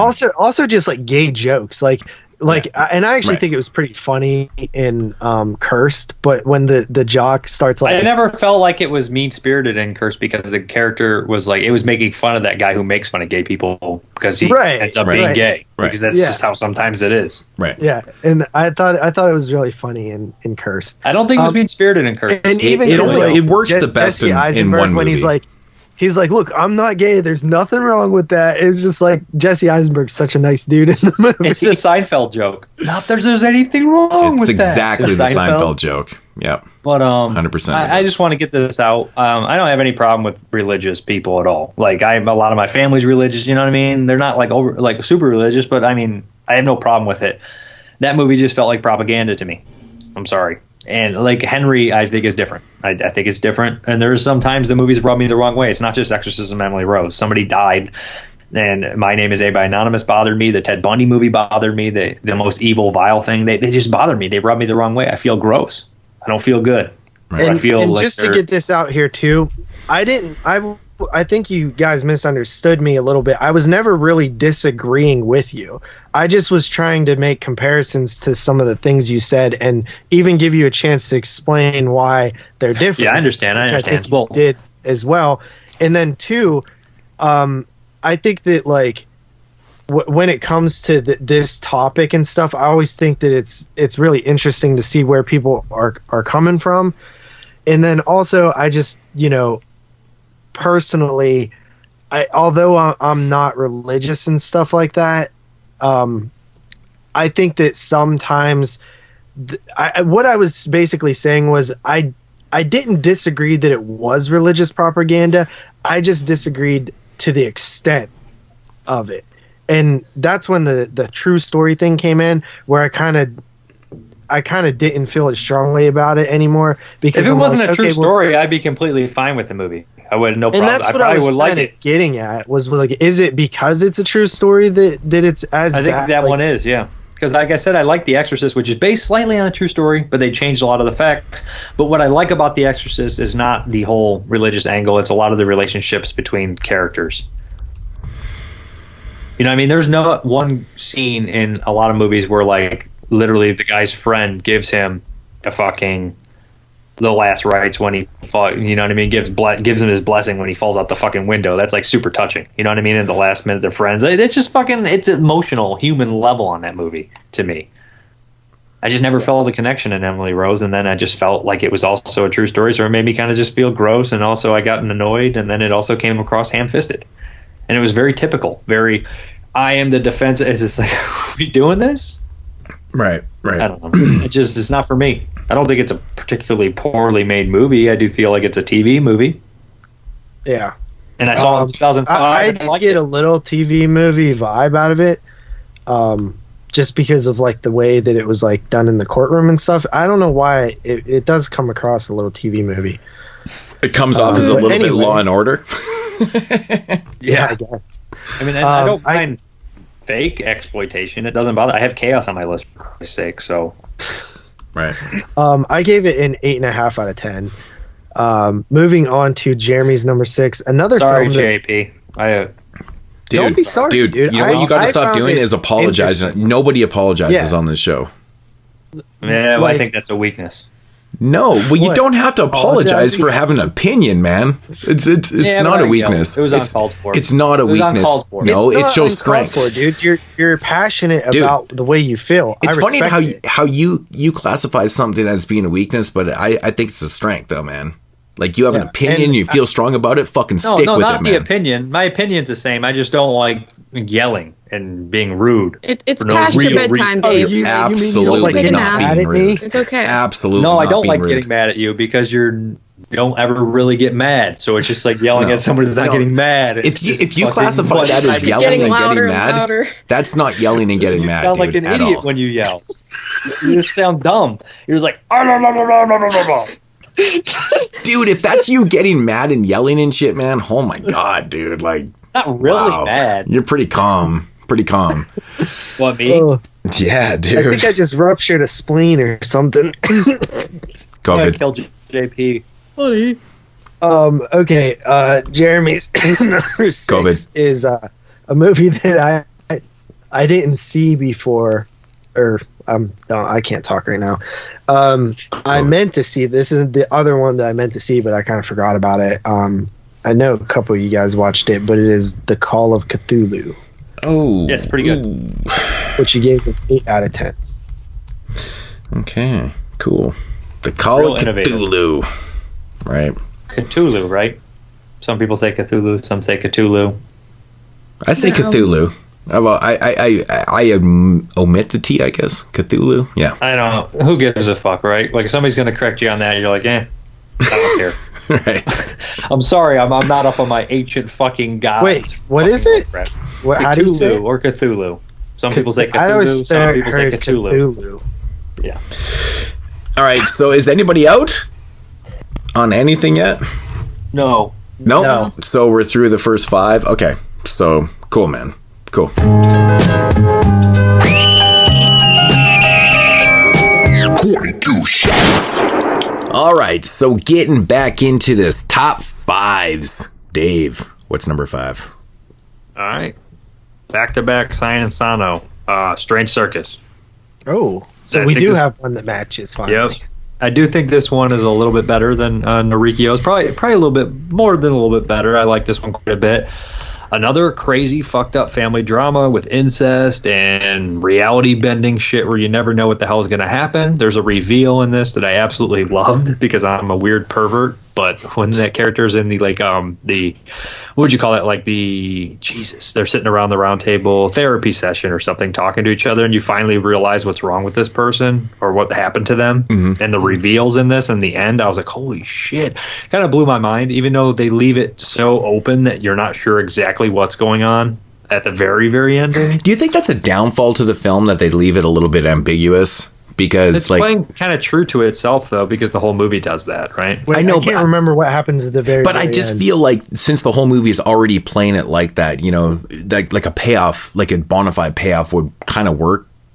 I wanted a payoff, and if there would have been a payoff, I don't know if I would have made it better. Because I just feel like when you're watching a movie, I remember feeling for a slight second disappointed. Not gonna lie. I can't remember. What are you talking about? I don't want to spoil it. I just feel like when you're watching a movie that's kind of played, semi-straightforward or whatever, and then the ending's a little bit ambiguous, you're like, okay, cool. But like when you're watching an ambiguous film and then, the ending becomes ambiguous also, you're like, well, what the fuck? Well, the movie's like in like 3 or 4 different layers. Right. I feel like it's not ambiguous. I think I'm missing something. Well, maybe it is possibly not ambiguous, but you don't really know exactly what the truth and stuff like is at the end. Well, we're not trying to fully spoil this shit, though, JP. Yeah. Keep it on the edge. Keep it on the edge. Yeah, because I doubt most people guys usually do. I doubt most people. What do you mean, you guys? Shut the fuck up. Fucking whatever. Everybody's seen every movie on this list except fucking probably Norikyo's Dinner Table and Strange Circus so far on my list. Right. I feel like most people saw Strange Circus. I've seen it on a lot of lists. Okay, but I don't know. You don't have to spoil it. The characters have like this relationship that's genius, and then it's even more genius when you figure out who the fuck they actually are. I'll put it that way. Right. It's real nasty shit in here too, right? With like the incest and the father. Yeah. And I love it's a revenge tale too in this stuff, but I don't know. It's just a fucked up movie. I loved every second of it. Also, the weird opening is really colorful with the circus stuff going on. I like that. This is also one I watched very early, and it just stayed with me the whole time. And I was like, "That's making." Had you seen it before? No, it was the first time. Really? So was Norikyo's Dinner Table. Those Did you watch Goldfish ever? Yeah, I watched Goldfish. I like that one. Oh, too. is that? I wonder if that's going to appear on Summer Series. It should. Yeah, I hope so. I know. Fucking 2010's kind of on what Dark Horse year. There's a lot of good stuff there. That's the year I wanted. Yeah, me too. So I'll give Strange Circus an 8.5. Like, I'm sorry I was a little lackluster on depth on that one, but it's a really strange movie, and it was very early. It's one of those movies you kind of need to see for yourself. Once you talk about it, you give too much away and shit. Yeah, it's a hard one to review. Yeah, one of my favorites. I think it's filmed. It's filmed and edited really cool. Like with what they show you when they show it to you. Structure. Because and it twists what you think, because you totally the way it's going, the daughter is projecting herself into the mother because she is being used as a mate, like the mother was to the husband.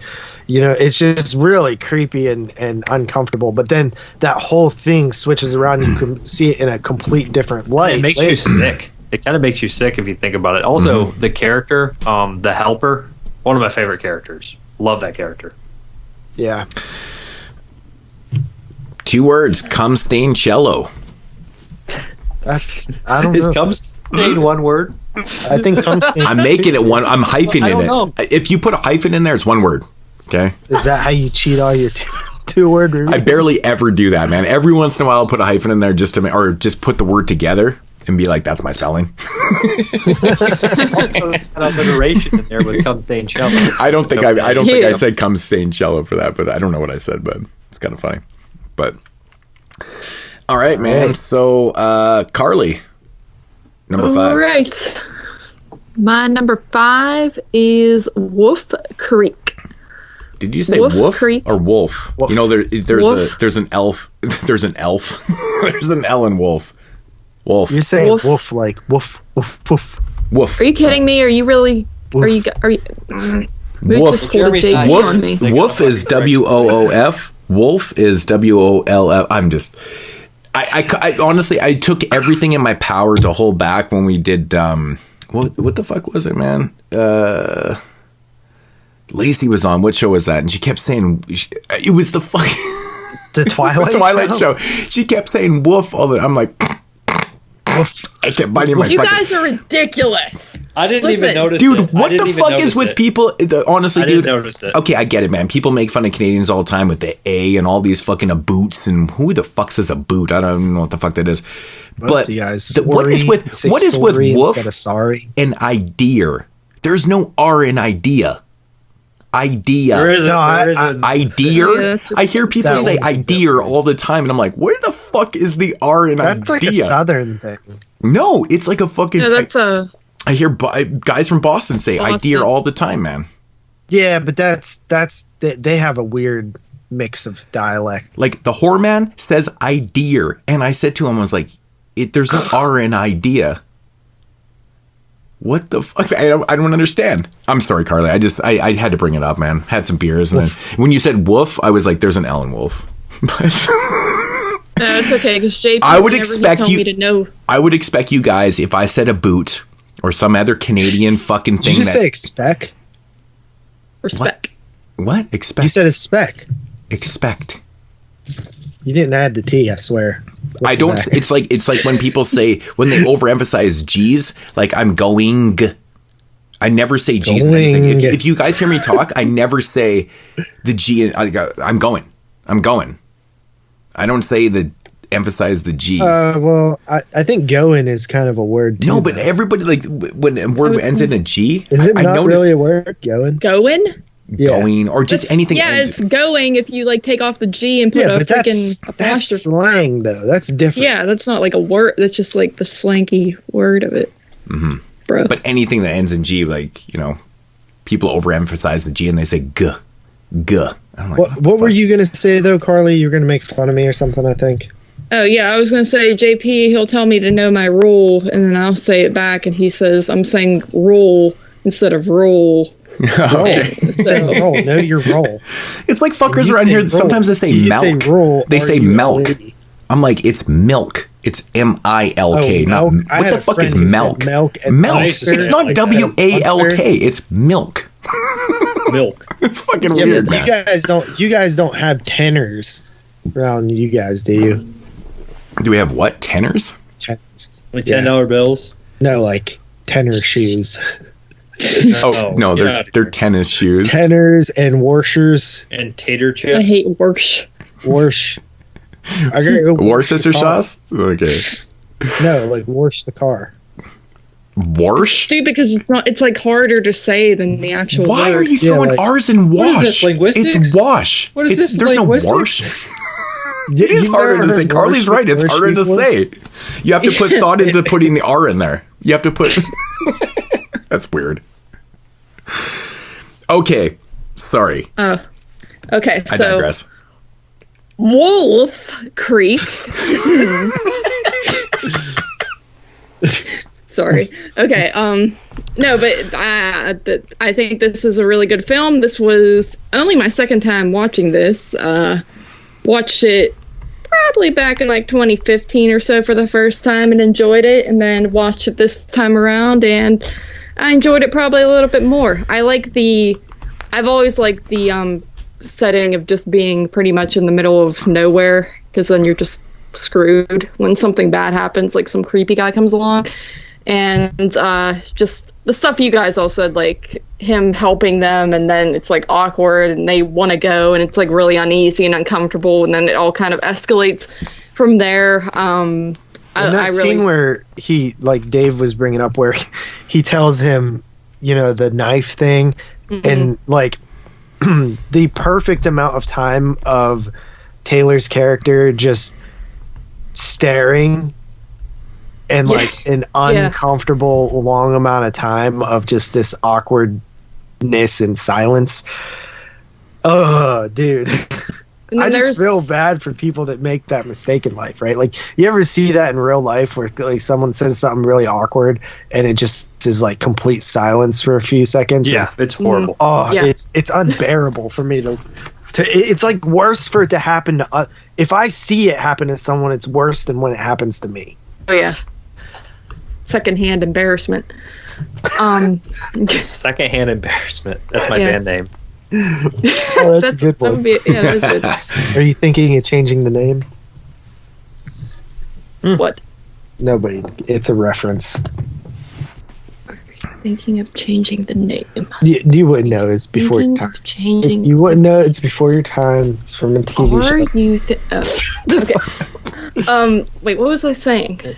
Oh, there's a part in the movie that shocked me the first time around, and I forgot about it, and then the second time around it also shocked me, so that was pretty cool. Anyway, it's a good movie. I think what was the part that shocked you? I don't want to was it like the end?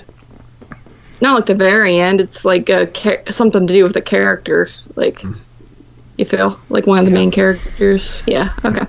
But I gave it an 8.5 out of 10. Good move.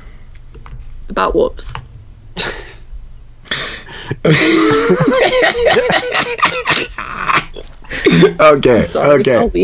All right, man. So, shit, man. Where am I? Coming in number 5 is a repeat. It's been mentioned, and it's a very claustrophobic film.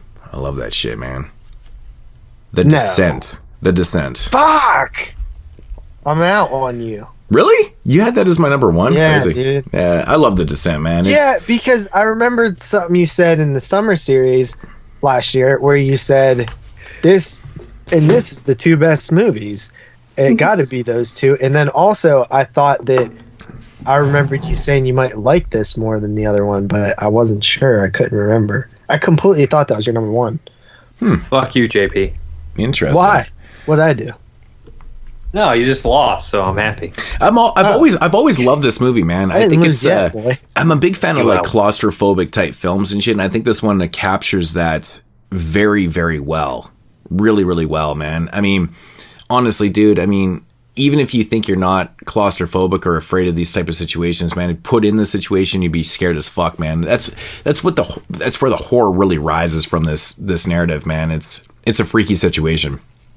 Just to be trapped in something, let alone having monsters come after you too. It's like a double entendre, man. It's like it's fucked, man. Like, could you imagine not knowing if you're going to get out of here? There's no exit really, and then you're being fucked by monsters. And it's crazy. It's such a great premise, man. I love the fact this is an all-female cast. I love that shit, man. I think that's really cool. It's daring, even for the time, to have like an all-female cast and like strong characters.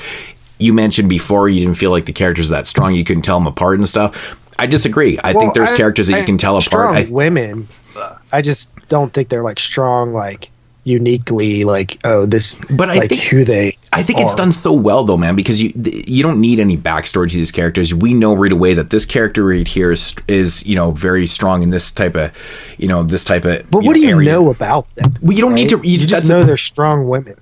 Well, that's all you need to know, because you're put in a situation where you need to be either, you're either going to be strong or you're going to be weak, kind of thing, right? You don't need a full backstory on marriage and life and kids. I'm just saying, that's what people complain about when they talk about character development. I'm agreeing with you. I feel it works so well in these isolated kind of one spot type of horror films, I felt like I know who these characters were without them explaining who they were. Exactly. That's bad writing. If somebody stops and they're like, back in 1948, I actually had the most delicious pot pie in my life, and that's when I realized I wanted to be a congressman. Like, you could tell the alpha female, man, the alpha female, and this character is strong in this aspect, and this one's, you can tell right away that she's going to be a little bit weaker. You don't need anything else. It's a setup for what you're getting into in this isolated situation, man. I think the lighting is fantastic. These are the type of movies that I'm always impressed with, because when you see the way they're shot and the way they're lit and stuff, like, it's a hard situation to get right. It really is hard to get right. Even the set pieces are like kind of crazy, where you're like, man, this, like, where did they shoot this at? It's like, there's good stunts in it too. Amazing. There's good stunts, man. I think the biggest downfall to the film probably is some of the CG effects on the monsters and stuff. I said that too, and Jeremy was like, "There's no CG in the movie." I disagree. I think there is CG in the film. I know there is. I think there is a little bit, man, but I don't think it's bad CG. Like, I mean, horrible CG, because it's hard to tell, because it's kind of like the way it's lit and stuff. And all of a sudden, I mean, really, when you see some of the effects and stuff, some of the monsters and shit, it is a little bit darker for a reason. So, I don't think the monsters look super cool. I like them. They're kind of basic. I think they're kind of... I like their simplicity. Well, the simplicity adds to it because they've adapted to the surroundings. They're supposed to be an evolutionary kind of exactly thing. I just don't know how they would have ate. Well, there's other creatures that crawl in there. Well, they also feast on each other when they starve. Yeah, like I mean, they kind of focus on that a little bit. At times you see a bone. Like, I mean, I'm just saying, there's like a lot of fucking bones down there. I mean, they thought that they were exploring somewhere where it was kind of unique and stuff like that. Well, we learn it's not really that unique, kind of thing. I mean, other people have been in there and they don't exit. That's the food. And also, it seems that they can leave at night. They probably drag things into there. Yeah, see, that's what I was wondering. They know the in and outs. They know the in and out, and that's the other thing. I think they do. Yeah, they know the in and outs, right? Because that's where they live, right? They know their surroundings. They know their territories. So I think it all works pretty well. I think the upbeat ending is garbage. I think the downbeat ending is exactly where it needs to be. And it's a fun film, man. It's just, for me, it's scary. What do you think about the "it's all in her head" ending? We're not quite sure if it exists. It does not. See, I personally don't think it is. I think, what happened kind of thing. I mean, it is what it is. I mean, I don't really care for it, to be honest, that much, but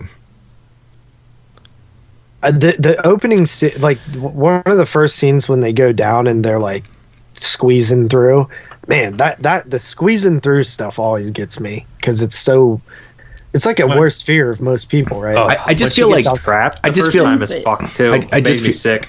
I just feel like, if you're gonna explore the fact that it's like all in our head, it's like you might as well make it just a whole fucking, like a whole dream sequence kind of thing, right? Like, with me and dream sequences in films, and like, there's nothing worse than having to end where the whole thing is just like you wake up, and it's like, oh fuck, dude, are you serious, man? Nightmare becomes a reality, Moods.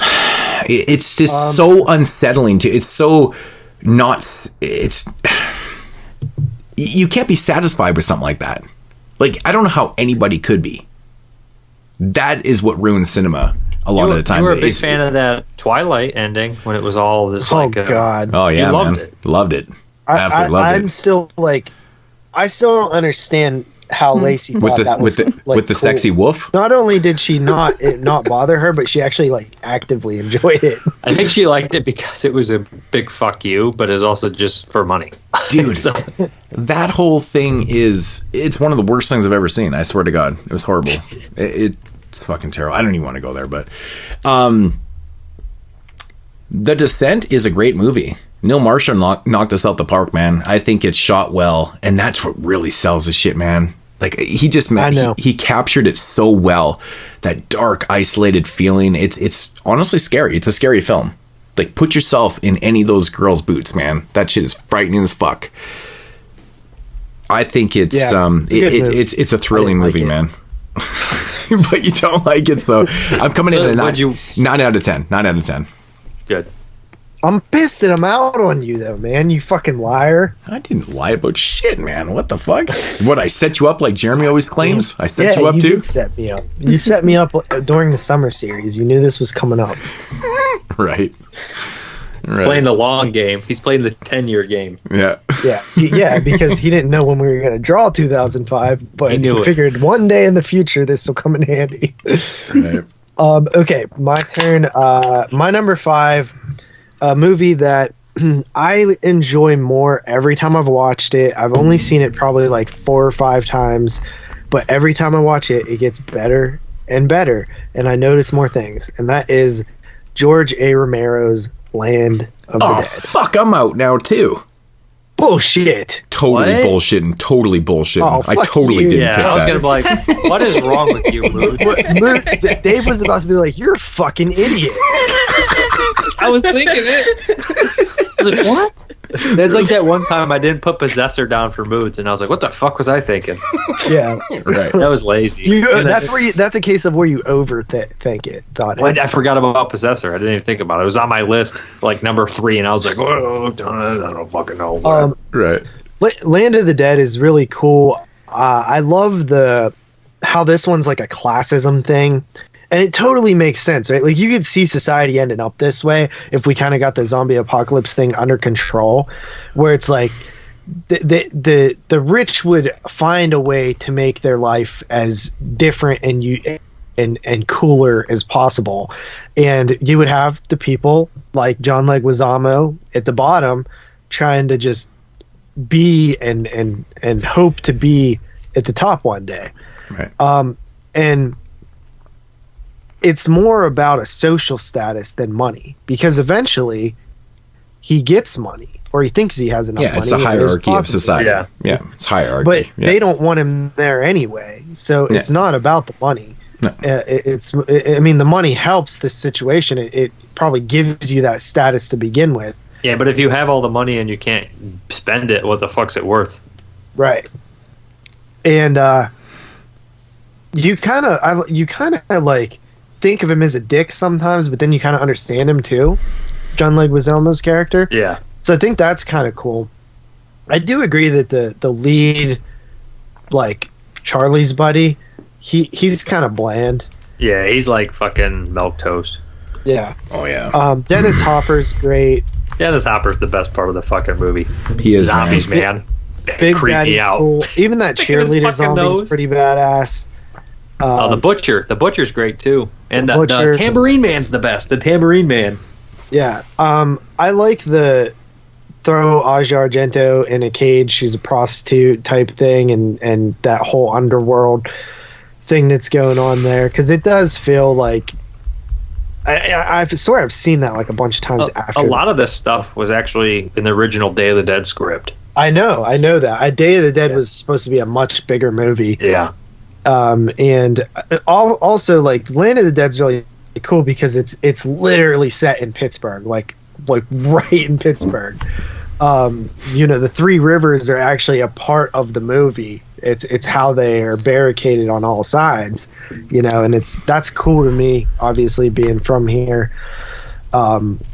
I just think I think it's so much better than people were giving it credit for. I remember when this came out, and I just remember reading in like Fango and stuff, and seeing reviews online and things of this movie just not getting any sort of love, and people say like George lost it and stuff like that. And now I liked it right when it came out. That's good. You're honestly a more rare fan. People were turning their back on George after this one. I liked it when it came out too. I even liked Diary a bit, and I thought Survival, I liked it, but then after literally a week after I watched Survival, I started to dislike it. But I never liked Diary from the start, man. But I've grown to appreciate a little bit more. But Survival is fuck, dude, man. Survival's not good at all. I think even in 15 more years down the road, I still won't care for it that much. But I don't know. Doesn't have much of the messages. Let me ask you something. Let me ask everybody something here. Okay. Did George A. Romero ever have beef with Lloyd Kaufman? Did he ever talk? Did he ever talk ill about Kaufman or anything? Why? Because the last name.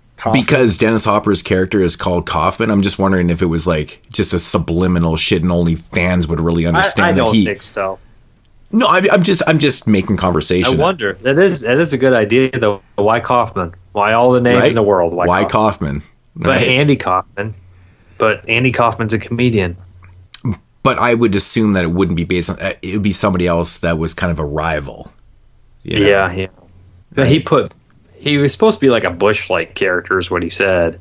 Right. You know what I mean? But yeah, it's just a thought. I thought it was kind of interesting. I never thought about it, but Hopper's got that great moment where he's like, "What's that? Get down!" And he shoots that guy, and then he gets the phone call. He's like, "I just did something I normally wouldn't have done." That's one of his best acting moments. Hopper did this movie because Easy Rider and Night of the Living Dead kind of got famous at the same time, and he thought that they both had that kind of push to change the American cinema landscape. So he wanted to do the movie with George Romero, which is very cool because Dennis Hopper is one of the greatest actors of all time. Absolutely. And this was actually the highest budgeted Romero Dead film. He actually got around 15 to 20 million to do this film, which a lot of people forget how low budget his Dead series was up until this point. I mean, even 19 million is kind of lower budget for I mean, it was probably on a higher end back then, but it's still not like this massive budgeted movie. No. And it only made like 46 million. I think horror was just dead at that time, man. Unless you were like a Japanese remake or a remake. Yeah, Dawn of the Dead came out the year before the remake, and it did well because I saw that one in theaters too. Yeah, but I think that is actually a really good point. That this is the answer to that, though, man. Came out. Yeah, I don't know, but I know that also interesting. Well, it's marketing though too. Who plays the butcher zombie in in the Land of the Dead is the only actor who's in Dawn of the Dead remake and Land of the Dead. He's in both of them. Mm-hmm. It's good marketing though, man. That makes you wonder, why did Dawn of the Dead do so well? Because Dawn of the Dead did 102 million on around the same budget. They rented out a small screen. And it sold out because a lot of people wanted to see it. And then when the people saw that it sold out, it just also had a good slow build. They used to be able to slow build shit. Remake of Dawn of the Dead? Oh, that never mind. Sorry, I don't. No, Dawn of the Dead remake did so well because of the marketing, man. They put in a shit ton of money. It had to be a marketing. No, they actually did. I can't see. How? I mean, Jeremy would probably know better because he follows the marketing shit, but I know that they put a ton of money into marketing into that, and the word was out, man. The word was fucking out there, so it did well. Yeah. I think that it also looked very reminiscent of 28 Days Later, which was a big hit. The Fast Zombies. Right, yeah. The new honestly, age Fast Zombies. I've never watched the trailer to Land of the Dead, but that would actually give me a good idea of like what I would have thought of it. Mm-hmm. Yeah. Savini's also in this one. Yeah. The only reoccurring character in the series. Nicotero as well. To that point. Right. Then we have that one character who's been in Diary and Survival, which I don't like. And then you have I believe that Nicotero's in there as well. But anyway, I give it an 8.5 out of 10. It's my number 5. I'm really a big fan of it. Is that an upscale from the Dead series show? I think I have the same rating. Oh, really? I might have gave it an 8. I can't remember. No, just curious. But yeah, I definitely came up. I think I came up. I've always liked it, but I like it more every time I watch it. All right. Right. Jeremy's number 5 is House of Wax with an 8 out of 10. That's good. Nice. Okay. All right, back to you, Dave. Number 4. How could I not have George A. Romero's movie Land of the Dead on my list? Right. I love George Romero. I really enjoyed this movie. It's more Might as well have it. It's an action movie, but it has some good moments too. And Dawn of the Dead has action, but this one I feel is more even action paced than that one. The one hit on it is that a lot of the characters are super two-dimensional, and maybe one-dimensional is probably the term.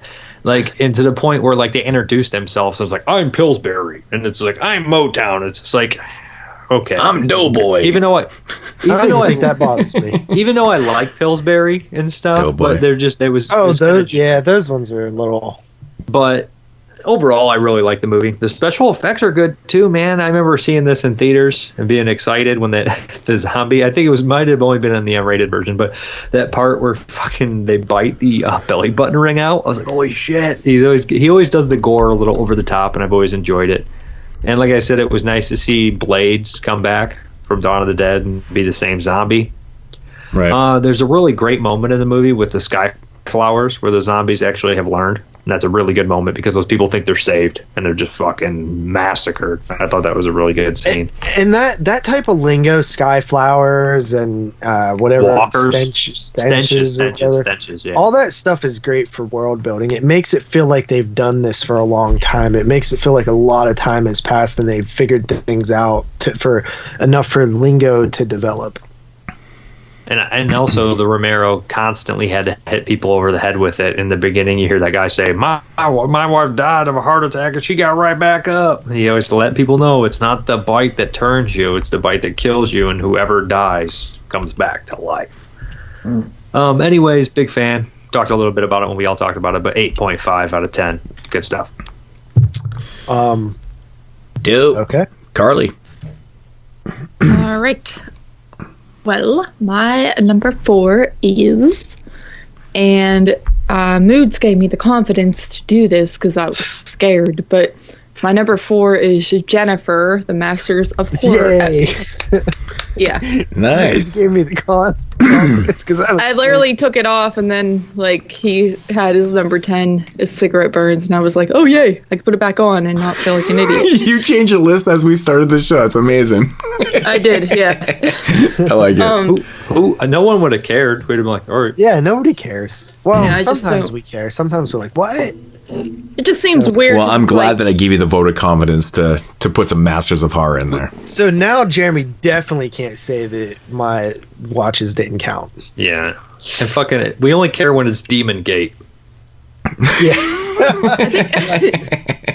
I just feel like I feel like we're always like, yeah, those movies count, but I feel like when it gets down to the nitty and the gritty, that like then we would actually put them on the list. I'm but gonna be honest. I think that just shows. I didn't 05. include them intentionally because I was like, oh, they're too short. Yeah, but I'm happy you guys did. I mean Jennifer, yeah, I think it's definitely my favorite Masters of Horror.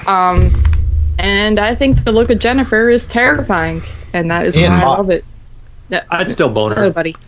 Right. Dude, I'm telling you, man. Probably. I'm telling you, dude. Like dude, they make a point of actually showing what she looks like without the fucked up face and shit. And I'm just like, damn, dude. But like, even with the fucked up face, her body is like so good. I think I prefer her with the fucked up face. Buddy. dude, that's fucked up. That's Now, just you know fucked what up. that vagina should look like, though. You don't want that. That's fucked up, man. Was it all messed up? It's been a while. Well, they never show it. But But they apparently wanted the to. special features on the DVD. John Landis tells a story. I said John Landis tells a story. Fuck John Landis. And she says that He kills Dario people. wanted to show the vagina or something, and like he made it out of like meat and gross like shit, like raw meat and stuff. And like I don't know, Landis was like tripping out, saying, "You can't show that, Dario." Yeah, but I can murder 2 kids and an actor. That's Dude, fun. that's the best thing about Jennifer is that he like just relentless with the kid kills, man. So good.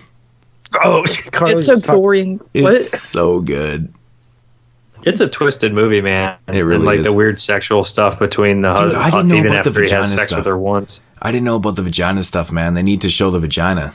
That would have been I know. amazing. I think they shot it, but I don't think they put it in. Oh, that's such a Mick shame, Garris dude. is like, Mick Garris is like, you got 100% Garris. freedom, except for that. Right. I wonder if the design had like a fucking like a little pizza slice on there, like a landing strip or something. That would have been amazing. Or if they just had like it all baldy, like her lips and shit. Dude. I just got weird And there. no, it got to be a big bush. I Big think it- 70s it's a bush? Bushy bush, yeah. Yeah, she It's got shaving Elvis her- sideburns thing. around it and it's all fucked up vagina. Oh. Like it got to be like real thick too, like a werewolf. So when she had sex with him, it had to be some sort of pull, right? Like it had to be special. Had to, right? Right. Because it completely manipulates him and changes. Well, they make it. They allude to the fact that it might be like bio, like an infection pheromones thing. Well, that's what I gathered scratch from it. on his hand. Yeah, doesn't the other guy? He goes nuts too, doesn't he? Yeah. But I just look at it as a classic succubus type tale. Yeah. I love it. And it's based on a comic, actually. I always felt like it was biological too, just from the scratch, because once he gets that thing, after he gets a scratch, he kind of changes, right? He gets cat scratch fever. Yeah, literally. But you don't know Cat Stevens and shit. She is. Like, she could be like an alien. She could be like a demon. She could be like a succubus. She could be. I'd rather not know, though. Yeah, that's what's fun about it. I just love he invites her into his house, and then his family's like, "What the fuck is that?" I would leave immediately. You? Yeah, I would. Dude, I love the scene with the kid. I love the scene with the kid, and he's all like fucking taken back by her ugly ass face, and he realizes he's like, "Oh man, you're kind of fucking hot." Oh yeah, it's fucking great, man. Dad, let's keep her. It's bad. Like she's a pet, right? Yeah. Good choice. Yeah, the cool thing about these discs, though, there was so much special features on the disc. Like, there's a commentary, there's a making of featurette, interview with Dario Argento, a working with a master of horror, Dario Argento's features, some behind the scenes stuff. What do you work for, Anchor Bay? You're right. Yeah, I guess so. Kidding. But no, I mean, I just remember, like, this is actually kind of cool to think back now. Like, I'm glad we're doing this show, the 2005 show, because this was a pivotal point in my horror journey, because it's also the end of original Anchor Bay. Good shit, man. And original Anchor Bay released so many bad modern 2005 films. They're all shit. They're all shit. Every one of them is garbage. Yeah. Fucking horrible. I own all of them. They suck. So I watched these when they came out on Showtime. I remember to this day, like, me and my friends came back from Rackin', which is where you go throw shit at houses on Halloween. Like corn, you know? You guys do that when you were kids, just run by. No, I wasn't an asshole. Maybe toilet paper or eggs occasionally, but not corn is way better because it's easier to clean up. And it's biodegradable. You guys are throwing fucking. I don't fucking know what I did. I barely remember yesterday. I went trick or treating and got candy and went home. Well, we would. I used to roll around. It was actually like they expected it in our town. Like the family, like the houses, like they didn't get mad. Like they expected it to happen. I threw a basketball through somebody's window once. That's just dickish, man. Windows are so expensive, dude. You don't do that purposely. Didn't expect it to break. I was like fucking 17. I didn't expect it to break. Dude, I was the weird kid on Halloween where, you know, I would throw the odd egg at a fucking house, but I would roll around in the neighborhood and use my eggs, and I would like walk up to somebody and be like, "Yo, man, let me see your candy and shit, man," and I would throw the egg in their fucking bag. So I kill back because I want to bang chicks at 20, but you're out there fucking ruining kids' Halloween, and I'm the douchebag. And I would at least a couple dozen times a night, man. Oh, what do you got in your candy? Fucking boom, fucking egg. No wonder your parents didn't let you out for Halloween. I wouldn't either.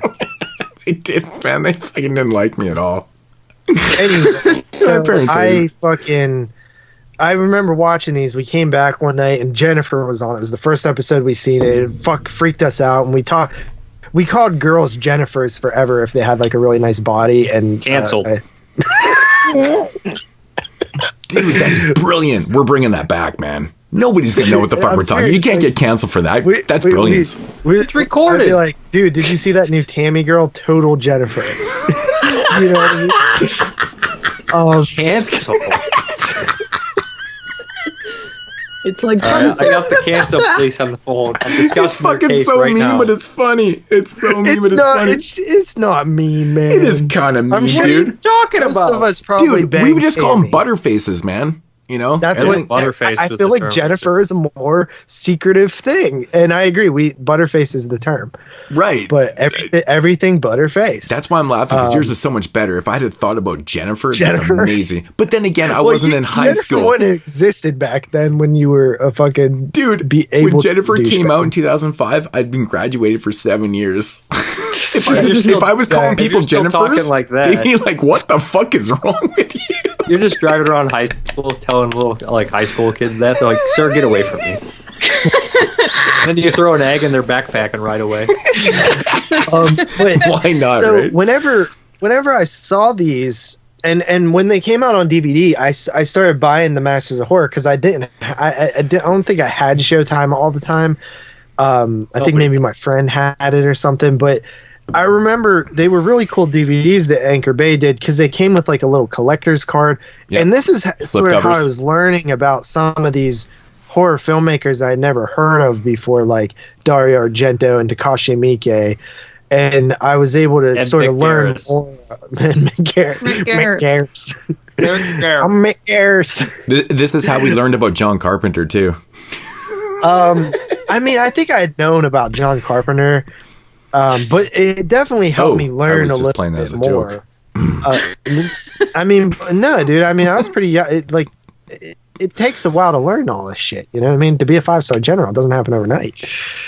But this was a very important time in horror for me, is what I'm saying. I don't believe you. Prove it. All right, buddy. Well, I'm glad you have such fond memories. It was not even your fucking movie. It was like 25 minutes.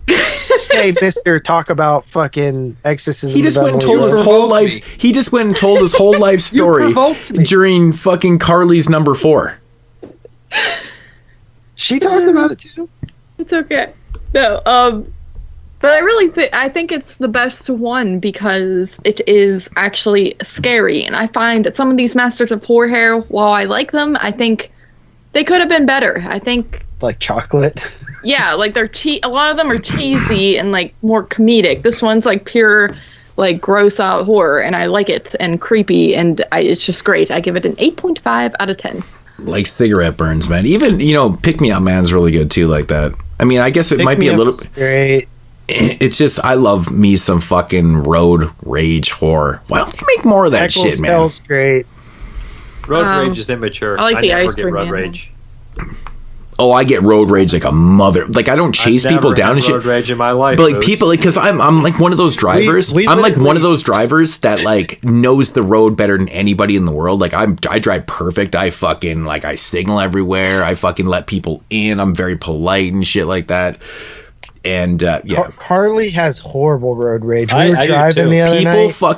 When people do the simplest shit on the road wrong, I fucking lose my shit all the time. I'm like, why the fuck would you do that? Fucking idiot. I'm just freaking out all the time. We got out of the car to fight someone. The other night. She literally slams on her car. Like this person's riding her ass. Like you could clearly tell they're like want to get wherever they're going really bad. Right. And Carly like slams on the brakes and the car stops behind us, and I get out of the car because I'm like, all right, I guess if there's a dude in there, I gotta fight him now because what else am I gonna do?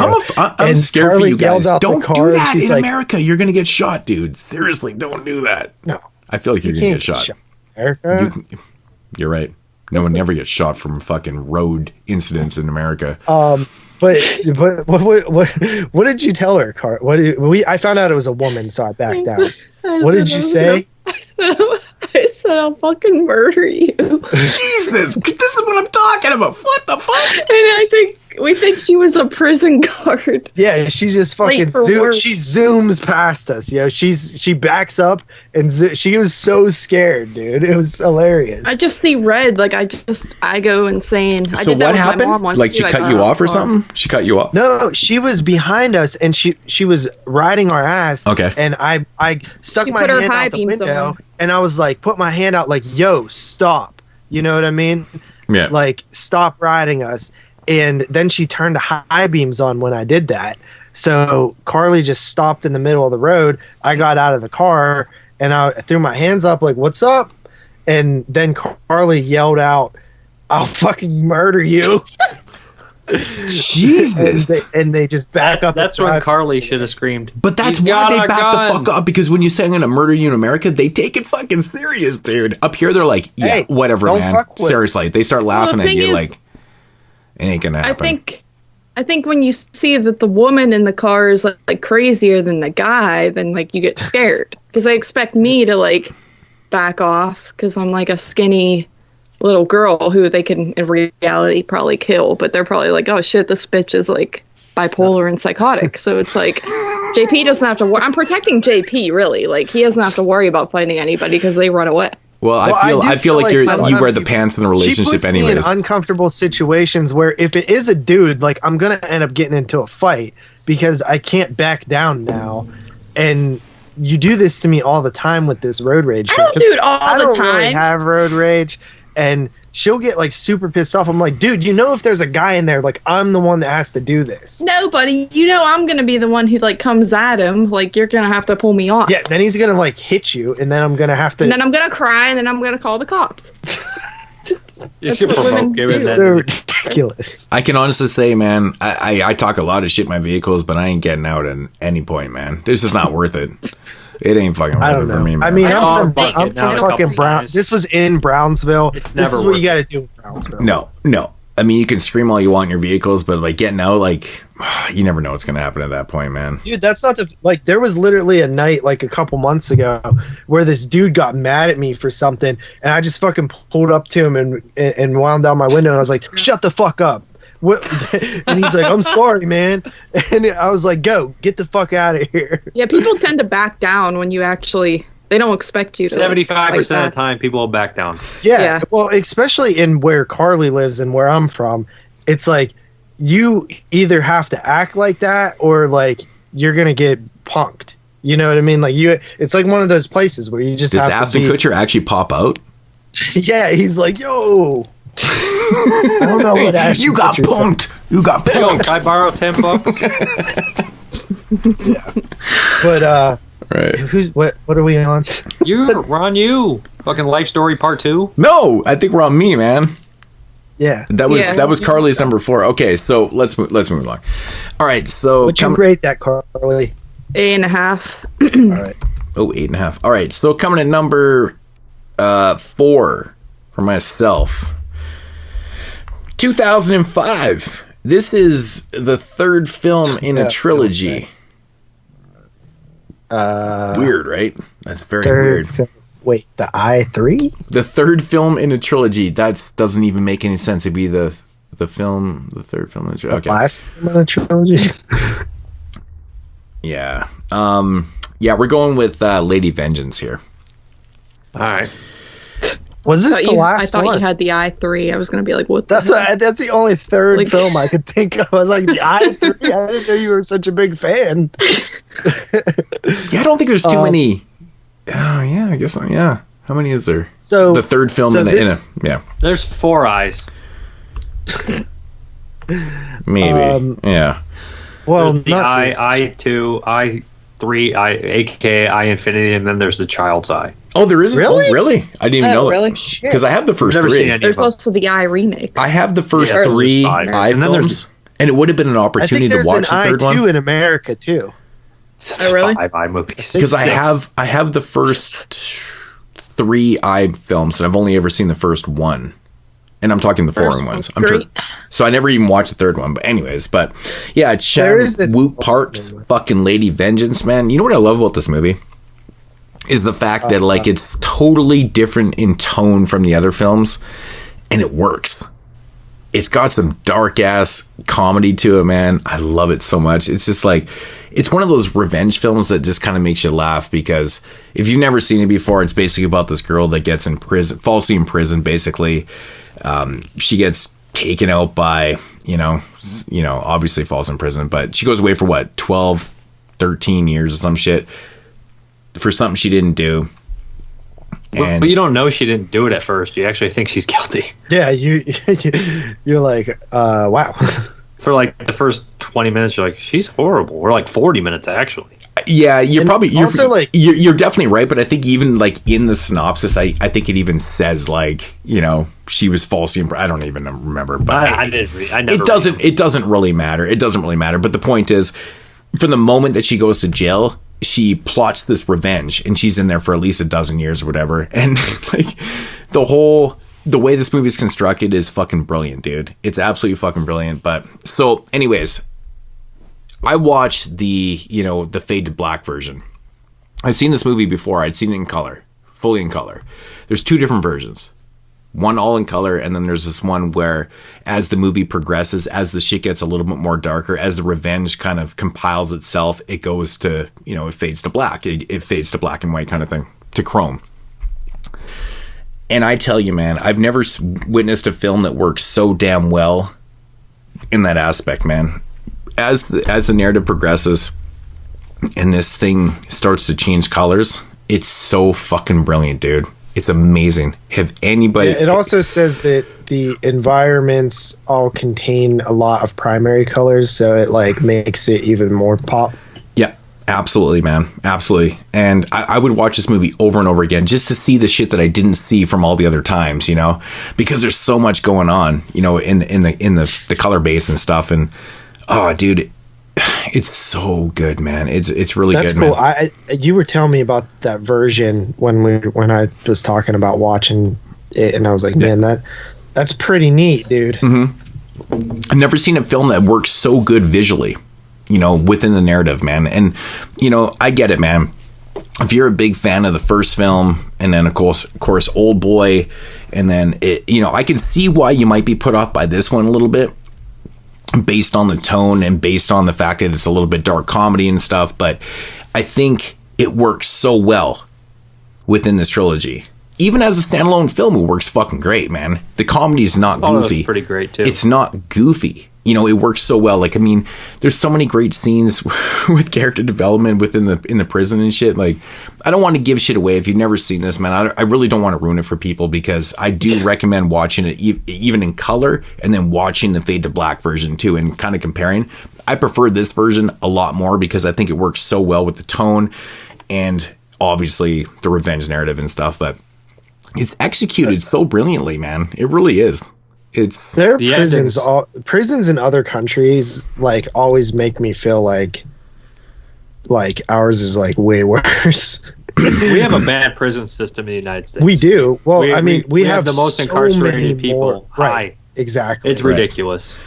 Well, I mean, so many of them is for like petty drug. They're trying to get rid of the drug charges. They're trying to get rid of marijuana charges and get the people out who they should. I'm sorry. I don't know. I know it was illegal at the time, but it's fucking bullshit now. People doing the life sentence for marijuana. Fuck out of here.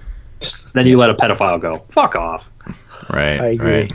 I'm not like 100% sure on like how the Korean prisons really are. I mean, I don't know if it's depicting it accurately. Yeah, that's what I always wonder that too. Because like you see, is this how it is, or because like when you see her in jail, she's in one cell. Like it's kind of like it's not really like a 4x6 cell like they're in like America and in Canada. I think they're like fucking 24 by 24s because they live in fucking mansions apparently. I think ours is like 5x9 or something. Yeah, I've heard 4x. I don't know. I've heard whatever. But anyways, what we depict in this film is like it's kind of like a room, and there's like 6 or 7 girls living in this thing, and there's some shit going on in there and stuff. But it seems there's a lot more amenities and things that are going on in there. And I was like, okay, that's interesting, but it didn't seem so bad. It really didn't seem that bad. But that ending packs a powerful fucking punch. I'll tell you that. Oh, dude, real strong stuff, man. I don't want to give it away because it's so good. No, and that's the thing with Letty Vengeance. Like, I feel like more people probably have seen this, maybe listen to this podcast right now since Arrow gave it the treatment, and people love Arrow and they buy their shit and stuff. But I mean, these movies have been released years and years and years ago. I mean, they were readily available even when Arrow did them. Never hear people talk about this one. It's because Old Boy steals all the shine.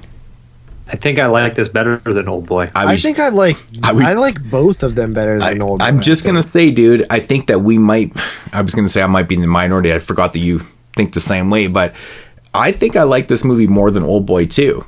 And I don't know if it's better, but I enjoyed it more. I definitely enjoyed this movie a lot more. I don't know what it is about this one. maybe it's the perfect blend of revenge and dark comedy, and just the way it's constructed, it really does have a great construction to it, man. And when you watch this thing fade to black, man, visually, it fucking captivates you, man. It captivates you. You literally are watching this thing slowly transcend into the revenge, and it's so fucking brilliant, man. It's amazing. It really is amazing. There's not too many movies that have ever done this before. There's movies and the cool thing about this director, Park Chan-wook, is like when you watch his movies, you just know he's talented. Like he just has a talent to him that just seems above and beyond like the average good director. Like you could see that he can make a damn movie. Oh, dude, you ever seen Cut before that he did for the Three Extremes? That shit's fucked up, man. I've seen Cut, Symphony for Mist. I've seen the Vengeance trilogy. Stoker. Yeah. Thirst and Stoker are both great too. Thirst and Stoker. JSA, Joint Security Area, is great too. I love Stoker. I think it's fantastic. I think Stoker and Thirst are. I don't know. Those two are really good. I like the Handmaiden. I like the Handmaiden. It's not one of my favorites, but I like the Handmaiden. I have not seen that one though. It was I haven't seen it either. But I know my man Godzilla. Like everything I've seen by him, I've thought was like pretty fucking well done. Yeah, I know my man Godzilla. He's a big fucking fan too, and you know I can see why. Just makes really, really good films, man. But this one definitely needs to be seen. I feel like it's just not seen enough because people like take Old Boy and put it on this pedestal and they just kind of stop. They blow Old Boy. They're like Lady Vengeance. I think Duncan actually said that the more he's watched Lady Vengeance, the more it's become one of his favorites. Well, to be honest, I think it's my favorite in the trilogy. I've seen Old Boy in this one more than Sympathy, but I mean, I have to go back. I think I've only ever seen Sympathy once, to be honest, but Sympathy was like my number 12 of 2002. Yeah. I'd have to go back and see it. I never did pick up the Arrow set, but maybe I'll pick that up. I have the other Region 1 Blu-ray box set that came out years ago, so but it does have this fucking version on it, right? So that's what I watched on. Look good. So but I can't recommend it enough, man. It's a cool, interestingly different revenge film. It's very cool, man. 9 out of 10. It's great. All right. Next up for me, I think this is a first time mention. It's a film that I didn't know if would make anybody's lists because of the idea, is it horror or not? But I put it on mine just because I fucking kind of blew me away. Deliverance? And that is... no. But... Shut up. This is Hard Candy. Hey, wait a minute, you fuck. Symphony Lady Vengeance is debatable as well. Thank you. Thank you for fucking proving me wrong on that. I was waiting for that. Hard Candy. This was a first time watch for me. I think there are some horror elements to it, especially the captured against your will hostage, cut your balls off aspect of it. Yeah, it's kind of horrific, I would say. Hey, it's like the Lamont configuration. It could be the pleasures of heaven or hell. You mean Lamont? Lamont. Don't tell me I don't want my balls cut off. Lamont. I love this movie, man, but I left it off because I don't really consider it to be like a horror film. It's weird. It's a revenge film, I guess, in a sense, but. Yeah, that's what sold it for me, is like if Lady Vengeance is considered a revenge film horror thing, I consider it's a good argument. It's a good argument. How many do you want on your list? You don't want like 4 or 5 like that. I would do like 1, which is where I did this. But then again, I did explain my list though too. Like, I mean, if I was making like this was one of the films that was actually on my list for like the longest time, but I went to replay like the rewatchability to the films and fun and stuff like that, so this one got bumped off. That was one of the ones that got bumped off. So I like a lot about this one. I like how it's kind of mysterious, where you're wondering a little bit like, okay, well, we know this guy is doing stuff that's inappropriate, but there's a big jump between what you want to happen to a character when you just think they're being inappropriate versus they're a pedophile. You know what I mean? If you invite a 14-year-old girl over your house, I'll probably not like you, but I don't know if I want you killed. So I've been hearing arguments lately. when you talk about this movie, it's like when you invite a 14-year-old girl over, I guess the character is a girl, but in real life, it's like, is it Ellen Page? Is it Elliot Page? Like, Elliot Page. It's just the character is a girl, but the actor is Elliot Page. Is now a dude. I feel like it's completely fair in retro to talk about the character at the time as Ellen Page. And that's why I brought that up, because I wanted people to understand that we are talking in retro. When I'm just going to say when Paige did the film, because I don't want people to be like, oh, you're fucking blah, blah, blah. So when Paige did this film, they were a female.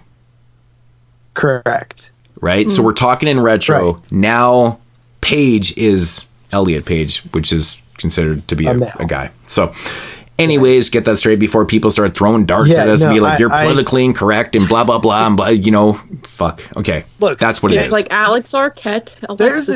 There's a difference, too, between blatantly being ignorant and making a mistake for somebody who's changed their identity and in a time in such a small period of time, right? If this was 10 years ago that this happened, it's like, okay, it's Elliot Page now. But when it's new, it's like you got to have a little grace period there for people to make mistakes, Absolutely. It's about intent.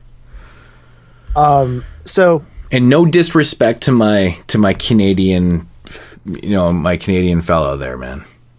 Yeah, no, I mean, I want the person to be happy. And is from, I believe, Halifax. If I'm not mistaken, I can't remember. Wait, Elliot Page is Canadian? Now you don't like him. Yes. He's from... Sorry. He's either from Halifax or... I'm pretty sure it's Halifax because I remember laughing about it, actually. Next? What's that? Let me tell me the next. John Candy's Canadian? You know what?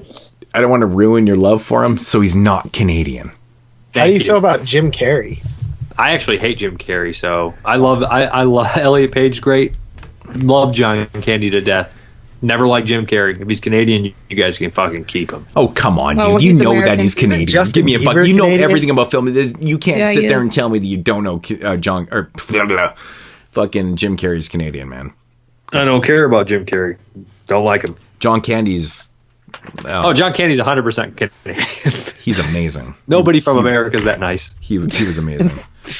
Yeah, John Candy. He did a movie called Canadian Bacon. How Canadian is that? Directed by fucking Michael Moore. Right. Yeah, weird. Right. So, but I love just the performance in this one. Both performances are really good. My favorite aspect was the end, though. I was just like, damn, that was awesome. Like, just I didn't expect it to go. I expected it to be a little bit, tamer, if you will. Choices, man. Right. I love the reveals. Movie, man. What's that? It's a tense ass movie. It's good. It is a tense ass It's a really good movie. Yeah. And it's well acted. It might be one of the best acted movies this year. Patrick Wilson is a fucking great actor. Even the movies he's in I don't like. I'm like, Patrick Wilson's fucking the best. Like in the Tall Grass, if he wasn't in that movie, that's a dud. But you add him in that movie, it's a good ass movie. Yeah, and I think that the story itself, is super relevant now. And this was a time where it was like first with technology and the internet and chat rooms and stuff. That's where it was like first happening. It was new to everybody that was like dealing with this level of stranger danger that you didn't have, 10 years before it. So I think it was a really important type of movie. I know, Carly, you said you watched it when you were young. Yeah.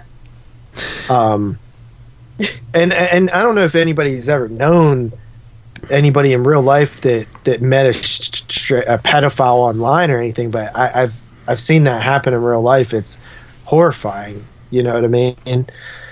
So it's a scary concept. Children and predators. It's I used to watch the hell out of Chris Hansen. I don't know if you guys did. Yeah. Oh yeah. You got it.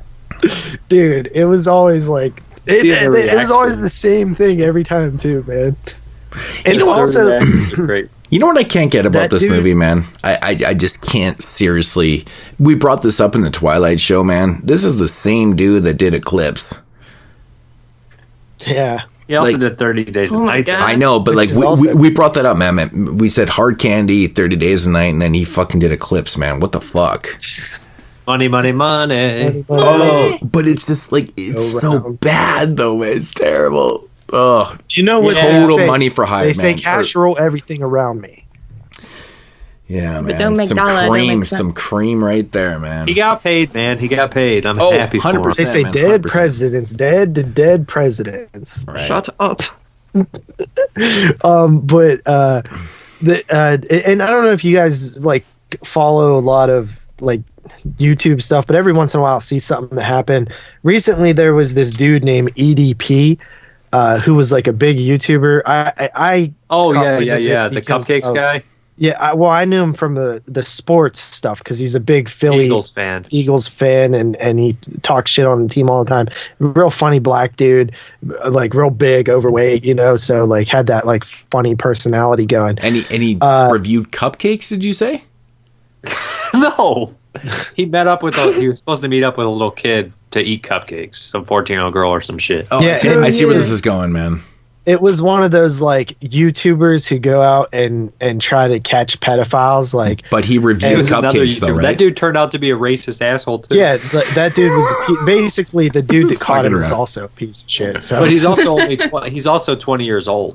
He's 21 years old. I know I'm not giving excuses for him. I thought that dude was like 40, but he's 21. really, wow, yeah, I thought he was like. And how old? And the kid was What 14. a loser talking like that. He needs his ass kicked. And then I heard he was 21, and I was like, he's still an idiot, but I feel a little less angry about it. Right. But yeah, this was like a huge thing that happened. Like everybody was talking about it. And it happened like a week after I watched this movie, and I was like, wow. But yeah, the ball cutting incident is like horrifying. It's like I felt real bad watching it because I started to feel slight sympathy for him at first. And like I know they do that on purpose too, to like, because Is it to, like, hide satisfying what's the ball cutting situation though? Is it satisfying? well, it's not about being satisfying. It's about being uncomfortable while it's happening. And possibly gaining sympathy for him. And then, but you don't, but you do. It's really fucked up. No, It's a it mind is fuck because there's like, I don't want to ever have sympathy for a pedophile, right? I know No, that's You the don't thing. you don't see him do anything bad, so to you he just looks like But I think they do a this good poor job, guy man, the whole movie. because Nah, they he definitely looks like a pedophile. they flip flop okay. on that shit though, right? They build this kind of shit and then they kind of fucking go back to it, to the other side of it, and it's like I think it's pretty good, man. It's done pretty well.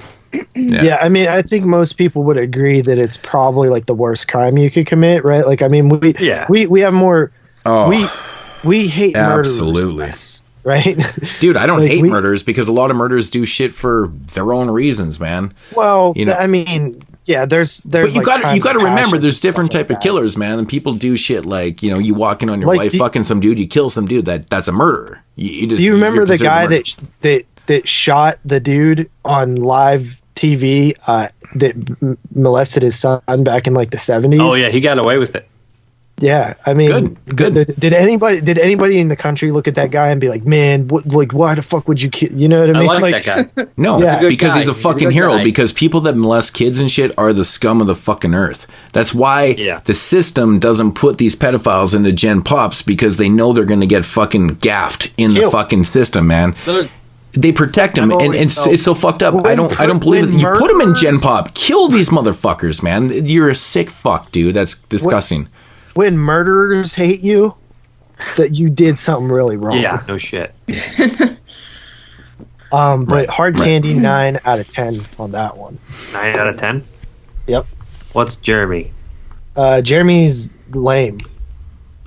Yeah. Oh, did you want to know what his movie was? No. Number 4 for Jeremy. What it is? His not. What are we on 4? Yeah. His number 4 is Hard Candy. What? What do you give it? Seriously? What do 8.5 out of 10. Ooh. Okay. I can't believe I'm going to be the first motherfucker to mention this movie, so that probably means it's not on anyone else's list. Okay. This is a first time watch. This movie blew me away. If I already would know- have got another chance to rewatch it, I it's already long know- as fuck too. I already know what If it I get a is. chance to rewatch the fucker, It might have been number 2, but I didn't. It's No Roy the Curse. I really was very impressed with this. I watched it. I was completely fixated on it. I watched this mystery unfold.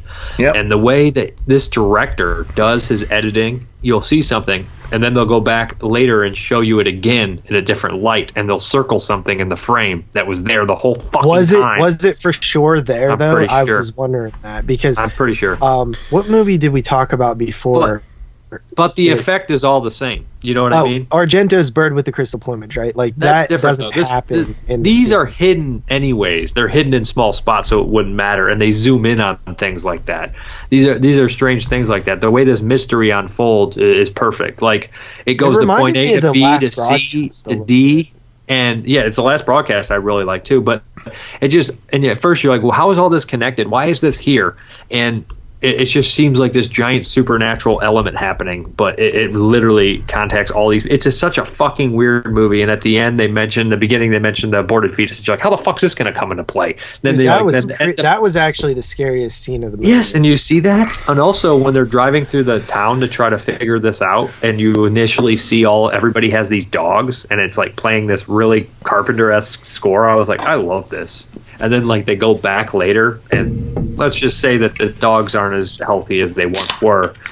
It's just fucking nuts, man. This movie blew me away. It's so dark and twisted too. I love it. I'm at a 9.5. I am 100% honest with this one. I kept getting called away from the TV during this one, and I didn't feel like I gave it the full attention it deserved. So this is a typical JP not to go back and watch the whole thing at home when he could have just been not interrupted and fucking Jesus. It actually looks like shit on Shudder. That's straight Mexican right there. The Plex I have looks way better. No, this movie was this really a great movie. Well, I watched it today. It is, man. I didn't have time to go and rewatch. When I did that stupid fucking summer series bullshit, it was fucking that was the one from 05 where I was like, yo, that shit's dope. It's the only other one, right? It's the only other one, and it's tough. It's tough.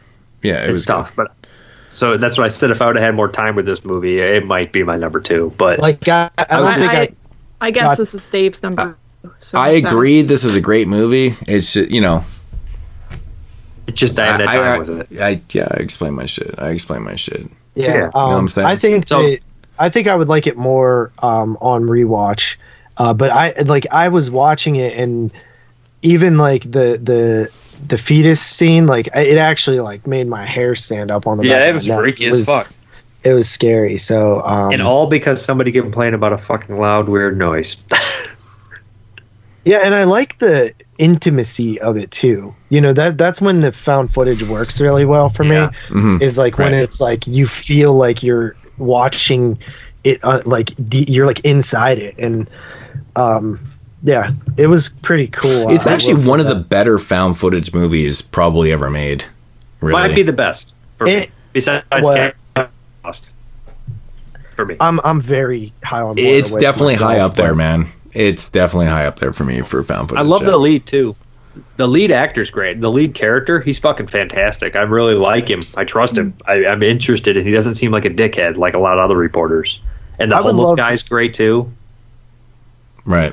I would love to do a top 10 found footage one day, because I think there's a lot of strong ones. No, there's a lot of good movies. Yeah. I have done top 10 lists in the past, but I'd never seen Nori, and that one definitely shot right up the fucking list. Well, most people hadn't seen it because it was kind of hard to see. It was hard to see. Right. Yeah. Shudder really made it like known. Well, no, I saw it before fucking Shudder, but I don't know. Yeah, man. I mean, dude, that's a lot of years though, man. It just came on the Shudder last year, 17 or something. A couple years it was a while ago. It was one of their first exclusives. Okay, so I mean, 13, 14 years later, kind of thing. It's crazy. Yeah.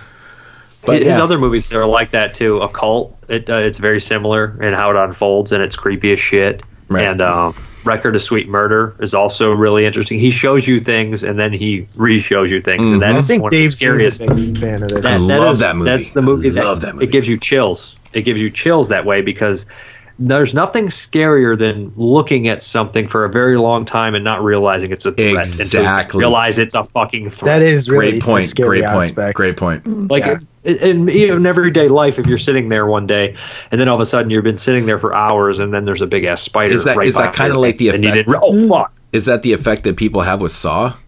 The fact that the body's right there.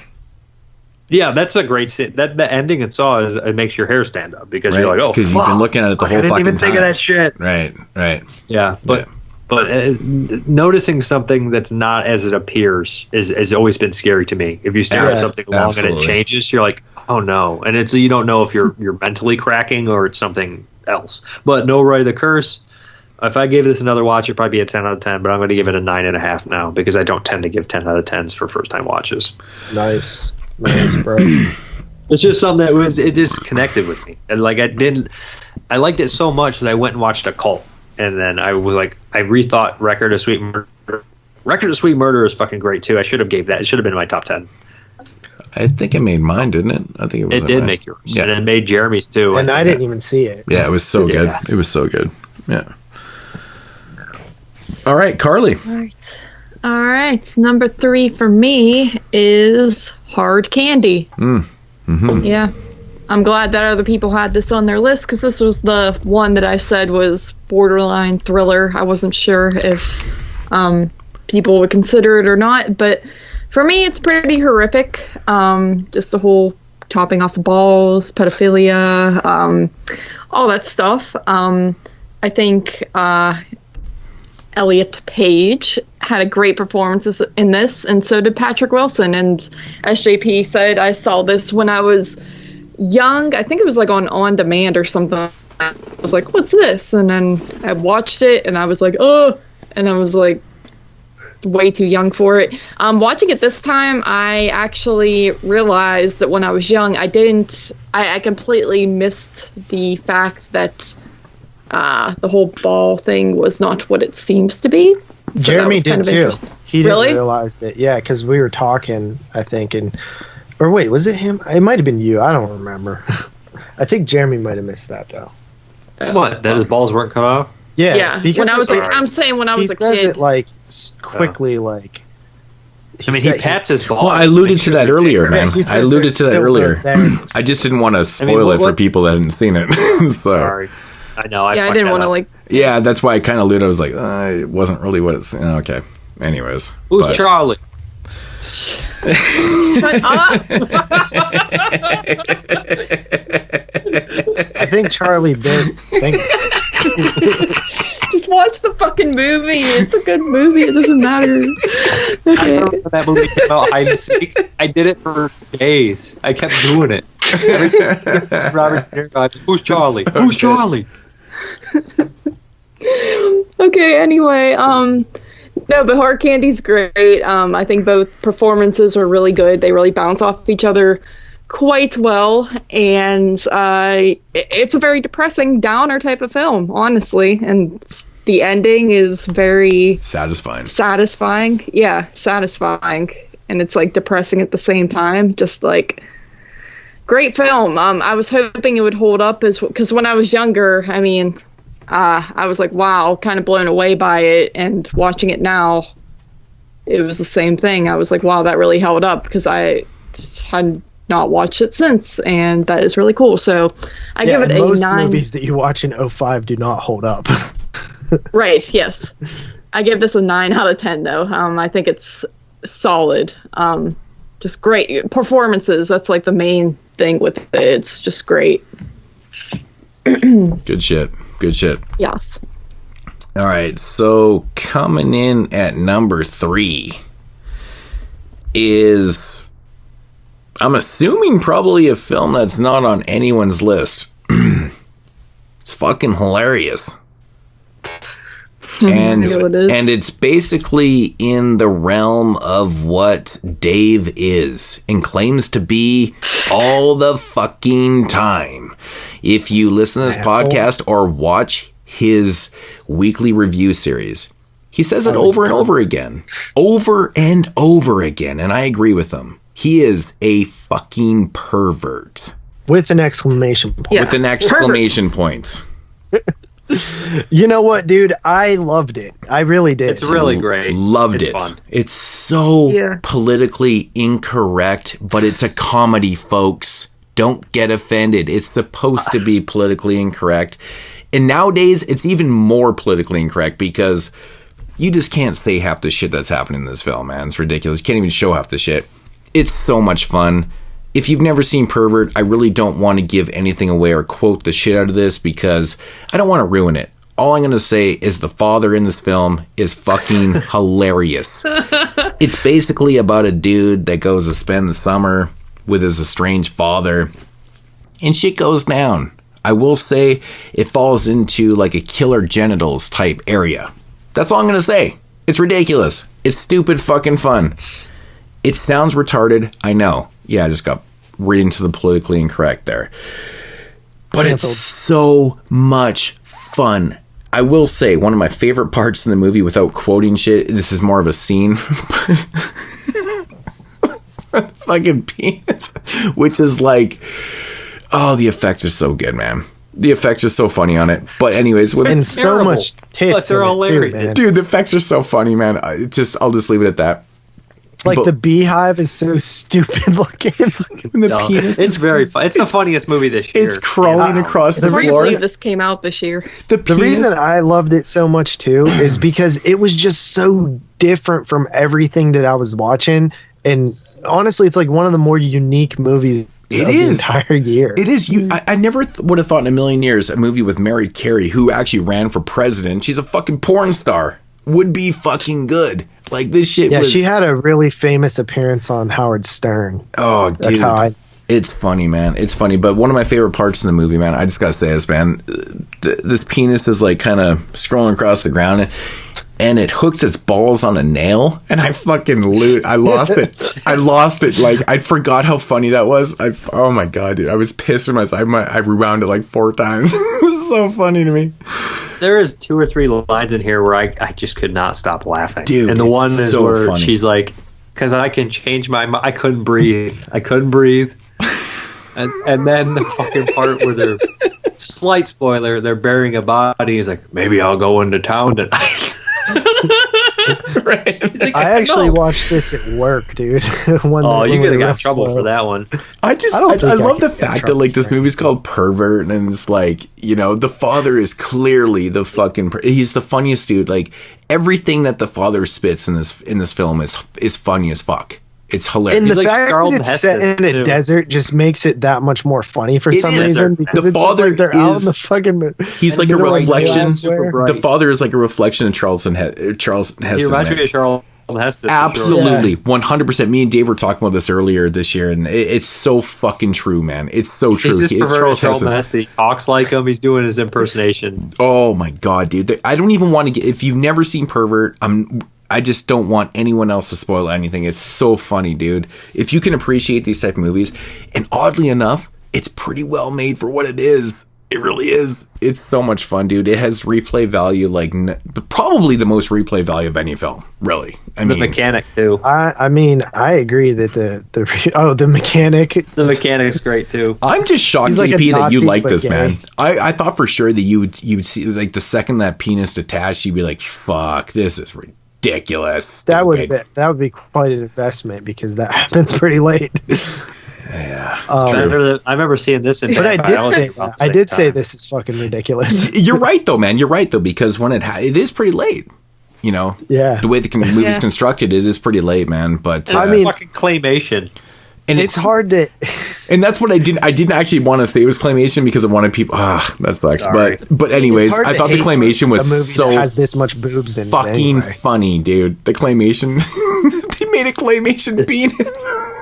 It's fucking hilarious, dude. like I'm that. pissing myself. It's like that game Clay Fighter, but a penis. I love the fact that like that they're fucking in front of the dad, like in the same place as the dad so often. It Oh, takes him forever. dude, some of the lines with the father when he's fucking that one chick, dude. I'm like, it's so fucking funny, dude. He's like, when's my birthday? Oh my god, it's so good, hilarious, This guy hilarious. never man. directed another movie. That's sad. It is sad, man. It's a funny, fun it's definitely the funnest movie, in my opinion, of 2005. It's definitely the most fun you could have with a film. I don't disagree, dude. I thought it was super fun. Yeah, you just. I mean, that and like Feast is also another really fun one. Right, and right. Gross too, fun. Yeah, yeah.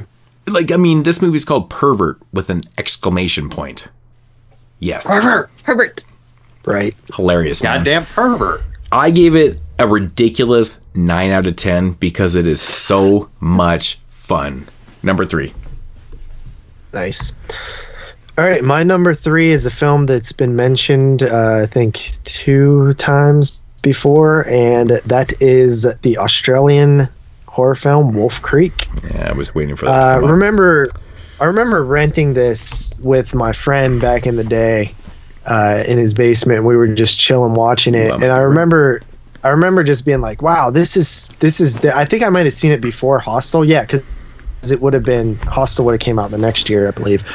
And I remember like it having like this rawness and this sort of violence to it that I wasn't seeing at the time. And this was the era where I started seeing these like more hardcore films with like Saw and 28 Days Later and The Devil's Rejects and Hostel and Wolf Creek. And I remember that horror was really cool again and seeing and excited to see like what else they were gonna fucking do. And as I got older and I watched it, it became less about like the torture of these people and more about like Mick Taylor and how great of a performance that is. I mean, it's just phenomenal. Like his timing is so impeccable. And what's the actor's name? John Jarrett. John Jarrett is like so good, man. And you know, this spawned a sequel and a TV series, you know, so I never watched the TV series, but I'm sure that him alone makes it probably pretty interesting. I also like the setting and it's dark and it's good, man. I give it a 9 out of 10. Good shit. Jeremy's Nice. pick? Yeah, Jeremy's number 3 is The Exorcism of Emily Rose. Wow. With an 8.5 out of 10. So, yeah, I agree with him. He liked it even more than me. Ooh, I'm glad I changed that, man, because that's actually what I had for his number 1. What? No, I couldn't have saw that. Ooh, crazy. Cool. I'm the only person that's out, motherfuckers. You turd bird. You suck. 2005. Alright, coming in at 2 should be kind of no surprise. It's been mentioned, I think, by everybody so far. Maybe not everybody, but coming close. Fuck. It is The Descent. Fuck! You guys lied to me. Dude, you have no idea. I never lied to you in a fucking million years. If you did not know my number 1, you don't know me. The Descent. Neil Marshall, I think it's a great movie. There's no way I'd put No Roy over my number 1. There's nothing that's going to be over my number 1. I hope I know your number 1 now. I love The Descent's pretty great. We already talked about it. I do like the characters. It's one of these movies that has enough suspense that you don't need any of the practical effects, but then they give you the practical effects and the monsters on top of that and the dark ending. I'm just like, this movie's got everything. It's like it's got little bat creatures, and it reminds me the bat creatures are so cool. It reminds me of the Lovecraft story, where like this person kind of wanders off on this like cave exploring like tour. And they wander off into this dark cave and they get lost. And like they're in there for like hours and it's super quiet and they hear like a creature in there. And then they he thinks that he's like going to be trapped in there. And they find out eventually they turn the light on and he had killed the creature because it came near him. And they come in there and they turn the light on and it's like this person that had been trapped in the cave for so long. They started to de-evolve into like this creature, like a bat creature, I think. So it just reminds me of that story too. So I've always kind of had a think about that was cool, like that Lovecraftian de-evolution shit, whatever the fuck. But like it, good movie, 10 out of 10. You know what, man? I don't know if you guys ever heard the story of John Jones, a cave explorer. Yeah, buddy, I don't like that story. Oh man, if you ever watch a video, him and his like brother and people go into this cave that was Utah, and there was like a section that like they kept like telling people you can't go there, and they got confused and went there, and he gets stuck upside down, and they try for 28 hours to get him out of there, and everything. People start getting stuck themselves. It's just a horrible story, and he basically died there, and they just buried him in the cave because they couldn't even retrieve his body. How many people died there? Just him, and it was like a situation. He was stuck upside down. Yeah, you die if you're upside down. They could reach his feet.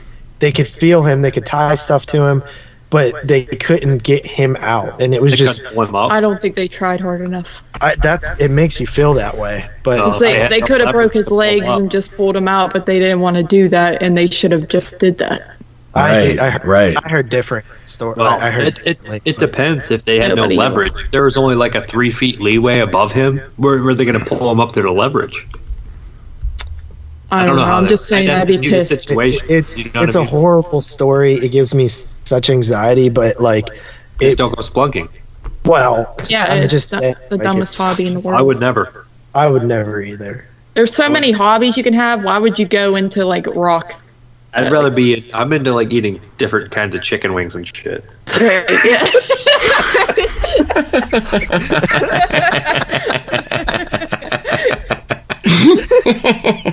It's the truth. It's like it's source of adventure trying Adobe Fire. These ones are smoked. These ones are smoked. I do feel you though, man. I mean, like I've tried like pumpkin flavored ones and all kind of shit. Yeah. I mean, I tried ones called face melt. They were so fucking hot. When they get too hot, it gets fucking ignorant. You're like, oh, I'm just in pain. What are you? I'm not paying you to hurt me. I'm trying to adventure, you know. But it doesn't involve being stuck in the ground. Yeah, I'm not fucking doing that. I'll do anything. Let's go for a bike ride. Let's go for a jog. Let's go for a swim. I'm not getting in a fucking cave. Yeah. Well, but it's a horrible story, but it always reminds me of The Descent. Yeah, my number 2 is also The Descent. What did you rate, Dave? I gave it a 10. 10. Nice. Nothing wrong with it. What's wrong with it? I can't. Fuck. Fucking out. I'm out on Carly. Oh. I knew Carly. I knew it. I had Carly at Descent number 1. Carly's last minute. Fuck, I did too. Motherfucker. No, I think I'm still right though. I changed the right. Fucking suck. There's no way that our number. Okay, fuck. Okay, I totally changed it. I totally changed it. Carly. And I'm being honest. I could have changed it back, but I didn't. I'm being honest. I fucked up. Damn it. Carly, did you have anything to say about Descent? Just, I mean, I think you even said it earlier. It's like they just kind of throw creatures in there, but to me, that's not even the horrifying part. The horrifying part is like the claustrophobia and the heights and the anxiety and like the whole tension between the two girls. I think one of the creepiest parts in the movie for me is when that girl, the main girl, like puts her arm out and that chain falls down and it reveals like that whole, well, I'm like spoiling the hell out of it, but you know, it's like that reveal and she's like covered in the blood in her eyes. She's like all wide-eyed looking at her friend. That shit creeps me out. Like everything creeps me out, and like then you got the creatures down there too, and that's like just an added element. That's not even what I think of though when I think of the movie. I think of all the other stuff and like the realistic stuff that's what really gets under my skin. And I think it is a great film, and I don't. What Dave said earlier about like you didn't even need the monsters, like this movie could have been just as good without monsters. Like, but the monsters add it for me. The monsters do elevate it, but yeah. Like just even as a survival film, it would probably be pretty fucking good. But honestly though, man, I kind of disagree though, man. I get where Dave is coming from with that, but I feel like adding the monsters in there adds that element of terror, because if you don't have the monsters, said it's better with the monsters. Yeah, so exactly. It's great, and then it gets even better with the monsters. Yeah, but what you have if you don't have the monsters is then you get a bunch of fucking women that are fucking fighting about relationships and shit like that, and that's the drama that's in there. I mean, that's the drama of that's the drama within the terror. It's a great movie without the monsters. It's even better movie with the monsters. Yeah, like you do need the monsters to add more to the story because then there's no threat. You get the pools of blood and the fucking you end up getting more backstory without the monsters. In the movie. Oh yeah. Coming out of the blood. Without the monsters, you get more backstory. You get a lot more fucking tampons, and it's just not good. It's not gonna be good. So. Dude, you're canceled tonight. Dave's canceled for hating religion. I'm canceled for calling girls Jennifer. Carly, you want to get canceled real quick? I mean, we're not all just on our periods all the time. I think men think that tampons. I didn't say that. Come on, man. I'm married. Yeah, I'm married. I can talk shit. My wife is cool, man. I know she's gonna be listening. She's been listening to the podcast a lot, man. Actually, fucking shout out to my wife when you're listening to this, man. She gets us far into it, but shout out to Pip. She actually really enjoyed. Like, she doesn't mind. Like, I'll talk shit about her and stuff. She doesn't care. She's cool. She's cool, man. She's cool, man. I bring up the tampon shit with her. She's like, fuck whatever, man. She's a strong. But woman. She didn't give a fuck. I would say. Descent wouldn't be in my top 10 this year if it didn't have monsters. Well, no shit. Right? Then it would just be fucking The Cave. Monsters in that, too. Right, it's The Cave, exactly. It's The Cave. All right. So, coming in at number... Rate it? I give it a 9.5 out of 10. Oh! She went 9.5. Hall of Fame, doesn't it? What? No. I gave it a 10. 10. What'd you give it, Moods? I gave it a 9. Yep. That's definitely 28. That's 28 and a half. Okay, cool. First Hall of Famer. Buddy, I know you don't really like the movie at all, so that's not true. Like, why does everybody? He totally doesn't. See, he didn't even want to admit it. Like, he's like, I'm surprised he didn't argue the math. He's like, that's not 28 and a half. That's 27 and a half. Doesn't make the Hall of Fame. No, I think it deserves to be a 27. That would be 28. My dislike for it a little bit, not dislike for it, but the reason why I was mad against it was because of the summer series. Oh, that's why I say fuck that shit. Whatever, man. Okay, so coming in number 2 for myself is a film that will gut punch the fucking piss and shit out of you.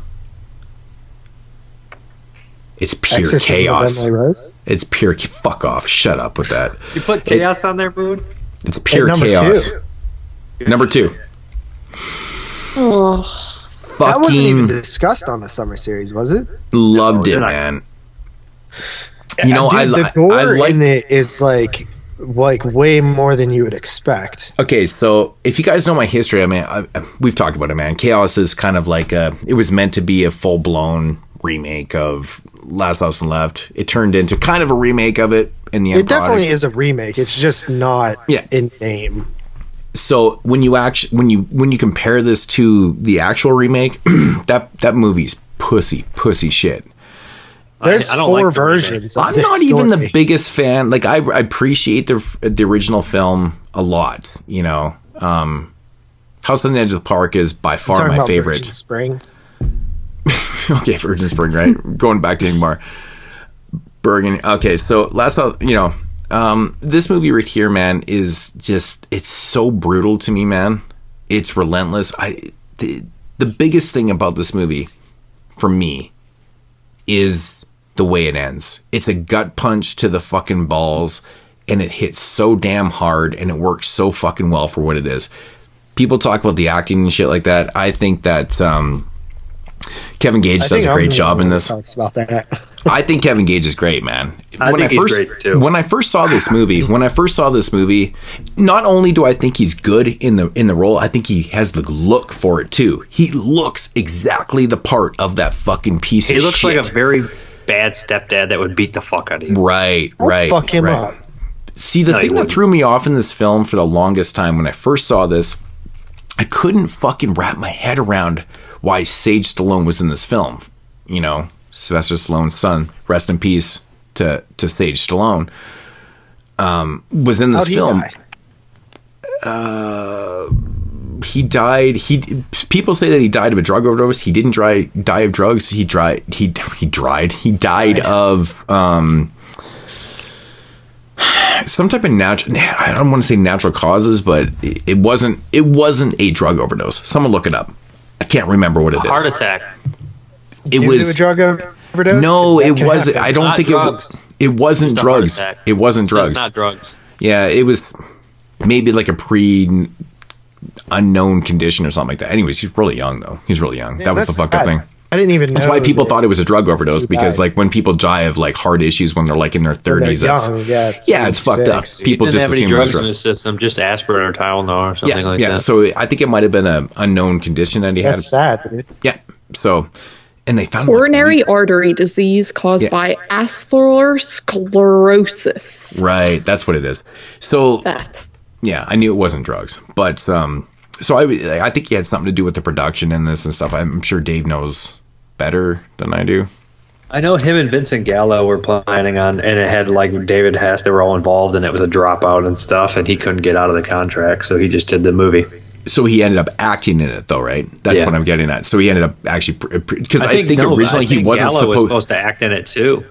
I think they were going to act together. I'm not 100%. I always thought that Sage wasn't supposed to act, and I thought he was involved in the production, and he wasn't going to be in. Then something happened, and he just kind of step in and just played this minor role in the film because budget constraints, I guess. But anyways, man, I think this is like the better version of honestly, this is my favorite version of all those type of movies. Is this one right here? I think it's like a gut punch on all levels, man.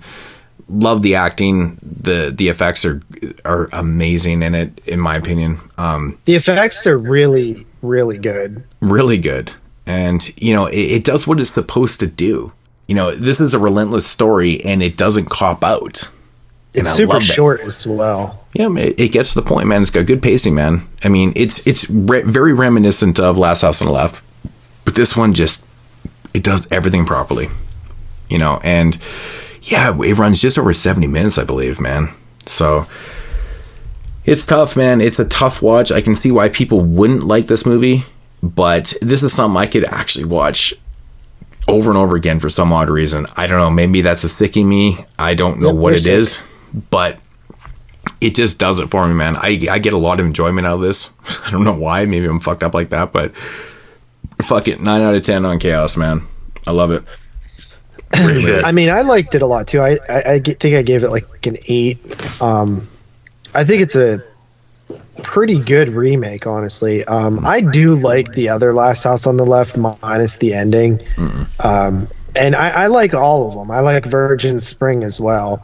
I just think it's a good story. But yeah, I think this one, the only thing that knocked it for me a little bit is at times it felt a little low budget and cheap. It does have some cheapness to it, but sometimes that can help. Other times not. The crazy thing is, man, speaking on the low budgetness, man, so I originally obviously seen this on the DVD because I have the original DVD that came out. And I got the Blu-ray, and I'd never watched the Blu-ray actually until, I don't think I had. But anyways, watched the Blu-ray. My God, dude, this movie looks insane. Looks a lot better on Blu-ray compared to the DVD. I was like, "What the fuck is this?" I'm like, "This." I was expecting the Blu-ray to look like shit because I have the double feature one from Dark Force. Dark Force. Fuck, I was thinking Dark Sky. I was like, wanted to say Dark Sky. That's what I have too. From Dark Force, and man, the transfer is phenomenal. It looks so damn good. So it kind of elevated it for me too. And but praise Kevin Gage, man. I think his performance is amazing. Good shit, man. So okay. My turn. My number 2, I don't think it'll be a surprise, is Hostel. Got it. Yay. Yep. Fuck. I mean, I'm wait, really? Fucking out on JP now too. Motherfucker. I thought he was going to pull a fucking... You thought it was going to be fake. I had 2 fucking choices. I had 2 fucking choices, man, and I fucking picked wrong. I thought he was going to do it, man. Because that's JP. That's fucking JP. No, it's not. I get this unfair reputation. I'm always super honest. Get out of here. I did one time had a film that you guys never heard of called Landmine Goes Click, and you guys all of a sudden think that I do that every year. I'm the most predictable guy here all the time. Motherfucker. You guys give me shit for being predictable. Go on with your movie. I'm not going to go into it too much. I mean, we did a full-blown review on it where I fucking blew it a lot, and I watched it again, and it's still just as strong to me as it ever was. It's a film that really impacted me as a youngster and got me super excited about the genre. It was like one of the first films that I felt like was a big hit with my generation. As a teen, you know, I think I had Scream before that, but I was more of like a little kid. And Saw, of course. But Hostel, I like the character change. Like, I like that it's this sort of, and they do a switcheroo too, where you think that Josh is the lead for the most of the movie. And I like that they kind of flip it on your head, because like that's a little underrated sometimes, and to bank on that working, you know, and to sort of swerve the audience. I like that. And then Josh's death is like way more shocking because you just don't expect it. And it's the Achilles tendon is horrifying to me. Even maybe worse than the Achilles tendon is like drilling through his kneecap. Like that's horrible. Choking on the ball gag is horrible too. The guy that you mentioned, the guy's like, should I do it fast? Should I like that performance is great. The cameo by Takashi Miike, you will spend all your money in there. Like that is great, dude. Canceled. That made me sad. I always wondered how many times I shot that scene, if that was like the first shot, and I'm just like, yeah, we're sticking with that one right there. You know, I like tourist horror, right? People out of their element, disrespectful to the locals, disrespectful to the people. It's a classic tale as old as horror, you know. It's like it always works for me. And the xenophobia type thing, scared also of the backwoods places. story too, city versus rural. 100%, yeah. Which is basically Cabin Fever as well. He did that in Cabin Fever. You know, they were super disrespectful to everybody. And I think that you know, I think that some of the cooler horror stories ever are inspired by things in your life, things that happen, things that you see. We know Cabin Fever inspired Eli Roth with the whole skin bacteria that he got while he was in like fucking Ireland or Iceland or something, working on a farm. He got a flesh-eating bacteria, and that inspired Cabin Fever. This one, I believe, was inspired by the websites where you would see beheadings of troops and stuff like that. These horrible things that people were looking and seeking out to see in real life. That's scary. That's a scary thought. And I just think the story itself is actually really good. And I do agree that there are some like convenience moments and stuff like that in it, but I think it's a really amazing movie. It made my top 50 of all time. I don't remember where, but if Moods remembered where, he would know that this was behind my number one. So I give it a 10 out of 10. And I used to give it a 9.5 until Dave pointed out that Josh is gay. Never noticed it before in my life. I think the movie's much better after realizing that. I took a stab, and I thought maybe I was going to call your bluff, you know, and if I can throw Hostel in a number one over another particular film, but I don't know. Boogeyman, right? Yeah. Over the Boogeyman. No, I feel like I'm gonna make a fucking film myself, man. You like tourist fucking horror films? I'm gonna make a film about Americans touring Canada, and you know, where Canadians capture Americans and torture and kill them, and call it like Maple Massacre. Drown them in maple syrup. Now they're gonna feed them poutine until they have a heart attack. Yeah, Maple Massacre. Drown them in maple It's gonna syrup. be called Out to Lunch. They're gonna feed them to death with And, poutine and maple syrup. Out to lunch. You're gonna have Maple Massacre or Out to Lunch. Yeah. You're gonna get a hot chick and you're gonna impale her on moose antlers. that was done in, I guess those were probably deer antlers actually in Silent Night, Deadly Night. No, that's what I'm saying. You get some moose instead. Right.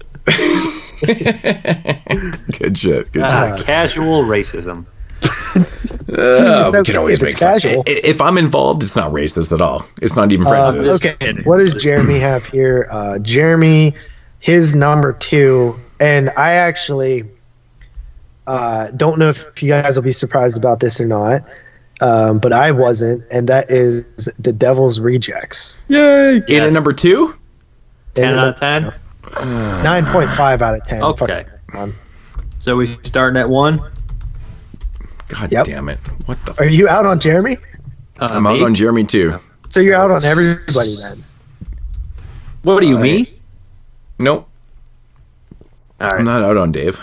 No. All right. So I'm walking the line, brother. I'm walking the line. It's got to be The Devil's Rejects, right? Yeah. I love this movie. Damn, 10 I thought you liked The Descent more. Yeah. No. I got Dave right. I like The Descent. I like The Descent, but piss on The Descent when you compare it to Devil's Rejects. I'm so happy to hear this. Dude, I love this movie. This is the one that probably keeps me to defending Rob Zombie till the death. It's filled with character actors. I love character actors. That's my thing, man. Jeffrey Lewis. What did you say? I love all the dialogue in this movie so much. Michael Berryman. I even like that dumb scene that everybody hates when he's like, when Ken Foree and Michael Berryman go to get the chickens. I love it. Dude, I love that. It's just a hanging out part. He called me a chicken fucker.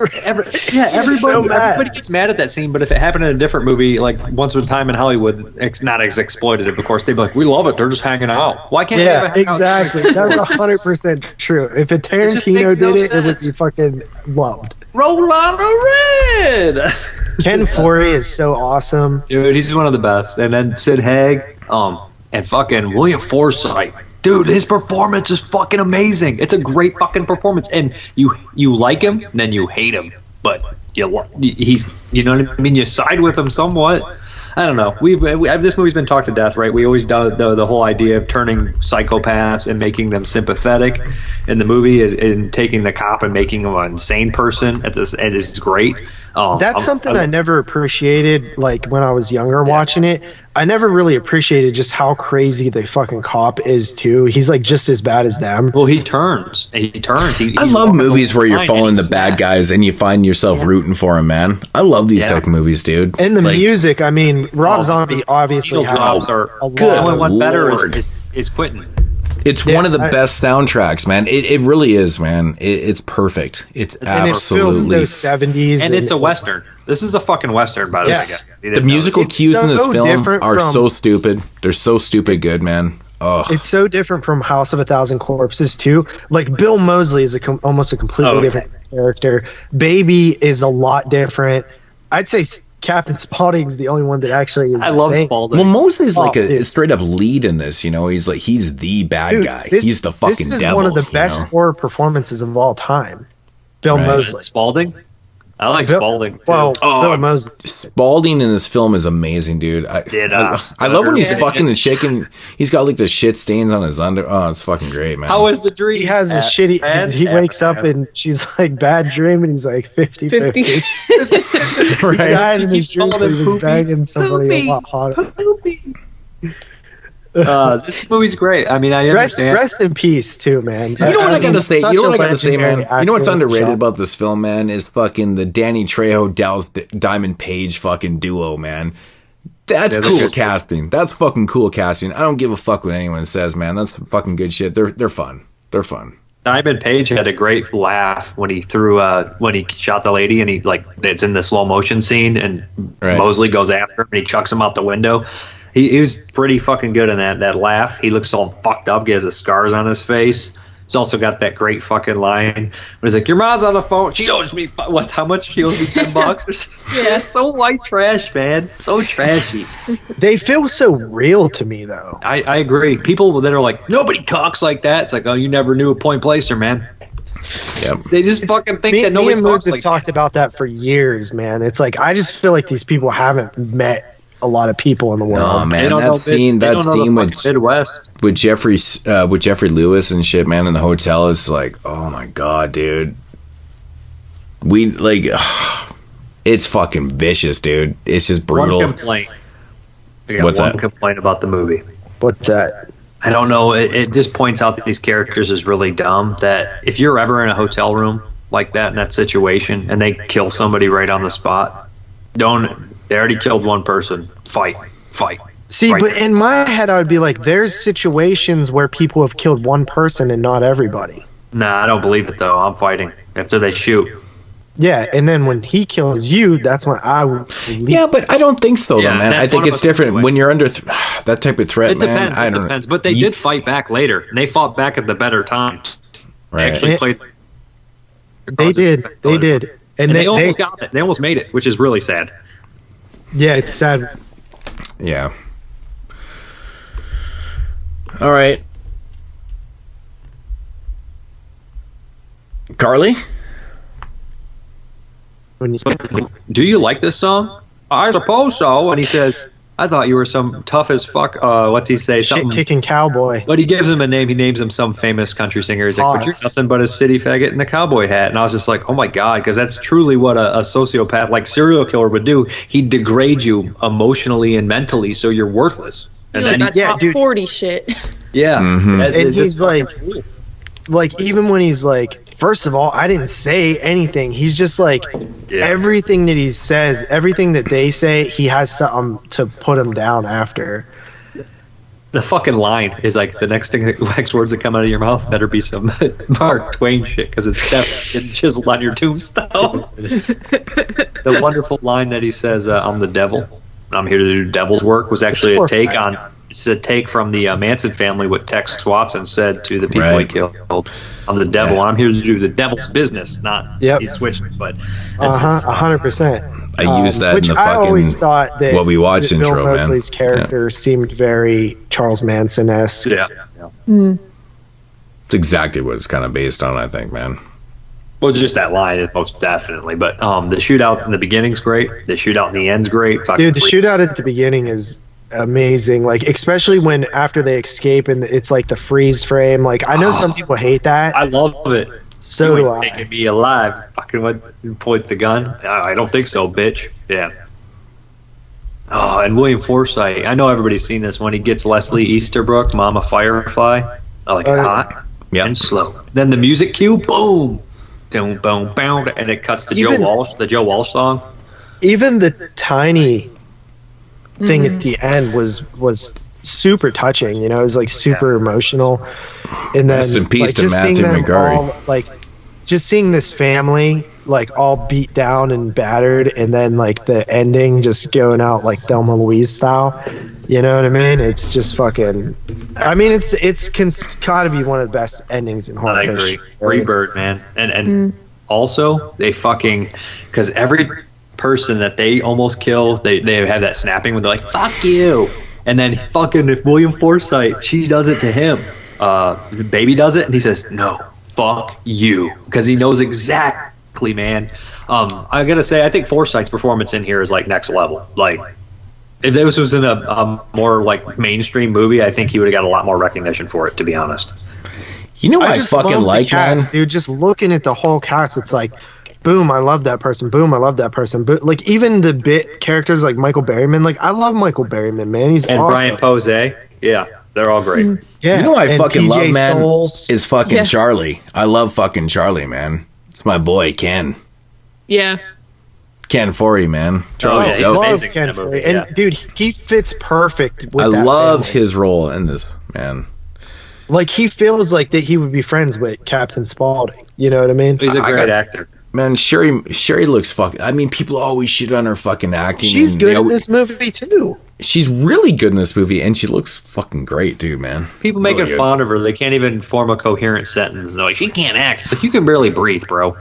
I love exactly, dude. People are shitting on her, man, for no fucking reason. Dude, what do you... Like, why are you talking about someone's wife like that? Like, I know you don't like her. Everybody does it. Clint Eastwood put his wife in the fucking movies. Everybody does it. Who cares? If you were making a movie, why wouldn't you put your fucking wife in a movie when she looked like that? if she wanted to do these roles? Why wouldn't you do it? Why wouldn't you fucking do it? Wouldn't it be funner to make the movie with your wife that if you're that good of friends, like if you're that close, like it would be fun to make it. And you can trust them. You know what you're going to get from them. You know how to. You know what I love about this movie, man? I mean, you got so many character actors in this film, man. Right from Michael Berryman to fucking to the point you got PJ Souls in here, man. You got fucking Ginger Lynn, the fucking porn star. You know, Jeffrey Lewis is in there. Jeffrey Lewis, like I said, Priscilla Barnes, Jeffrey Lewis, man, Easterbrook, man. It just goes on and on and on. And that's what I love about fucking, and people don't appreciate about Rob Zombie is that he's a fan of film. It's cast like an old Western and a horror movie. He was always, he did what he needed to do in music to do what he wanted to do in fucking film, right? He was always he was a fucking huge movie freak, right? Oh, so and Doofy's in it too. Doofy's in it, guys. Yeah, Officer Doofy's in the movie. So, I mean, this is like, I mean, I don't want to compare it to Tarantino, but in the same aspect, you know, Tarantino has a lot of character actors and a lot of people from, you know, genre films in his movies and stuff like that. This is what he's doing here. People don't appreciate it the same way. They just don't appreciate. Tarantino did. Like, of he course, stuff that he liked and makes. He's the horror version of Tarantino. Maybe not on the same. I really think he. I do too, to a certain extent. He really. I mean, to a certain extent. I don't want to get into the full extent of it, but there's aspects of what he's doing is just like Tarantino, right? So, the soundtracks, the casting, you know, the dialogue. I mean. What you want to say about the dialogue, you know, from the two films? They're different, but it's the same. I like the dialogue in this movie. I think I think that a lot of it's delivered well. I mean, and Tutti fucking Fruity, come on. Well, that's what I'm saying, man. I mean, Tarantino's dialogue is classic and shit like that. But I mean, people can appreciate this. But I mean, people are always like white trash bullshit. But it's different. It's a different level of filmmaking and stuff. But it's still in the same type of thing. I understand the complaints more in Halloween than I do this movie. I agree. Even though I still like that version of Halloween, I understand them more than in Devil's Rejects. I get the complaints, man, but I don't agree with them because I think that, you know, when you're showcasing a white trash family and stuff, I mean, me and JP, we've talked about this. We know, we live with people like this. Yeah, we've all experienced. I think some of them are my family. Right, it's just what it is, man. Like, that's your uncle.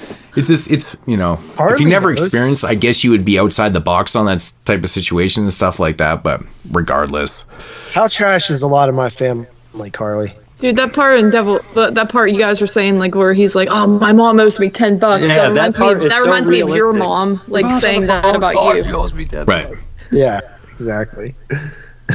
Yeah, JP's family's kind of trash, but they're cool. Anyway, some of them half the time. My family's cool half the time. They're nice people.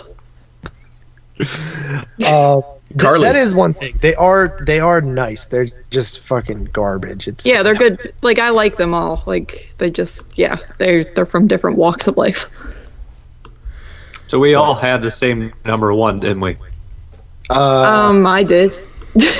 Yeah, it's Devil's Rejects. Devil's Rejects. Yeah. That's Devil's Rejects. Oh, what? No. Liar. No, mine was obviously Meatball Machine. Meatball Machine. I'd buy it if Devil's Rejects had been on your list somewhere else. That would be Demon Gate. All over. That would be straight Demon Gate. That would be the worst Demon Gate. So I totally overthought this. I mean, like, everybody was saying, I'm just going to list rejects for everybody. And I was like, no, there's going to be a couple dissents in there. The only people I got right, I got Carly's 1 and 2 right, and I got Jeremy's 1 and 2 right.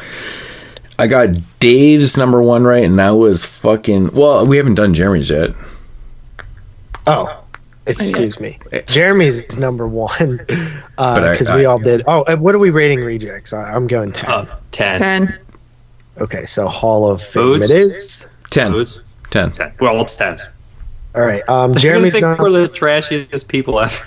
Well, I already got his wrong, but I'm just curious to see what it is. But Jeremy's number 1 is The Descent, which I knew. I picked it as 1. Rejects is 2. Did he give it a 10? Yes, Descent is a 10 out of 10. So all the ones matter, the first ones. So I got Moods right, Carly right, Jeremy right, and JP right on the first. Did you get everybody right, Carly? I got JP, Dave, Jeremy, and Moods. I put Nori the Curse. I thought he would be the odd one, but then I have JP's number 2 right and Jeremy's number 2 right. I got all the ones right, so I get to pick. So you went perfect then. I was perfect except What'd you Moods guess number for 2. yourself then? Shut up. I didn't get Moods' second one. I put the Descent for Moods number 2, but Moods had Pervert or Chaos, which I never would have guessed. Yeah. Maybe, if I would have really thought about it, but it wasn't worth the thinking because I would have just fucked everyone else's up too. I picked Pervert as Dave's number 2, and it wasn't even on his top 10. You're the only I was person thinking about putting it on there. Like, I thought maybe he would have this obscure thing. Oh fuck! I only got one thing right, man. I'm fucking terrible. I went outside the box here. I got everybody wrong. Well, you thought everybody's gonna do the list like you did, just have fun. Dave, Devil's Rejects. That was the only thing I got right, man. I got no number 2s right. Fuck, I suck. I can't believe you thought I wouldn't put Devil's Rejects, JP. I just thought I remember you just saying how much The Descent was good. It's a great movie. I don't remember ever you talking about Noroy over The Descent. Like, even on your review on your channel for Rejects when you were doing your Survive 05, I didn't feel like the love was there. It was there. I think you were holding back a bit. No, I pretty much gave it away on there. Like, it'll be Jeremy totally went with The Descent just to fuck up the Devil's Rejects thing, didn't he? No, he did that purposely. He always loved that movie. He's fucking blows it. If you ever listen, and he likes House of 1,000 better than Rejects. Yeah, I don't know how. You know what? That's what he said too. Because I messaged him and I was like, oh, I got your number. When he sent me his list, I was like, I predicted your 1 and 2 right. And he said, yeah, well, it was pretty obvious. And I was like, is it though? A lot of people guessed Devil's Rejects. And he said, well, I like House of 1,000 Corpses a lot more. Well, that's what my thought process was. That's why I thought it was lower. What does that have to do with anything? What does that have to... House of 1,000 isn't on this list. Just because I know, like, I already knew he loved The Descent, so I figured, like... I had picked Jeremy's The Call of Cthulhu at number 2 because he kept talking about how good it was, and it turned up at number 6. I bet Jeremy has the cheapest list. Like, if you add all the budgets of his movies together, they're probably the cheapest. And he's going to tell us the technical aspects of movies. Like, your movies cost $12, Jeremy. Like, nobody even heard of The Dark Hours. It's some thriller that. It's a fucking Lifetime movie. Yeah. I typed in 2005 horror on YouTube and found that. Like, that's the only reason. So, how many did you guys match with? Man, dude, it is fucked. It is fucked, man. Me and JP had 6. Really? I didn't think we had that much. Hostel, Wolf Creek, Strange Circus, Land of the Dead, Descent, and Devil's Rejects. It was Strange Circus that was probably the one that... Yeah, I didn't think it was going to be on there. No. And Carly, you had Hostel, Wolf Creek, Descent, and Devil's Rejects. We had 4. Yeah, we had 4. And Boods, we had Devil's Rejects, The Descent, Land of the Dead, and Chaos. So we had 4 as well.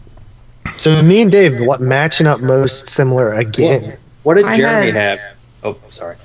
Jeremy's full list: The Dark Hours, nobody had. 2001 Maniacs, nobody had. Santa's Sleigh, which Moods had. Xmas Tell, which Moods had. The Call of Cthulhu, which nobody had. House of Wax, which did I only have that?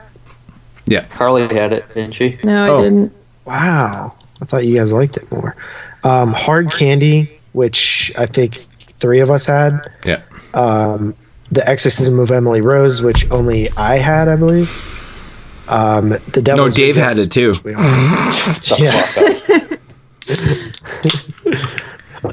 So he had Devil's Rejects and Descent. So I only had 2 of his. I had 1, 2, 3, 4, 5 of his. Jesus. Which is more than normal.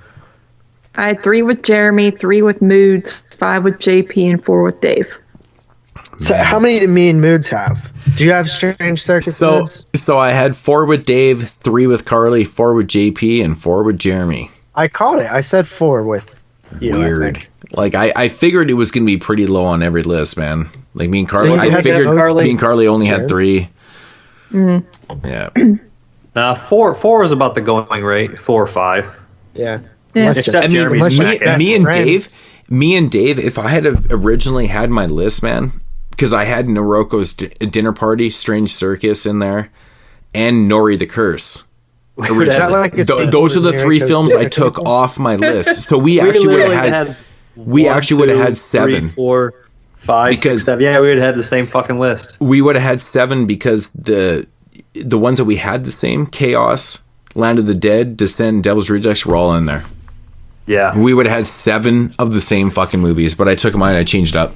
Well, I guess it's better that we switched it up then, right? Yeah, I think this was a pretty diverse list. Does Yeah. anybody have, like, I know we're probably going to at least speculate that we'll do a extended list at some point.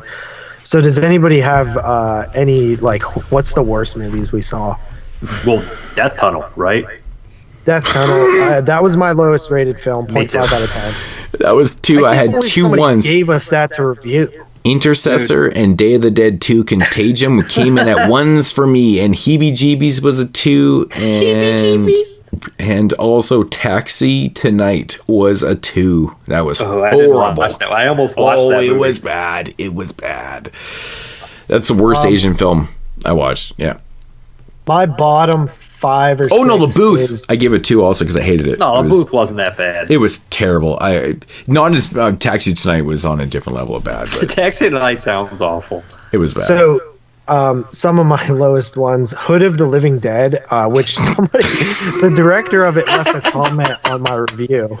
No, he didn't. Yeah, he did. He left a huge comment talking about What? like The director? how he made the movie and stuff. Oh my god, that's Then you felt awesome. bad, kind of, didn't you? This guy's No, I was trolling just like- people's I was comments like, hey, it 16 sounds late, like you're 16 passionate. years well, later. He was happy that I didn't completely hate it. It sounded like he's like, most people were either hate this or love it, but you're kind of in the middle. I was like, well, lower middle, but I gave it a 3.5. It's not really the middle. Out of 10. That's pretty Yeah, low. that's definitely Yeah, lower. Hellraiser, Hellworld. It's just the suckiest Hellraiser that it is. Jolly Roger. How dare you? I didn't hate Jolly Roger, but it How was bad. dare you put on Jolly Anybody Roger? watch Aunt Rose? Nope. That's No. an Anchor Bay turd bomb, isn't it? Yep, 2.5 out of 10. I gave it. Return of It's Living horrible. Dead 5. Pterodactyl. Decadent Evil was my like third from the bottom, and then The Cavern, which was a 1 out of 10. Anybody Tunnel watch The Torture? What's The that? fucking No, I turned the Torturer off. It was Oh. so fucking bad. 3 out of 10. I gave it 3. There's actually I was at like 5 minutes in, and I was like, "Fuck this, dude, there's lots of hot chicks, a little bit of nudity and shit, but man, that is some garbage, man. That One of the movies that pissed me off the most, dude. Boo. That movie sucks. dude." you get- So I had No, Return Boo's Living not Dead that bad. 2. I don't mind Boo. It's okay. Grave to the Grave was I think my it's number. average. Second I gave it worst. 5.5. Ginger Dead Man was my number 3 worst movie. Oh, come Garbage. I horrible. think it's fun. I give it It 7.5. literally I love misses all the points to make good jokes. 4, Masters of Horror, Dance of the Dead. Fucking terribly edited. Made me want to punch somebody in the face. I hate that fucking piece of shit.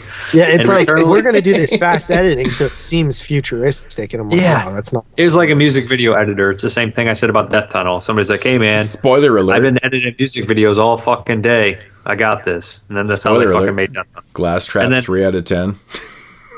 Last Trap not that bad. Return of the Living Dead Necropolis is my 5th worst movie, but it doesn't deserve to be on the list with those other ones.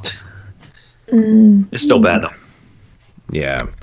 Yeah, me and Dave did What the Justice of Glass Trap, which will be on the dub episode. I So think if I you guys- gave that a 5, didn't I? I gave it a 4. Yeah, I gave Yeah. it a 4 too. Yeah, I like, have- Oh, it's What actually about- not even that bad, but like, man, I don't know. It's like the not better that of the good bad, either, though, right? not- but it's Yeah. not that good. It's weird. Yeah. I have like a ton of 5s and 6s though, man. Okay, so what are some films that were actually surprising to you guys? I got the one that sticks out for me is Doom. I never thought in a million years I would give this shit a 7.5 out of 10, but it was fun. I as gave fuck. it the same. I gave it the same. I Dude, loved Did you it. guys? Is that a first time watch? Yeah, Yeah, dude, yeah. it was the See, first time I I watched liked it. it. I was liked it fun more as when I hell. saw it when it came out than I I did bought the this time. Blu-ray. I bought the Blu-ray. too. It I was thought so it much was gonna be fun. I the have a worst movie steel ever. book, bro. Wow, dude! I never thought in a million years I'd even like this movie at all, and I was like, fucking so much fun, dude. The Rock killed it, man. He was fun. It was great. Richard breaks all the really characters quickly are great. before They're really we go well designed. Before we go into the ones that surprised us, Carly, what was your worst? The Fog remake, Boogeyman, Alone in the Dark, Hellraiser Hellworld, and Urban Legends 3. Oh shit, that came out this year? I didn't realize that. I hope it did, or else I watched it for no reason. The surprise ones for me, Tamara, I thought that movie was pretty solid. H6 was a surprising watch for me. I'm surprised that nobody had Feast on their list, honestly. I thought it would be on one. It's fun, man, but I actually gave Feast an 8, man. It's still super fucking fun, but yeah, I just kind of missed the cut, But the first 20 minutes and the last 20 minutes are great, but there's like a fucking hour in there where it's just nothing happening. Right. I don't know about that. I gave it an 8 too. I like the movie. I love the monsters, but also I don't like the female protagonist. She's boring as fuck. With all the side characters being so fun, she really is kind of dull. Another one for me that I honestly was a little... Wow, it isn't even on this entire list, so that's 82 movies I would have watched then. Bad Reputation. By the time we're done here, he's going to be at like 105, He I know. keeps adding them in, Bad Reputation was I didn't like it at all at first, but it I was talking shit on it, but it kind of won me over. It's a rape revenge type film. Low budget. Super low budget. Yeah. Let's draw our number. Well, do you guys want to say anything? Did anybody watch we do Headspace? Our top 25. Did anybody watch Headspace? I just want to mention a couple of films. Did anybody watch Headspace? No, I haven't seen this since it came out, though. I think it's pretty good, except for the effects in the end and stuff. But I think the movie's a pretty good psychological fucking, kind of thriller horror film. I think it's pretty cool. Another one I want to mention was Antarctic Journal. Anybody watch that one? I was going to watch that. I wanted to. I didn't watch it. Good? Solid, man. I gave it an 8 out of 10. It's really fucking solid, dude. I thought it was pretty cool. Again, Korean film. Cool. It was cool. One of the better Asian films that I watched. So, yeah. Just wanted to mention those. What did you think of Rampo North, Moose? Did you like that one? I thought that some of the stories were, it's like it's a typical anthology, right? Some are better than others. The first story was ridiculously odd. That little short one. Is that the mirror one? Oh, no, the one with no sound. The one with no sound. Yeah, the naked dude one. Asano? Yeah. I don't know, man. Cursed and Mortuary were much better than Cursed gets a lot of hate. Cursed is horrible. I hated it. I gave it a 6 out of 10. Hated it. I gave it a 6.5, and I like it. And I like Mortuary, too. Did you watch the director's I liked cut of Mortuary. Cursed? You know what, man? I watched Mortuary last week or something like that. Actually, kind of enjoyed it. What, Mortuary? Yeah, I kind of enjoyed it. See, it's fun. Yeah. I like movies set in fucking... And I told you, I said I fucking hated it, and I watched it and I give it an honest opinion. I kind of liked it, Yeah, it's not great, but it's okay. You guys didn't watch the director's cut of Cursed? Can't. It doesn't exist. The unrated version? Well, the unrated version I watched. But that's what I meant. Yeah, director's cut. It was all taken away from him and shit. Okay, what are your guys' thoughts on Tokyo Zombie? I forgot that one. I wanted to watch that. So much fun, man. It's Asano's in that one, too. The guy who's in Rampo Noir. Isn't that Asano? I think he's in both. Right. Yeah, it's fun, man. It's fun, man. We reviewed that on, I think, Fresh, or was it Fresh? No More Room in Hell. I think that's what it was. Yeah, it was. Good shit, man. Good shit. I've seen it a few times. I've reviewed it a couple times. Fun shit. I kind of like Do You Like Hitchcock? I like it too, man. I don't think it's, it's one of the better later Argento films. It's okay. So, are we getting to the main event?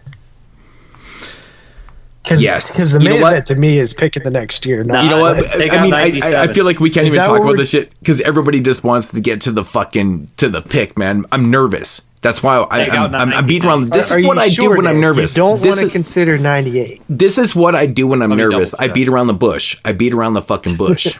I don't want to get into it because I'm fucking nervous because I know JP is honest as fuck and he's going to actually tell us what the year is. And it's going to be 1997, which is fucked up. It's going to be fucked up. It's going to be fucked up. So make sure you take out the 2000s, JP. I'm just nervous. So no, I have it all set up already. So what we have in there, just for a recap, am I taking out 97, Dave? Or I don't know yet. I'm gonna double check. Take a look at both he of gets them. to I'll omit let something you guys right now. know what we have in here right now. Dude, omit 97. Can you omit the whole 90s? I think 97's better than 98. But 98 or 99? I don't know. I just feel like the prep in the 70s and 80s is so much better. I don't want the 90s right now. So I need something good. I need something good to he's definitely resurrect. taking out one of the 90s. I'm taking out 97, 98, or 99. I just need to see. He's going to look at them real quick. But what we have here, so our early year is 1955. There's only like a handful of movies, so it would be a pretty quick show. Then we have 1969, and that's it for the 60s. And then 1970, which we haven't done yet, obviously. 71, 73, 74, 75, 77, 78, 79. And for the 80s, we are running out of 80s years because we've done by far the most in the 80s. 97 is so bad. We have Event Horizon. 1980, 81, 83, 84, 87, 88, 89. And then let's not forget the 90s are back now. So we have 90, 92, 93, 94, 95. I think all of those would be much better than 97, 98, 99. Yeah. And then the final 3 years on there, which honestly could end up being the longest preps, is 2010, 11, and 12. Right. Because those have by far the most amount of films that had come out. I'm still going to stall. Did anybody watch Reeker? I'm freaking out right now. No, I didn't watch it. No. Reeker's okay. I give it a 5.5. Dude, fucking 97 was bad, but 98 looks fucking worse. I told you. 98 is worse moods. There's not one. The first fucking 10 horror movies, the number one horror movie place is Lake Placid. The Neighbor number 13, I gave 5 out of 10. I'm freaking out. I just do not want a bad year because after this one, I can't handle another bad year, dude. Fucking two. Ravenous is a good movie. Dude, this Ravenous is terrible. Is this Ravenous is is the worst year I've amazing. ever seen in my life. Dude, listen, I'm dude, I familiar love with Ravenous. 98, 99. I did the summer series on those years. 98 is Ravenous. the worst year I've ever seen. If I It has don't like the year, I fantastic- shall hang up and leave. It might even be. iZombie is going to be my number one movie of fucking 98. iZombie is like a 7.5. You know what another film I liked was Hellraiser Deader, and Dave did it. Yeah, it's not great. Fucking tries to be. It's so cheesy and edgy and fucking. Ugh. But fucking number 50. Usually you get like to 50 and it's okay. 50 is a Todd Sheets movie, and like I'm not that the Todd Sheets is bad, but Todd Sheets is so obscure that number 50 is a Todd Sheets movie shows you that there's not any depth. All right, so never mind. And I always talk good about Todd Sheets on the show too. I actually have talked so much movies. good. I like Todd Sheets too. Apparently, I fucked up on 98. My bad. Every time I bring up Todd Sheets, how'd you Jeremy's fuck like, up on 98? He's the fucking dude that did that clown one. Fuck Todd Sheets. Who does that? Jeremy. Fucking Jeremy. Every time I bring it up, man. Fuck. So Jeremy couldn't make a movie like Todd Sheets if he wanted to. So I don't think it's that bad, to be honest. I think it's pretty good. But So what do you mean anyways. you messed up with 98? no, I didn't put the dates in right. So okay, we're looking a little better. The Faculty, Blade, Urban Legend, Vampire still sucks. So what about 99 then? Here's 99. Blair Witch, The Haunted. I do the Internet Movie Database so I get the proper ratings, not just Okay, some. but there's Well, a that's couple. what we do. So do Yeah. the extended. Blair whatever. Witch, Sleepy Hollow, Audition, Existence, Idle Hands. 99's looking better. Okay, so 99. The Rage 2, Rage Carry 2, Resurrection. It I looks think, like 98's the worst year. I think 98's the worst. I think year. 98's worse too, but Yeah. Dave, it's up to you. Well, of course it is. Can't influence. all 78. this for Okay, 1 dude. I year don't know why you taken out. want it out, but I'll It take it can't out. influence them, but 78 is. 98. 97's horrible. Number 1 is Event Horizon. But Alien 97 Resurrection. has Yeah, doesn't but have- 97 has Cube. Camp Tales, or what's the anthology film? What am I fucking thinking of right now? Campfire Tales. Campfire Tales. I Yeah. like that one. It's Meeting good. the Schoolgirl. That's my number 1 right there. It has Wishmaster too, man. Has American Werewolf in Paris. What Mimic? I like Mimic. I'm probably going to get 98. I'm probably doing 98. Cube is a great movie. I'm probably going to do 98. Funny Games, Lost Highway. Fuck, you just mentioned two films I have on my what we watch right now. Mimic and Funny Games. It's funny and weird. Ringu is on 98 though. Yeah. For next week or next show. Too. The McPherson Your reviews of Funny Games and Mimic. Just put in 98. Get rid of 98. McPherson tape is 89. It's a different. Just put 99, 98. It's terrible. Okay, 98 is getting removed. Just to let you guys know, I'm not cutting any of this out, man. That's it. That's fine. That's fine. It's fun. People will probably have suspense built. Yeah, it's... All right, are you guys ready for this? Better be 87. I'm so nervous. Ready? Oh my god, I'm so Everybody fucking take a freaking guess out. right now what you think it's going to I be. told you, Evan. 19. Right, I'm thinking good thoughts. 1980. 80. My birth year. I'm going to say it's 73. I was going to say that. 73 is a great year. 1980. All right, ready? 1980. One, Please God. 2, 3. No, this is crazy. It's 1970. The one freaking year I wanted out of there. Oh, All right, here we God. go. Okay. So Carly just lost her fucking taste to live. I looked at it earlier. Okay, we got The Vampire Lovers, which I am. Love that Number movie 2 already. spot. Hey guys, prepare to be upset. I won't mind, but you guys are going to be happy because the number 2 spot popping up is a Jess Franco movie. Eugenie, Valerie and Her Week of Wonders, Berber the Crystal Plumage. Oh, JP hates that movie too. Multiple Maniacs, The Dunwich Horror, Count Dracula, the Jess Franco movie, Trog, This sucks. House of Dark Shadows, Taste the Blood of Dracula, $5 for an August Moon. 77 was next. Oh, we got some 90. Bava. It was 1970, 77, and 90. Scars of Dracula, The Nude Vampire, Dorian Gray, which I love. That's a Massimano Dalimano movie. Assignment Terror. Yep. Wizard of Gore, Mark of the Devil, which I love. Equinox, Cry of the Banshee, which is a Vincent Price. Count Yorga, which I've always wanted to watch. Horror Frankenstein, which is one of my least favorite Hammer Frankensteins. I Drink Your Blood. Girly, Scream and Scream Again, which isn't great. And God Said to Cain, which is a Western, which I had no clue it was considered a horror film with Klaus Kinski. That's weird. Body Beneath, Blind Woman's Curse, Crowhaven Farm, Witch Hammer. This is not going to be a long prep. The Bloody Judge, Tamlin, Blood Mania. Is there like 10 movies in this? Well, good thing I own like pretty much everything you've mentioned right now, so that's good. Any. So Vampire Doll, I don't have to go too far. Oh, this is great. This might not Hatchet for a Honeymoon. This more Bava. What's this one? More Bava. Fuck. This one sounds good. La Ring. What is it? A young hippie kills a man secretly outside. Like, oh, I've seen this. I'm not rewatching this. I just reviewed this like 3 months ago. I've seen a lot of these movies already. Crescendo. I'm not gonna watch. I might not watch any of the Hammer movies unless I think they're gonna make the list. Like, I'm not rewatching Crescendo. It's not gonna make the list. Still good. Yeah, you just did the Hammer thing, right? So yeah. In here. There's 114 titles. Dude, like, I'm not even joking. So 70 is a stretch even then, right? 70 to watch 70. I don't want to watch In the Folds of Flesh again. I'm watching that again because I like that movie a lot. It doesn't make any sense. And this would be the third time I watched it. Isn't that kind of weird that we just talked about this?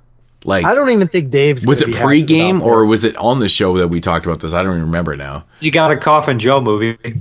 Which one? Awakening of the Beast. Nice. I've never seen. Is it any Either. good? I like me some Coffin Joe though, so that's. Dude, You'll be all right. Dude, I'm not even joking. Decent like, stuff right there. That's decent stuff right there. Like Nice. right now, if I had to make a top 10, I could make a top 3 because I've only seen like 3 movies from this year. See, I'm in this order of the popularity, but I'm at 82, and The Blood Rose is at number 82 out of 114, and The Blood Rose is a John Volpe? semi. Okay, guys. What? Carly hasn't said anything. She may have passed away because we got 1970. I was trying to get my camera settings to open up so I could show you the look on my face, but it's not working out. I knew something was going on. I knew it. I was literally trying. I knew it. I don't think there's a 10 movies in this year that I like. That you've seen? No, you probably haven't seen 10 movies. Fuck off, dude. There's so much. He hasn't seen 10 movies from this year. I when I was previewing 1970, when I was looking, I was like, man, none of these look great. Okay, so I'm just gonna name some movies that got a good reputation. Vampire Lovers, Valerie. I love Vampire Lovers. That's a great movie. It made my top 10 Hammer Bird movies. with the Crystal Plumage, I love as well. Multiple Maniacs, Dunwich Horror, Count Dracula, Taste the Blood of Dracula, $5 for an August Moon, and Soon the Darkness. I mean, based on popularity, The Wizard of Gore is in like the top 10. No, what the fucking way. Mark of the Devil is though. Dude, there's some good movies. Like, I mean, if you watch these movies, there is, dude. It's just like I gotta.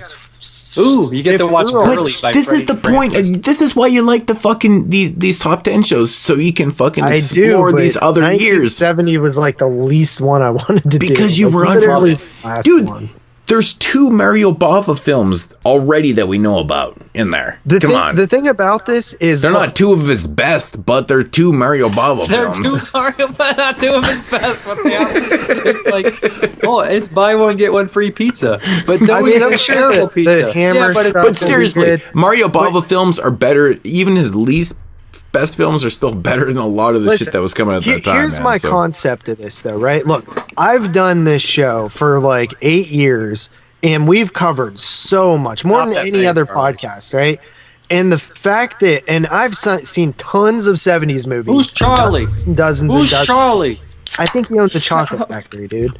And I seen tons of these movies, and the fact that I've only seen chocolate, I'm pre-diabetic. Literally, I have 3 films logged on Letterboxd that I've seen.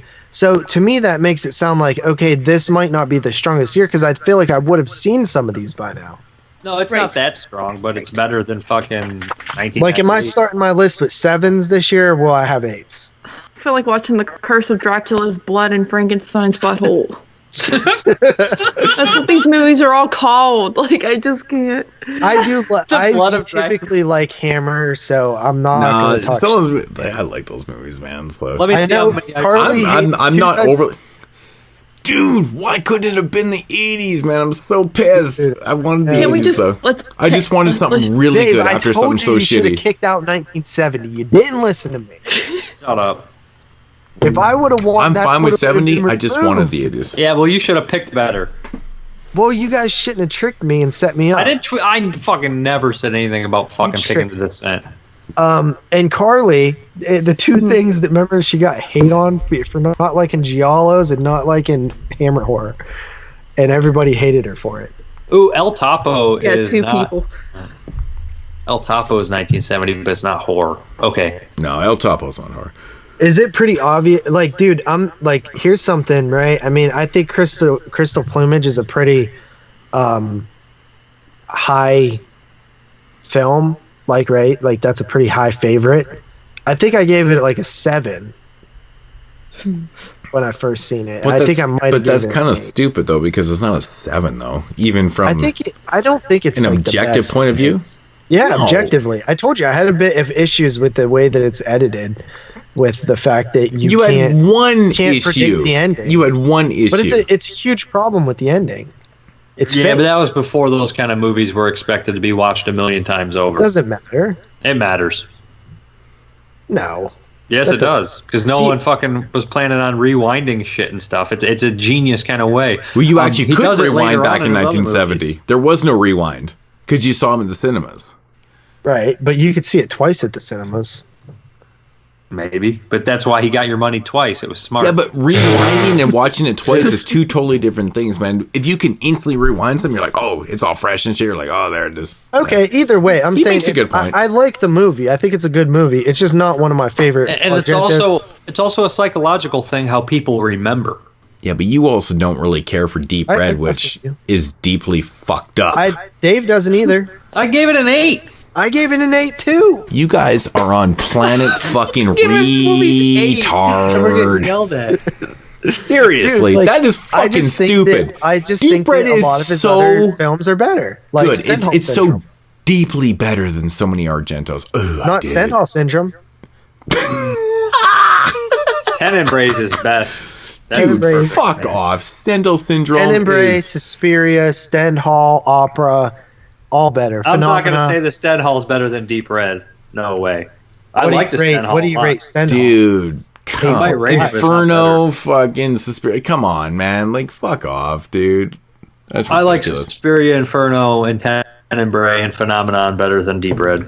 So do I. Okay, I don't... Yeah, it falls in the pack. Those are all, like, my favorite films right there that you just mentioned, so... not too bad. Anyways, we're not talking I haven't about seen Argento. We Deep talk Red too as much many as about the other ones, Argento. I don't even want to watch Wizard of Gore again. I'm not watching it again. There's going to be some that I don't watch again. Because the movie is ass cheeks. So. Well, honestly, though, dude, this is the most unseen year we've ever done for me. I literally only have 3 films listed on Letterboxd. Isn't that kind of the fun of it, though? Isn't that kind of the fun of it? It's kind of exciting. Yeah. You're going to love Vampire Dolls. You never know. You might like some of these Hammer films. You might like some of these. I Drink Your Blood. Did I see that one before? There's got to be some the one we Amicus. saw in the drive-in with the... the meat pies. That one's great. There's got to be some Amicus films. I don't know what the years are, but there's got to be some Amicus. It's going to be fucking Hammer, Amicus. I Drink Your Blood's fucking amazing. Are you kidding me? Yeah, no, I like that one. So Carly doesn't feel the same, but... No, she likes that one a lot, too. Oh, meat pies. Oh, dude. Taste the Blood of Dracula. It's so That's disgusting. one of the better ones. Taste the Blood of Dracula. For Amicus, you got... Taste the Blood of Dracula is amazing. You got The House That's That the Dripped one where all Blood, those fucking cult Scream, dudes fucking... they take Dracula's blood and they're trying to, like... It's fucking nuts. Yeah, it's a good one. Yeah. I got to get to sleep. Been up almost 24 hours and my cats are hungry. Well, I don't know if Dave and Christian and Exploding Heads would want to do this one now, but I think Dave said he isn't avoiding another top 10 show. So I mean, it's going to be simple. We know who is not going to be on the show, and we know who might be on. Whatever, it doesn't really fucking matter. We'll figure it out, man. We'll figure it out. So, anyways, guys. That's going to do it, man, for 2005. Hope you guys enjoyed. Stay tuned for the next top 10 list, which is going to be from 1970. Next week. It'll be next week. It'll be next week. Realistically, where are you thinking for that one? Probably like... I don't know. September? This is going to be busy then. Oh, we should also mention this is going to be the last show before the break. We're not going to promise any shows during the summer. We do have things planned during the summer, but they might not materialize based on work schedules and shit like that. Right. So, with that said, there may or may not be shows. But we'll be back in September, and right then we usually get into some crazy shit with fucking other shows we have planned that we didn't get to, like Peter Jackson. And then Italian month is like the month after, and then Christmas and end of the year. So that's right. And I will say that the show after this one is going to be another dub show. So look out for that. Oh yeah, we do have that in the can. A couple weeks after this one, it will be live also. So look out for that. And yeah, that's pretty much it for what I got to say. Who's Charlie?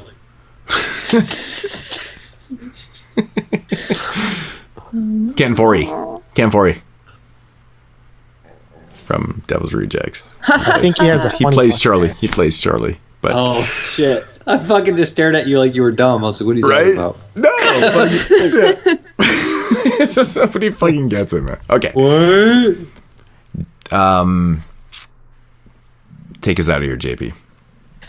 All right, thanks for everybody checking out the episode. We really enjoyed recording it. Didn't much prepping for it. Carly might die for 1970. I'm actually kind of optimistic. I just Spend money. I would have liked one I was more familiar with. But then after I thought about it, it's like, oh, being less familiar is kind of actually fun. So yeah, send money. Dave's cranky and wants to go to bed, so we'll wrap this up quickly. 24 hours. Jeremy, of course, avoided the show. I don't think he really had to work. I think he had to cry somewhere. Check us out. Reach out to us in the Facebook groups and stuff like that, and we'll guys check you in the fall. Stay tuned for his top 10 thoughts. Jeremy's thoughts will be at the end. His thoughts. Oh yeah, because he said nobody's gonna listen, so you don't have True to. that, man. Do what you want. I'm not your boss. No one's not your boss. I don't tell you what to do.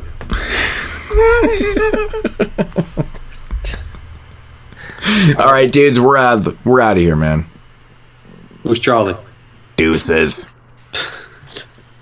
Can't for you.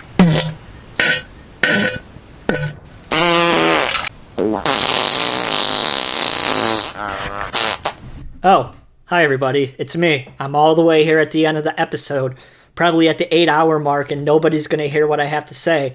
But here I am, I'm here. I'm going to give you my top 10 list of the year 2005 and share some of my thoughts about what I think about this year. Now you're probably wondering, why isn't Jeremy on this episode of the podcast? You know, isn't it the last episode before the summer break? And isn't Jeremy the most important and awesome member of the 22 Shots of Moods and Horror podcast crew? Well, the answer is yes. But unfortunately, as you probably have already heard many times throughout the episode, I got a promotion at work. And back before my old position, you know, I had a little bit more lean room to say when and what I want to do when it comes to what days I have to work. But unfortunately, now that I've gotten some more responsibilities, I really don't have that leeway anymore, and I couldn't pass up a 5-week job just so I could record this episode of the show. I'm sorry, but that is the real life situation right now. You know, I've been working 5 whole fucking years for this opportunity, and I finally made it. And I am going to take it, and it's been kicking my ass. It's a huge job, $2.5 million Budweiser commercial, but guess what? It is a good learning experience, and I've learned a lot. So we're going to be talking about my top 10 list of the year 2005, and I am probably going to say a lot of retarded things, because guess what? I have no idea what things was said before this, and I'm probably going to look like an idiot because I'm going to say stuff that probably somebody on the show has already said. And now that because I'm at the end of the show, you're going to already be like, that dumbass, that was already been said. So I'm probably going to sound like a dumbass many times throughout this recording, if you want to say. But I am going to do my best. I'm here by myself, and I get to actually talk, because a lot of the time when I try to fucking talk, I get the fuck cut off. So it's going to be a good time. You guys are probably going to hate me by the end, but guess what? We're here. So I'll give my little bit of thoughts about what I think about 2005. So 2005, pretty nostalgic year for me when it comes to horror films. You know, I was at the age of 12 going into 13 at this point, and it was between, 2005 through 2009 that I really would see everything in the theaters. Now back then, it was a lot of remakes and generic bullshit, not like today where we have this art house movement that we all love, or most of us love.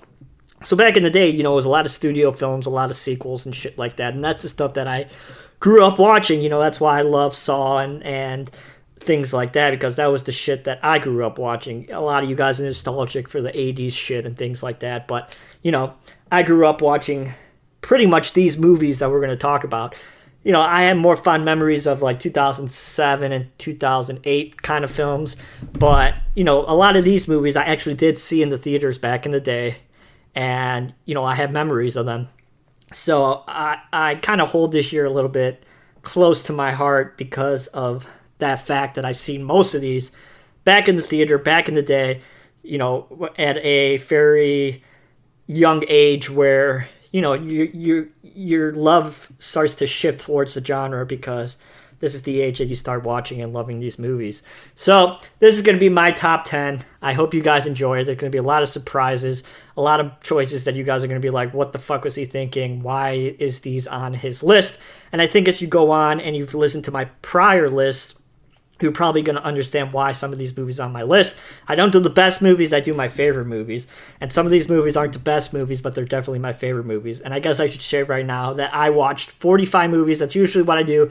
I've done 45 movies for 91, and that's about what I do, 45 movies. I let all these fucks watch all the bad movies first so I know what's good and what's bad. And then I pick out the best ones, and that's what I watch. So 45 films watched for 1991. And these are the top 10 out of those 45 that I have liked the best. So let's get into it right now. All right, here we go. Let's start the list. At number 10, with a 7.5 out of 10. Yes, you hear that, everybody. 7.5 out of 10. Fuck everybody. I'm giving my rating at the beginning of every single one of these just to piss JP off.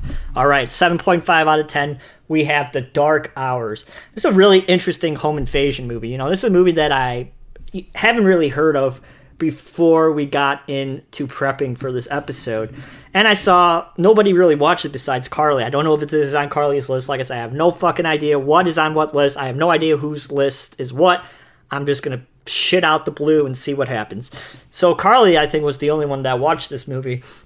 So I was like, oh, I think I'm going to check that out. This movie's actually pretty goddamn good. It's an interesting psychological horror film and has some pretty brutal moments in it, especially one moment that has to do with a dog where you're like, what the fuck is this shit? Why is this so brutal? It's an insanely brutal moment with a dog that if you guys have seen this movie, you know what I'm talking about. But anyway, we follow this doctor. She is a psychologist, and she runs she's the main psychologist and a psych ward, and she is interviewing this guy who has been in there for a long time, and he's thought to be out for parole. And he doesn't get his wish granted of, you know, he's not insane anymore. So then the film cuts forward. We learn that she's dealing with brain cancer and that she's terminally ill and she's going to die soon. So she goes out to the cabin in the middle of nowhere with her boyfriend and her sister. And when she gets there, there's a stranger that knocks on the door. He comes in and, you know, points the gun at them, you know, the typical home invasion bullshit that you usually see. And then we see the patient that we saw at the beginning of the film show up. And it's basically just a cat and mouse game with some interesting twists and turns spread out throughout the movie.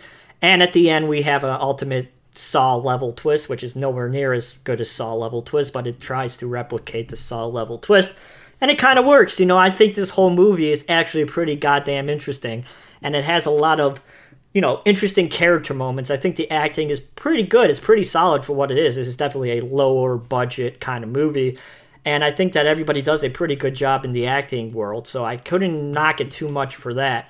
And like I said, it has a couple brutal moments in it that really made it stand out.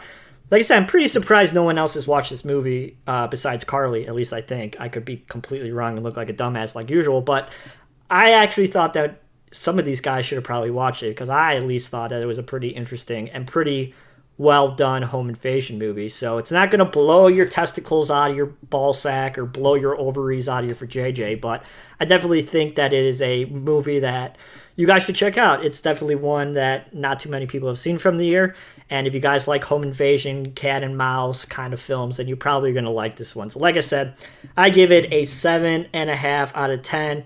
It's pretty good. I highly recommend you guys check it out. So that is the film titled The Dark Hours. Okay, on to number 9. All right, next up, number 9. Number 9 with a 7.5 out of 10. Again, yes, this year is not good enough to be filled with 8s. Were there more 8s than what I have on my list? Yes, but they were good movies, but they weren't my favorite, so that's why they're not on this list. But 7.5 out of 10, you're probably going to go, what the fuck is this Drew Brewski thinking about having this movie on this list?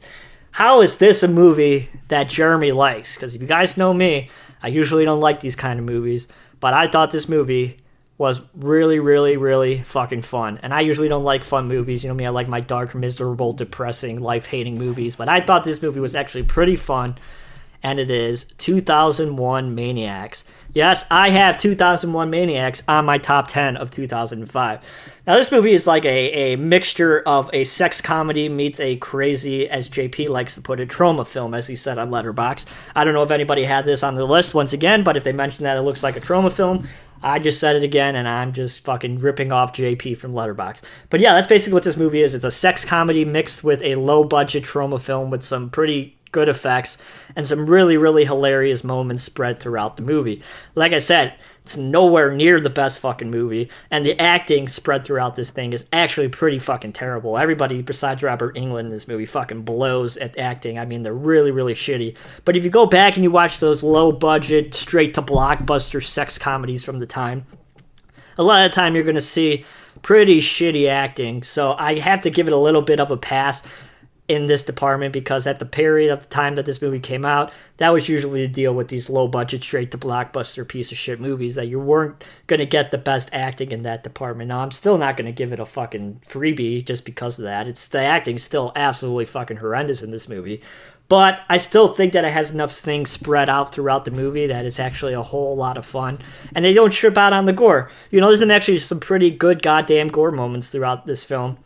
And, you know, I have to give it credit for that.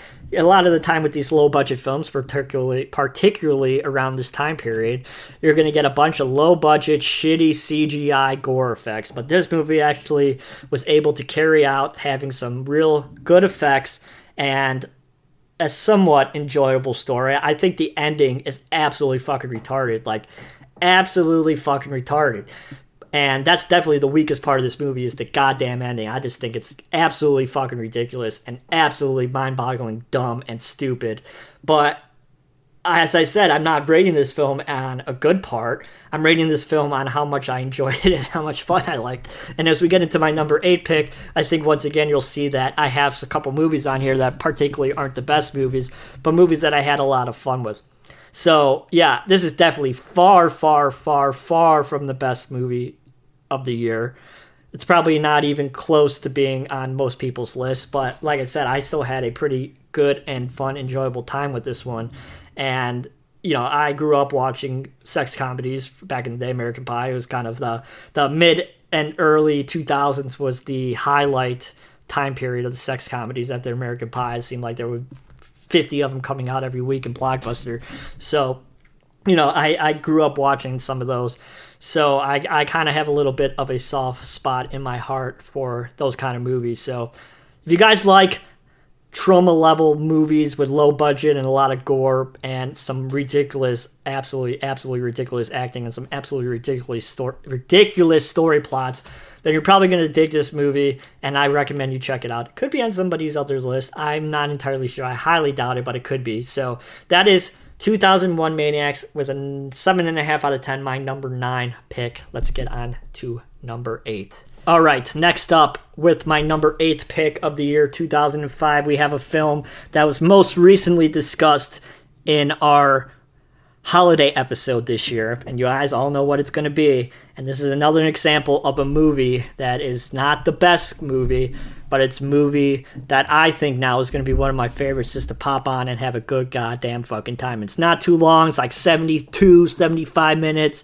It's absolutely ridiculous. It's stupid, but it has some absolutely funny-ass fucking moments that this movie would totally get canceled if it was made in 2021. And that, of course, is Mr. Bill Goldberg in Santa's Sleigh. Again, this is a kind of movie that would totally get canceled if it was made today, but it has so many fucking funny-ass moments in it from the beginning scene. You know, everybody talks about the beginning scene in this movie where you have this family of Jews, they're all fucking Jews, sitting around the table celebrating Christmas dinner, and then they all get massacred by Bill Goldberg, dressed as Santa Claus, who is also a Jew. So that's just the most fucking hilarious goddamn thing ever. And you have all these famous actors, and that is what is most hilarious about this movie. But then we get into another scene where you got me a toy gun. What, are you fucking retarded? I mean, come on, that joke, as I said back in the day when we reviewed this movie on the holiday episode, is one of the funniest goddamn jokes in the whole fucking movie. What, are you retarded? You guys know me, I love the word retarded, and that shit makes me laugh. But I think I actually just saw a recent movie where they say retarded, and I was like, huh, they're still saying retarded. I can't remember what it is now, but they definitely did say retarded in it, and it was a pretty recent movie, so I guess the word retarded still lives. Oh my god, I just said retarded about 8 times in this review. But, as I said, this movie, absolutely over-the-top, fucking ridiculous goddamn shit in it, but it's just, from the beginning to end, this non-stop, absolute amazingness. I loved fucking Santa's Sleigh. I'm kind of pissed off that I didn't see it until we watched it back when we did it on this episode of the holiday retrospective, because I really do truly believe that's going to be one that I go back to and pop on and show people every once in a while as one of the funniest goddamn fucking horror movies of the decade, hands down, and one that I really truly feel like should get some more love. I mean, where's the fucking Blu-ray of the Santa sleigh? Like, who owns it? Lionsgate? Like, come on, Lionsgate. Fucking put that shit on Vestron. Let's get a Santa sleigh Blu-ray. I mean, you goddamn do Little Monsters. Why the fuck can't you do Santa sleigh? Because Santa sleigh is really good. And Bill Goldberg, I mean, he sucks at acting. He's absolutely fucking horrendous in this movie. But I think just his one-liners and the fact that he just does ridiculous things and like fucking bust through walls and stupid shit like that is really what makes this movie just a really, really fun time. Like Nothing But Trouble last time, not Nothing But, yeah, no, I can't remember the movie from 1991. See, that's how much I love it. I can't even remember the fucking title, and it was my favorite movie of the year. But very much like that movie, this movie's far, far, far from the best movie, but I really, really did like it. See, I'm saying so many fucking things because I have to talk by myself. And you know what happens when I have to talk by myself? I sound like an idiot. But anyway, Santa's Sleigh, my number 8, again with a 7.5 out of 10. Is it on other people's list? I'm going to predict maybe 1. All right, bye. All right, next up here we have number 7. And at number 7, we have a film directed by Paco Plaza, of course, from the Rec series, and you guys probably know what it is, but it is Xmas Tale, Christmas Tale, however the fuck that you want to pronounce it. Now, this movie is like, if you guys like coming-of-age movies like The Goonies, Stand By Me, then you're probably going to love this film because the whole cast is basically kids. It is basically kids and a crazy-ass fucking woman who's absolutely fucking horrendously ugly, more ugly than me. So basically, just follow these 5 kids. They live in a town somewhere in a Spanish-speaking country. I have no idea where the fuck it is. I really don't remember to begin with, to be honest with you. But we follow a group of 5 kids, and one day we see a news report about a woman who robs a bank, and she's on the run. Now, as this lady's on the run, she falls down into this hole, and the kids come across her alive in the bottom of this, it's some kind of well, some kind of hole that's in the ground.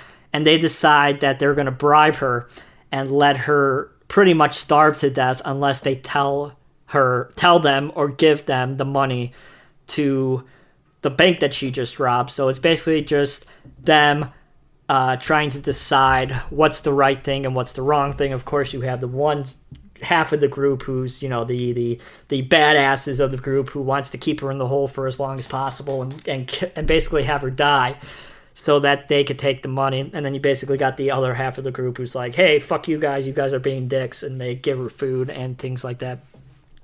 Ultimately, towards the end of the film, she gets out of the well. I'm not going to spoil it. She gets out of the well, and that's where we probably get to the most action-packed part of this movie, where they're running around some kind of abandoned amusement park thing that looks pretty goddamn cool. And that is definitely the highlight of the movie, is the last, 20 minutes of this movie. It's not a long film. It's about 75 minutes, so you don't need a lot of time to invest into it. And like I said, I feel like all the kids in this movie do a good job. They're all pretty solid actors. A lot of the time with these movies where we have kids that are basically, the sole purpose of the film, you're probably going to have some hit or miss moments because a lot of the time, most of them aren't very good at acting. But I feel like in this movie, they do a good enough job that I can't bash them too much for having shitty acting. So if you guys like a fun coming of age kind of story, similar to the Goonies, then you're definitely going to like this one. It's definitely a Goonies inspired horror film. And if you guys think that sounds interesting, check out Xmas Tales from 2005. Like I said, you don't need to invest a lot of time into it. You're not going to be blown away by the effects or anything like that. It's definitely a character-driven kind of film with some quirky dialogue and things like that. So don't expect some amazing nonstop action kind of horror film, because you're not going to get that. It's very, not very slow burn, but it's very dialogue-driven kind of a movie. So that is my number 7, Xmas Tale. All right, next up at number 6, we probably have one of the more interesting and unique movies on the list, that is for sure. And that is, with an 8 out of 10, we have The Call of Cthulhu. This is a really, really fucking well-made movie. Now, you guys know me. If you guys don't know anything about this film, it's super low budget, but it was shot like a silent horror film. You got an amazing, absolutely amazing fucking score in this movie. If you guys have, oh my god, if you guys watched a lot of silent films, and you know one of the main aspects of those movies and what make them so good is the fucking score. And if you try to create a silent film and you have a shitty score, it's just going to fall on its face. But in this movie, the score is so fucking well made and replicated like a silent score from back in the day that it's actually quite brilliant. It's really, really the highlight of this movie, and really the backbone of this movie that carries it is the fucking score. It really has a lot of emotion and adds another whole layer to the movie where if you just think about it, it really does add a lot. But like I said, this is a silent film based on the Call of Cthulhu tale by Edgar Allan Poe, if you guys are familiar with that story. All silent, with inner cards and everything that you used to know and see in silent films. And it's so well, really replicated. I feel like that's such an important thing to say. The face actions, the movements, the camera never pans. It's a very static image, very much like silent films. So it really is replicated in such a really brilliant way. And all the actors really have to rely on using their facial expressions, very much like back in the day, because they have no way to say their dialogue. So all their emotion, everything has to be in their face. And I feel like they all do a really, really great job in trying to replicate a lot of the facial expressions that we saw back in the day in films like The Cabinet, Dr. Caligari, and Nosferatu. And of course, one of the best silent films ever made, The Phantom's Carriage, which I give all the credit for starting the movement on that movie. Nobody knew shit about that movie until I fucking talked about it. That's right. I made The Phantom's Carriage popular. But if you guys don't like silent films, you're probably not going to like this film because, you know, it's just a direct influence from those movies that I personally love. I love silent films. I've seen a whole bunch of them in the theaters with a live score and things like that. I really, really do love silent films. I just think they add something so much to filmmaking that we don't really have too much today. And it really, you know me, I always talk about acting. The most important thing to me when I watch a movie is acting. And back in the day, these people had to fucking act because they couldn't use their voice. They had to have everything done in their facial expressions and their movements and everything like that. So I really do believe some of the greatest actors ever was back in the day in the silent era, and I feel like these guys do a pretty good job as well too. And there's some amazing set pieces, very German expressionism that you expect being influenced. That's another thing about this movie. Those set pieces are really, really well made, really well replicated. So I highly, highly, highly recommend you guys check out The Call of Cthulhu. I think it's a really, really cool movie. One that's not spoken about too often, which is a shame because I really, really do think it's a really, really fucking great movie. So check it out. Call of Cthulhu, 8 out of 10. That is my number 6 pick. All right, here we go. Next up at number 5, the halfway mark of the top 10 of 2005. We have probably the most nostalgic movie here for me. You know, a movie that I have a lot of memories watching back in the day in the theaters. And it's one that even to this day, all this time later, it's one that my grandma always talks about. And if you guys have been listening to this show for a while, you probably know which movie I'm going to say. But if there's one movie out of every single film that me and my grandma saw back in the day, probably between 2004 and 2009, this was one that's probably her favorite and one that, you know, she still talks about to this day. And that is The House of Wax. Now, I haven't seen The House of Wax since 2005. I haven't watched that movie since then. It's one of those movies where I just put in the memory of seeing this movie and that into my mind. And it's one that I really didn't want to revisit because I had such a warm feeling about this movie whenever I thought about it, and I didn't really want to ruin it. So I never watched it again until now. This is the first time I've watched it. And I just want to say that the Blu-ray looks absolutely like shit. It is a fucking awful goddamn transfer, that Blu-ray. And when I heard that Scream Factory was re-releasing it and doing a brand new transfer of it, I was very pleased because the transfer on this Blu-ray that Warner Bros. Put out back in the day absolutely fucking blows. So what is my opinion now on House of Wax all this years later? Is it still a film that I hold very near and dear to my heart and the nostalgic factor?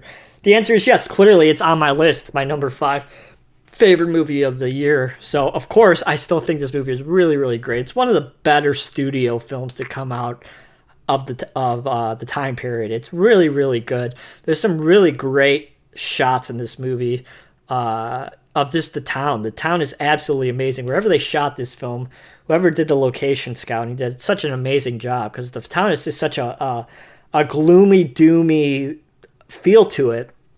And, you know, this movie doesn't go crazy with the effects. There's some okay kills here and there. It's really the end of the film where the effects really shine with the melting of the wax museum. I mean, it looks absolutely fucking great. Absolutely fantastic. Couldn't tell if it's practical or not. It's probably not practical, because that shit would have been absolutely impossible to do for real. But it's just a really great scene. Is it predictable?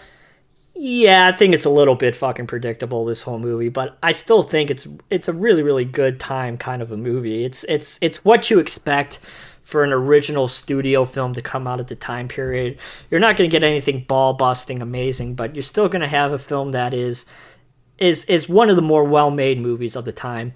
And the acting is good, of course. Everybody knows this is Paris Hilton, and it's pretty dated. There's a lot of cell phone references and shit like that in this movie that makes it not age well.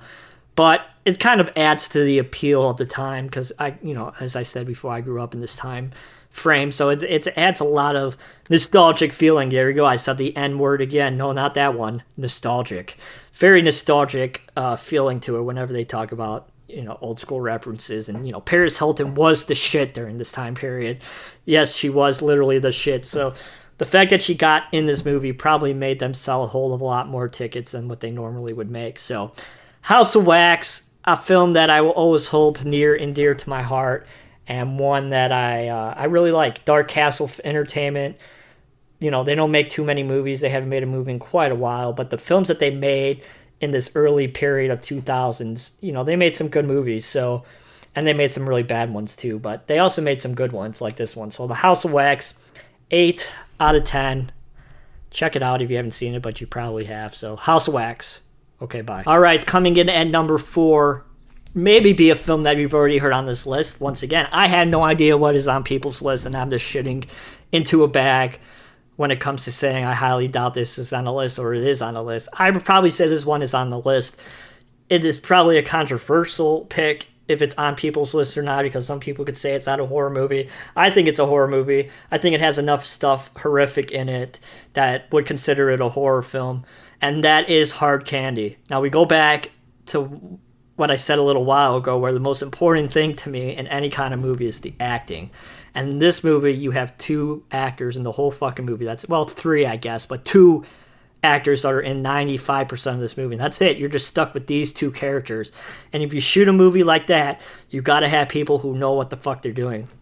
And this is, Ellen Page's, whatever. I'm not going to be clearly correct. I was going to say Elliot Page, but JP's like, you could call him by his previous name if they made the movie back in the day. I don't know that bullshit. I should know. I work in the film industry, and there's a lot of, pronoun use going on in this movie. So I will call him Elliot and not Ellen, because that is the right thing to do. So this is Elliot Page's first movie, and, well, first, break star movie. And I feel like he does a pretty good job in this film. He was a no-name actor at this point. And who really shines is Patrick Wilson. Patrick Wilson is fucking fantastic in this movie, because he is a dirtbag, scum of the earth. We hate him for what he does. But at the same time, we also feel bad for him, because Elliot Page is such a scumbag too. They're both scumbags. They're both absolute douchebag characters. And it's hard to not hate them both. Everybody's like, well, how could you hate Elliot Page's character? He's just, being, he's getting his revenge on this scumbag character played by Patrick Wilson. And I was like, yeah, I guess I could see what you're coming at, but at the same time, I think they're both just awful characters, and they're both, they both deserve something bad to happen to them karma-wise. But this movie has some fucking just absolutely amazing acting. It's so fucking good. And I really think that's the highlight of this movie. It's just all dialogue-based, twist and turn kind of movie that is carried by heavy dialogue, not much action. But I think that's why this movie is so strong, because it's such a well-written script, and and the performances, as I've said many times before now, are really, really fucking good. So if you like, sort of dark movies that have really good character development, some really good acting, I highly, highly recommend you check out Hard Candy. I almost said Dark Candy. Hard Candy. Really, really great film. Movies that I feel like if we saw them come out today, we would be praising the shit out of them. But the fact that it came out back then in a mainstream capacity really shows, the strength of this movie. Because back then, these kind of movies really never got the shot in the mainstream light. But I just feel like this one, proved itself to be so strong that Lionsgate, who released it, just had to give it a theatrical release. And I think that's why this movie really, really shines. If you guys haven't seen Hard Candy, I highly recommend you guys check it out. It's really, really fucking good. Okay. On to number 3. All right, getting into the top 3s. Here we go. So now we're getting into the 8.5s. 8.5s out of 10s. All right, number 3, The Exorcism of Emily Rose. Now you're probably thinking to yourself, what the fucking bullshit motherfucking cocksucking shit is this? Jeremy has an Exorcist movie in his top 3? Yes, I have an exorcism movie in my top 3. If you guys know, next to zombies, I absolutely fucking hate exorcist possession movies. I hate possession movies. I think they're all the same and they're fucking boring. But that's what this movie does different. It's not boring. It's a fucking character piece, character study. And that's what I want to see when I watch a possession movie. I want to see a fucking character piece. And I feel like this is what that movie does. It doesn't oversaturate the possession tropes that we were seeing at the time. Possession movies weren't as popular at the time as they were a couple years later. But at this point, it's starting to pick up pace a little bit.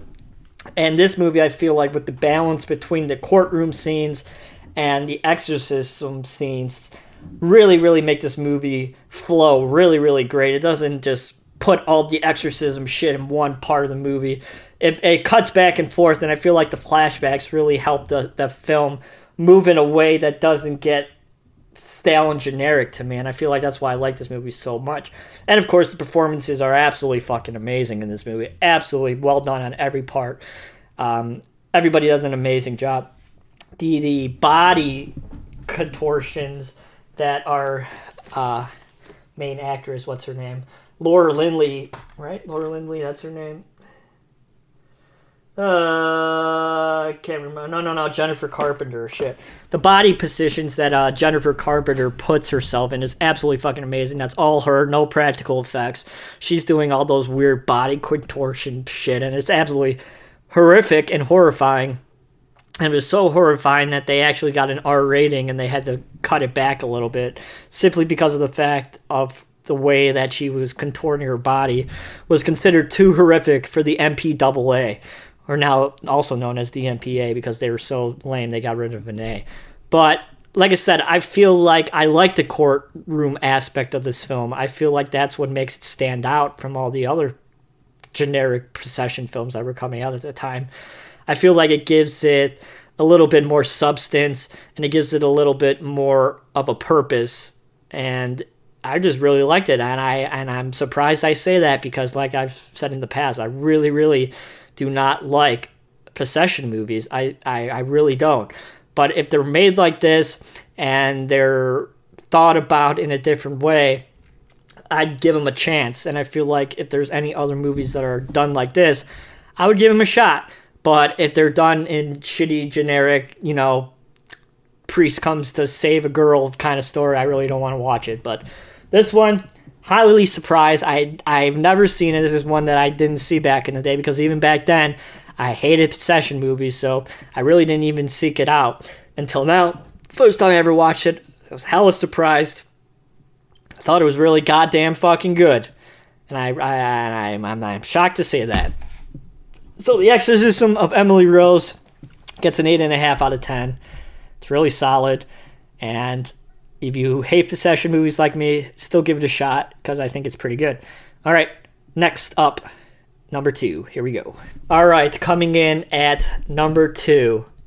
Yes, I have The Devil's Rejects is my number 2, which probably means that you guys mostly know what my number 1 is. But if you've listened to the show in the past, I've said what my number 1 is many times before, and I've said my love for that. But we'll get into that in a minute or two. The Devil's Rejects, what could be said? One of the greatest endings in the history of the genre.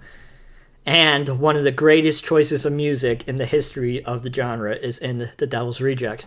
But if you guys remember when we did our top 50 favorite movies of all time, right? 50 movies all time? That's what we did? Yeah. We did top 50 favorite directors. Whatever.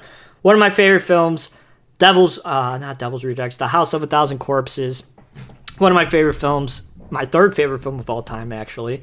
So people are probably going to be like, oh, he has to have The Devil's Rejects as his number 1 if he loves The House of a Thousand Corpses so much. And is The Devil's Rejects technically the better movie? Yes, but I just think The House of a Thousand Corpses has so much more atmosphere going for it that I absolutely love that film a lot more than The Devil's Rejects. But The Devil's Rejects is definitely the better film in the term of acting, filmmaking, as I said before, soundtrack, and everything that Rob Zombie was trying to capture making this movie. And somebody probably brought it up during the show, but, 2005 really had some of the most brutal mainstream films ever released in the history of the genre. I mean, we had Hostel and The Devil's Rejects, 2 of the most brutal, hardcore, graphic, mainstream movies ever released. Of course, both of them, one was released by Lionsgate and one was released by Sony. And the fact that this period of time, 2005 to 2008, was filled with such hardcore, brutal horror movies, I feel like just shows the state that the country was in at the time. We were 2 years into the war at this point. And, our men are dying and all this kind of shit. So we kind of see that spread over a little bit into our horror films. And The Devil's Rejects, absolutely brutal fucking movie. I've said this many times before on the podcast. It is hands down the most mean-spirited, brutal, mainstream horror film I've ever seen. No fucking doubt about it. The most grueling, brutal, gritty, mainstream horror movie ever fucking made is The Devil's Rejects. I mean, Hostel, of course, pushed the boundaries, but in a different way. But this movie, it's just mean-spirited brutalness. And I feel like the scene in the beginning / middle of the film in the hotel, motel, whatever the hell you want to call it, really just this is absolutely how the hell that got past the MPAA. I have no fucking idea. How the hell did this movie get rated R and get past the censors board? I mean, I really have no idea. And of course, I think it just has to go back once again to the way that the country was in at the time. And, even today, I still sit back and I reflect on this movie. I mean, I was 13 and I was seeing this shit and it absolutely blew my fucking mind. Maybe not as much as The Hills Have Eyes did. I think that movie kind of blew my mind a little bit more than this movie. But in the terms of, what this movie was at the time, I never really saw anything like it. And even today, you don't see movies like this being released in the theaters and pushed like it was. So, this movie, fantastic acting, amazing filmmaking, and it's just really a classic, absolute classic fucking movie. And way better than that fucking movie that came out a couple years ago, that shitty 3 from Hell. God damn, that movie fucking sucks. I don't know how the hell you go from House of a Thousand Corpses and The Devil's Rejects to that piece of shit, but it happened, which is unfortunate. But The Devil's Rejects, like I said, absolute classic fucking movie. One that will stand the test of time, and it's just an absolutely pinnacle piece of the genre for the 21st century. So everybody's seen The Devil's Rejects. I highly recommend. If you haven't, what the fuck are you doing? Check it out. It makes Rob Zombie an auteur. Yes, his mise-en-scène makes him an auteur in all his movies. You watch him, any movies that you watch by Rob Zombie, it's a Rob Zombie movie, and that's what makes him so great. So The Devil's Rejects, my number 2, 9.5 out of 10. All right, let's get into number 1. All right, here we go, everybody. My number 1 favorite horror film of the year 2005. Here we go. Before I'm going to give my predictions of what I think everybody else has as their number 1. Oh, fuck me. I don't even know. I'm just going to say Carly, JP, Moods all had The Devil's Rejects. Dave had The Descent. And that's that. So I think 3 people had The Devil's Rejects. JP could say Hostel. It's a possibility. I think Hostel's probably his number 2. Could be his number 1, but I feel like he likes The Devil's Rejects a little bit more. So Moods, JP, Carly all had The Devil's Rejects as their number 1, and Dave has my favorite film as his number 1. My favorite film from the year 2005, like I said, is The Descent. 10 out of 10 movie for me. I watched this pre-picking 2005, and I haven't saw it in a while, so I was like, I'm going to watch The Descent, so I put it on one night. I'm sitting there, I'm watching it, and, you know, the main thing that I think about when I think about this movie, it is one of the few 4-star rated horror films that I've ever seen Roger Ebert give, and if I remember correctly, it's one of the only 4-star horror films that he gave of that decade, from 2000 to 2010, so that's one thing that I always remember about this film, is that Roger Ebert gave it 4 stars, which he rarely ever fucking does for a horror film. Number 2, remember the ending of this movie? You know, it has 2 endings. One that would make a sequel, one that doesn't. I like the one that doesn't have a sequel possible. I think that's the ending. I like the darker, grittier ending compared to what they did at the theatrical ending. I'm curious what people think about what their favorite ending of this movie is, but I like Neil Marshall's idea of what he wanted to do when he ended the movie, not the crappy theatrical ending. But the main purpose that I love about this movie, the places that Neil Marshall puts the fucking camera in this movie is absolutely amazing. Now you guys got to remember, this is 2005, early digital days. Cameras were still kind of big, and the way that he places the camera in these tight spaces, in these weird canted bird eye view angles, are just fucking fantastic. This movie is shot so goddamn well. It's definitely one of the, you just feel the claustrophobia inside these caves, and he doesn't rely on showing the monsters too much, and I feel like that's why this movie is so strong. It's what you don't see that makes this movie scary, and between the claustrophobia and the darkness and not knowing what these creatures are really that much, because you don't really see them as much as you would hope or expect that you would see. You know, you see this kind of movie, you think, oh, it's all about going to be about the creatures picking off these people one by one, but it's more about the friendship and the loyalty of characters and how they're going to be loyal to one another, and who are you going to look out after yourself, or are you going to look out after your friends, and that kind of thing, and relationships. That's what this movie is really strongly based on, is relationships. And I feel like that's why I kind of connected to it so much, because, you know, sure, it has the moments that we all love and expect in horror films, you know, the darkness, the bloody, the gore and things like that, but it also has strong characters and realistic characters. You know, people like JP, they all like himself, and I feel like he would kill all of us if he could save himself, because that's just the way JP is. He's selfish and he's not very loyal. If JP, me, and Moods were in this situation, and he could have saved me and Moods, and he could save himself 100%, and there's maybe like a 50% chance he would die to save me and Moods, he would take the 100% chance and just let me and Moods die and go off into the sunset, because that's just who JP is. So, you know, this movie kind of has those kind of things going on in this movie. It has who people's true colors are really when they're put in life or death situations. And, you know, Neil Marshall never has topped The Descent. I know people love Dog Soldiers and things like that, but I just feel like he's never made another film as good and well made as The Descent. Doomsday, it's pretty good. It has some cool things going on into it, and I haven't seen The Reckoning. Is that his new film? I still haven't seen that one yet, but I just feel like this film is just so well made.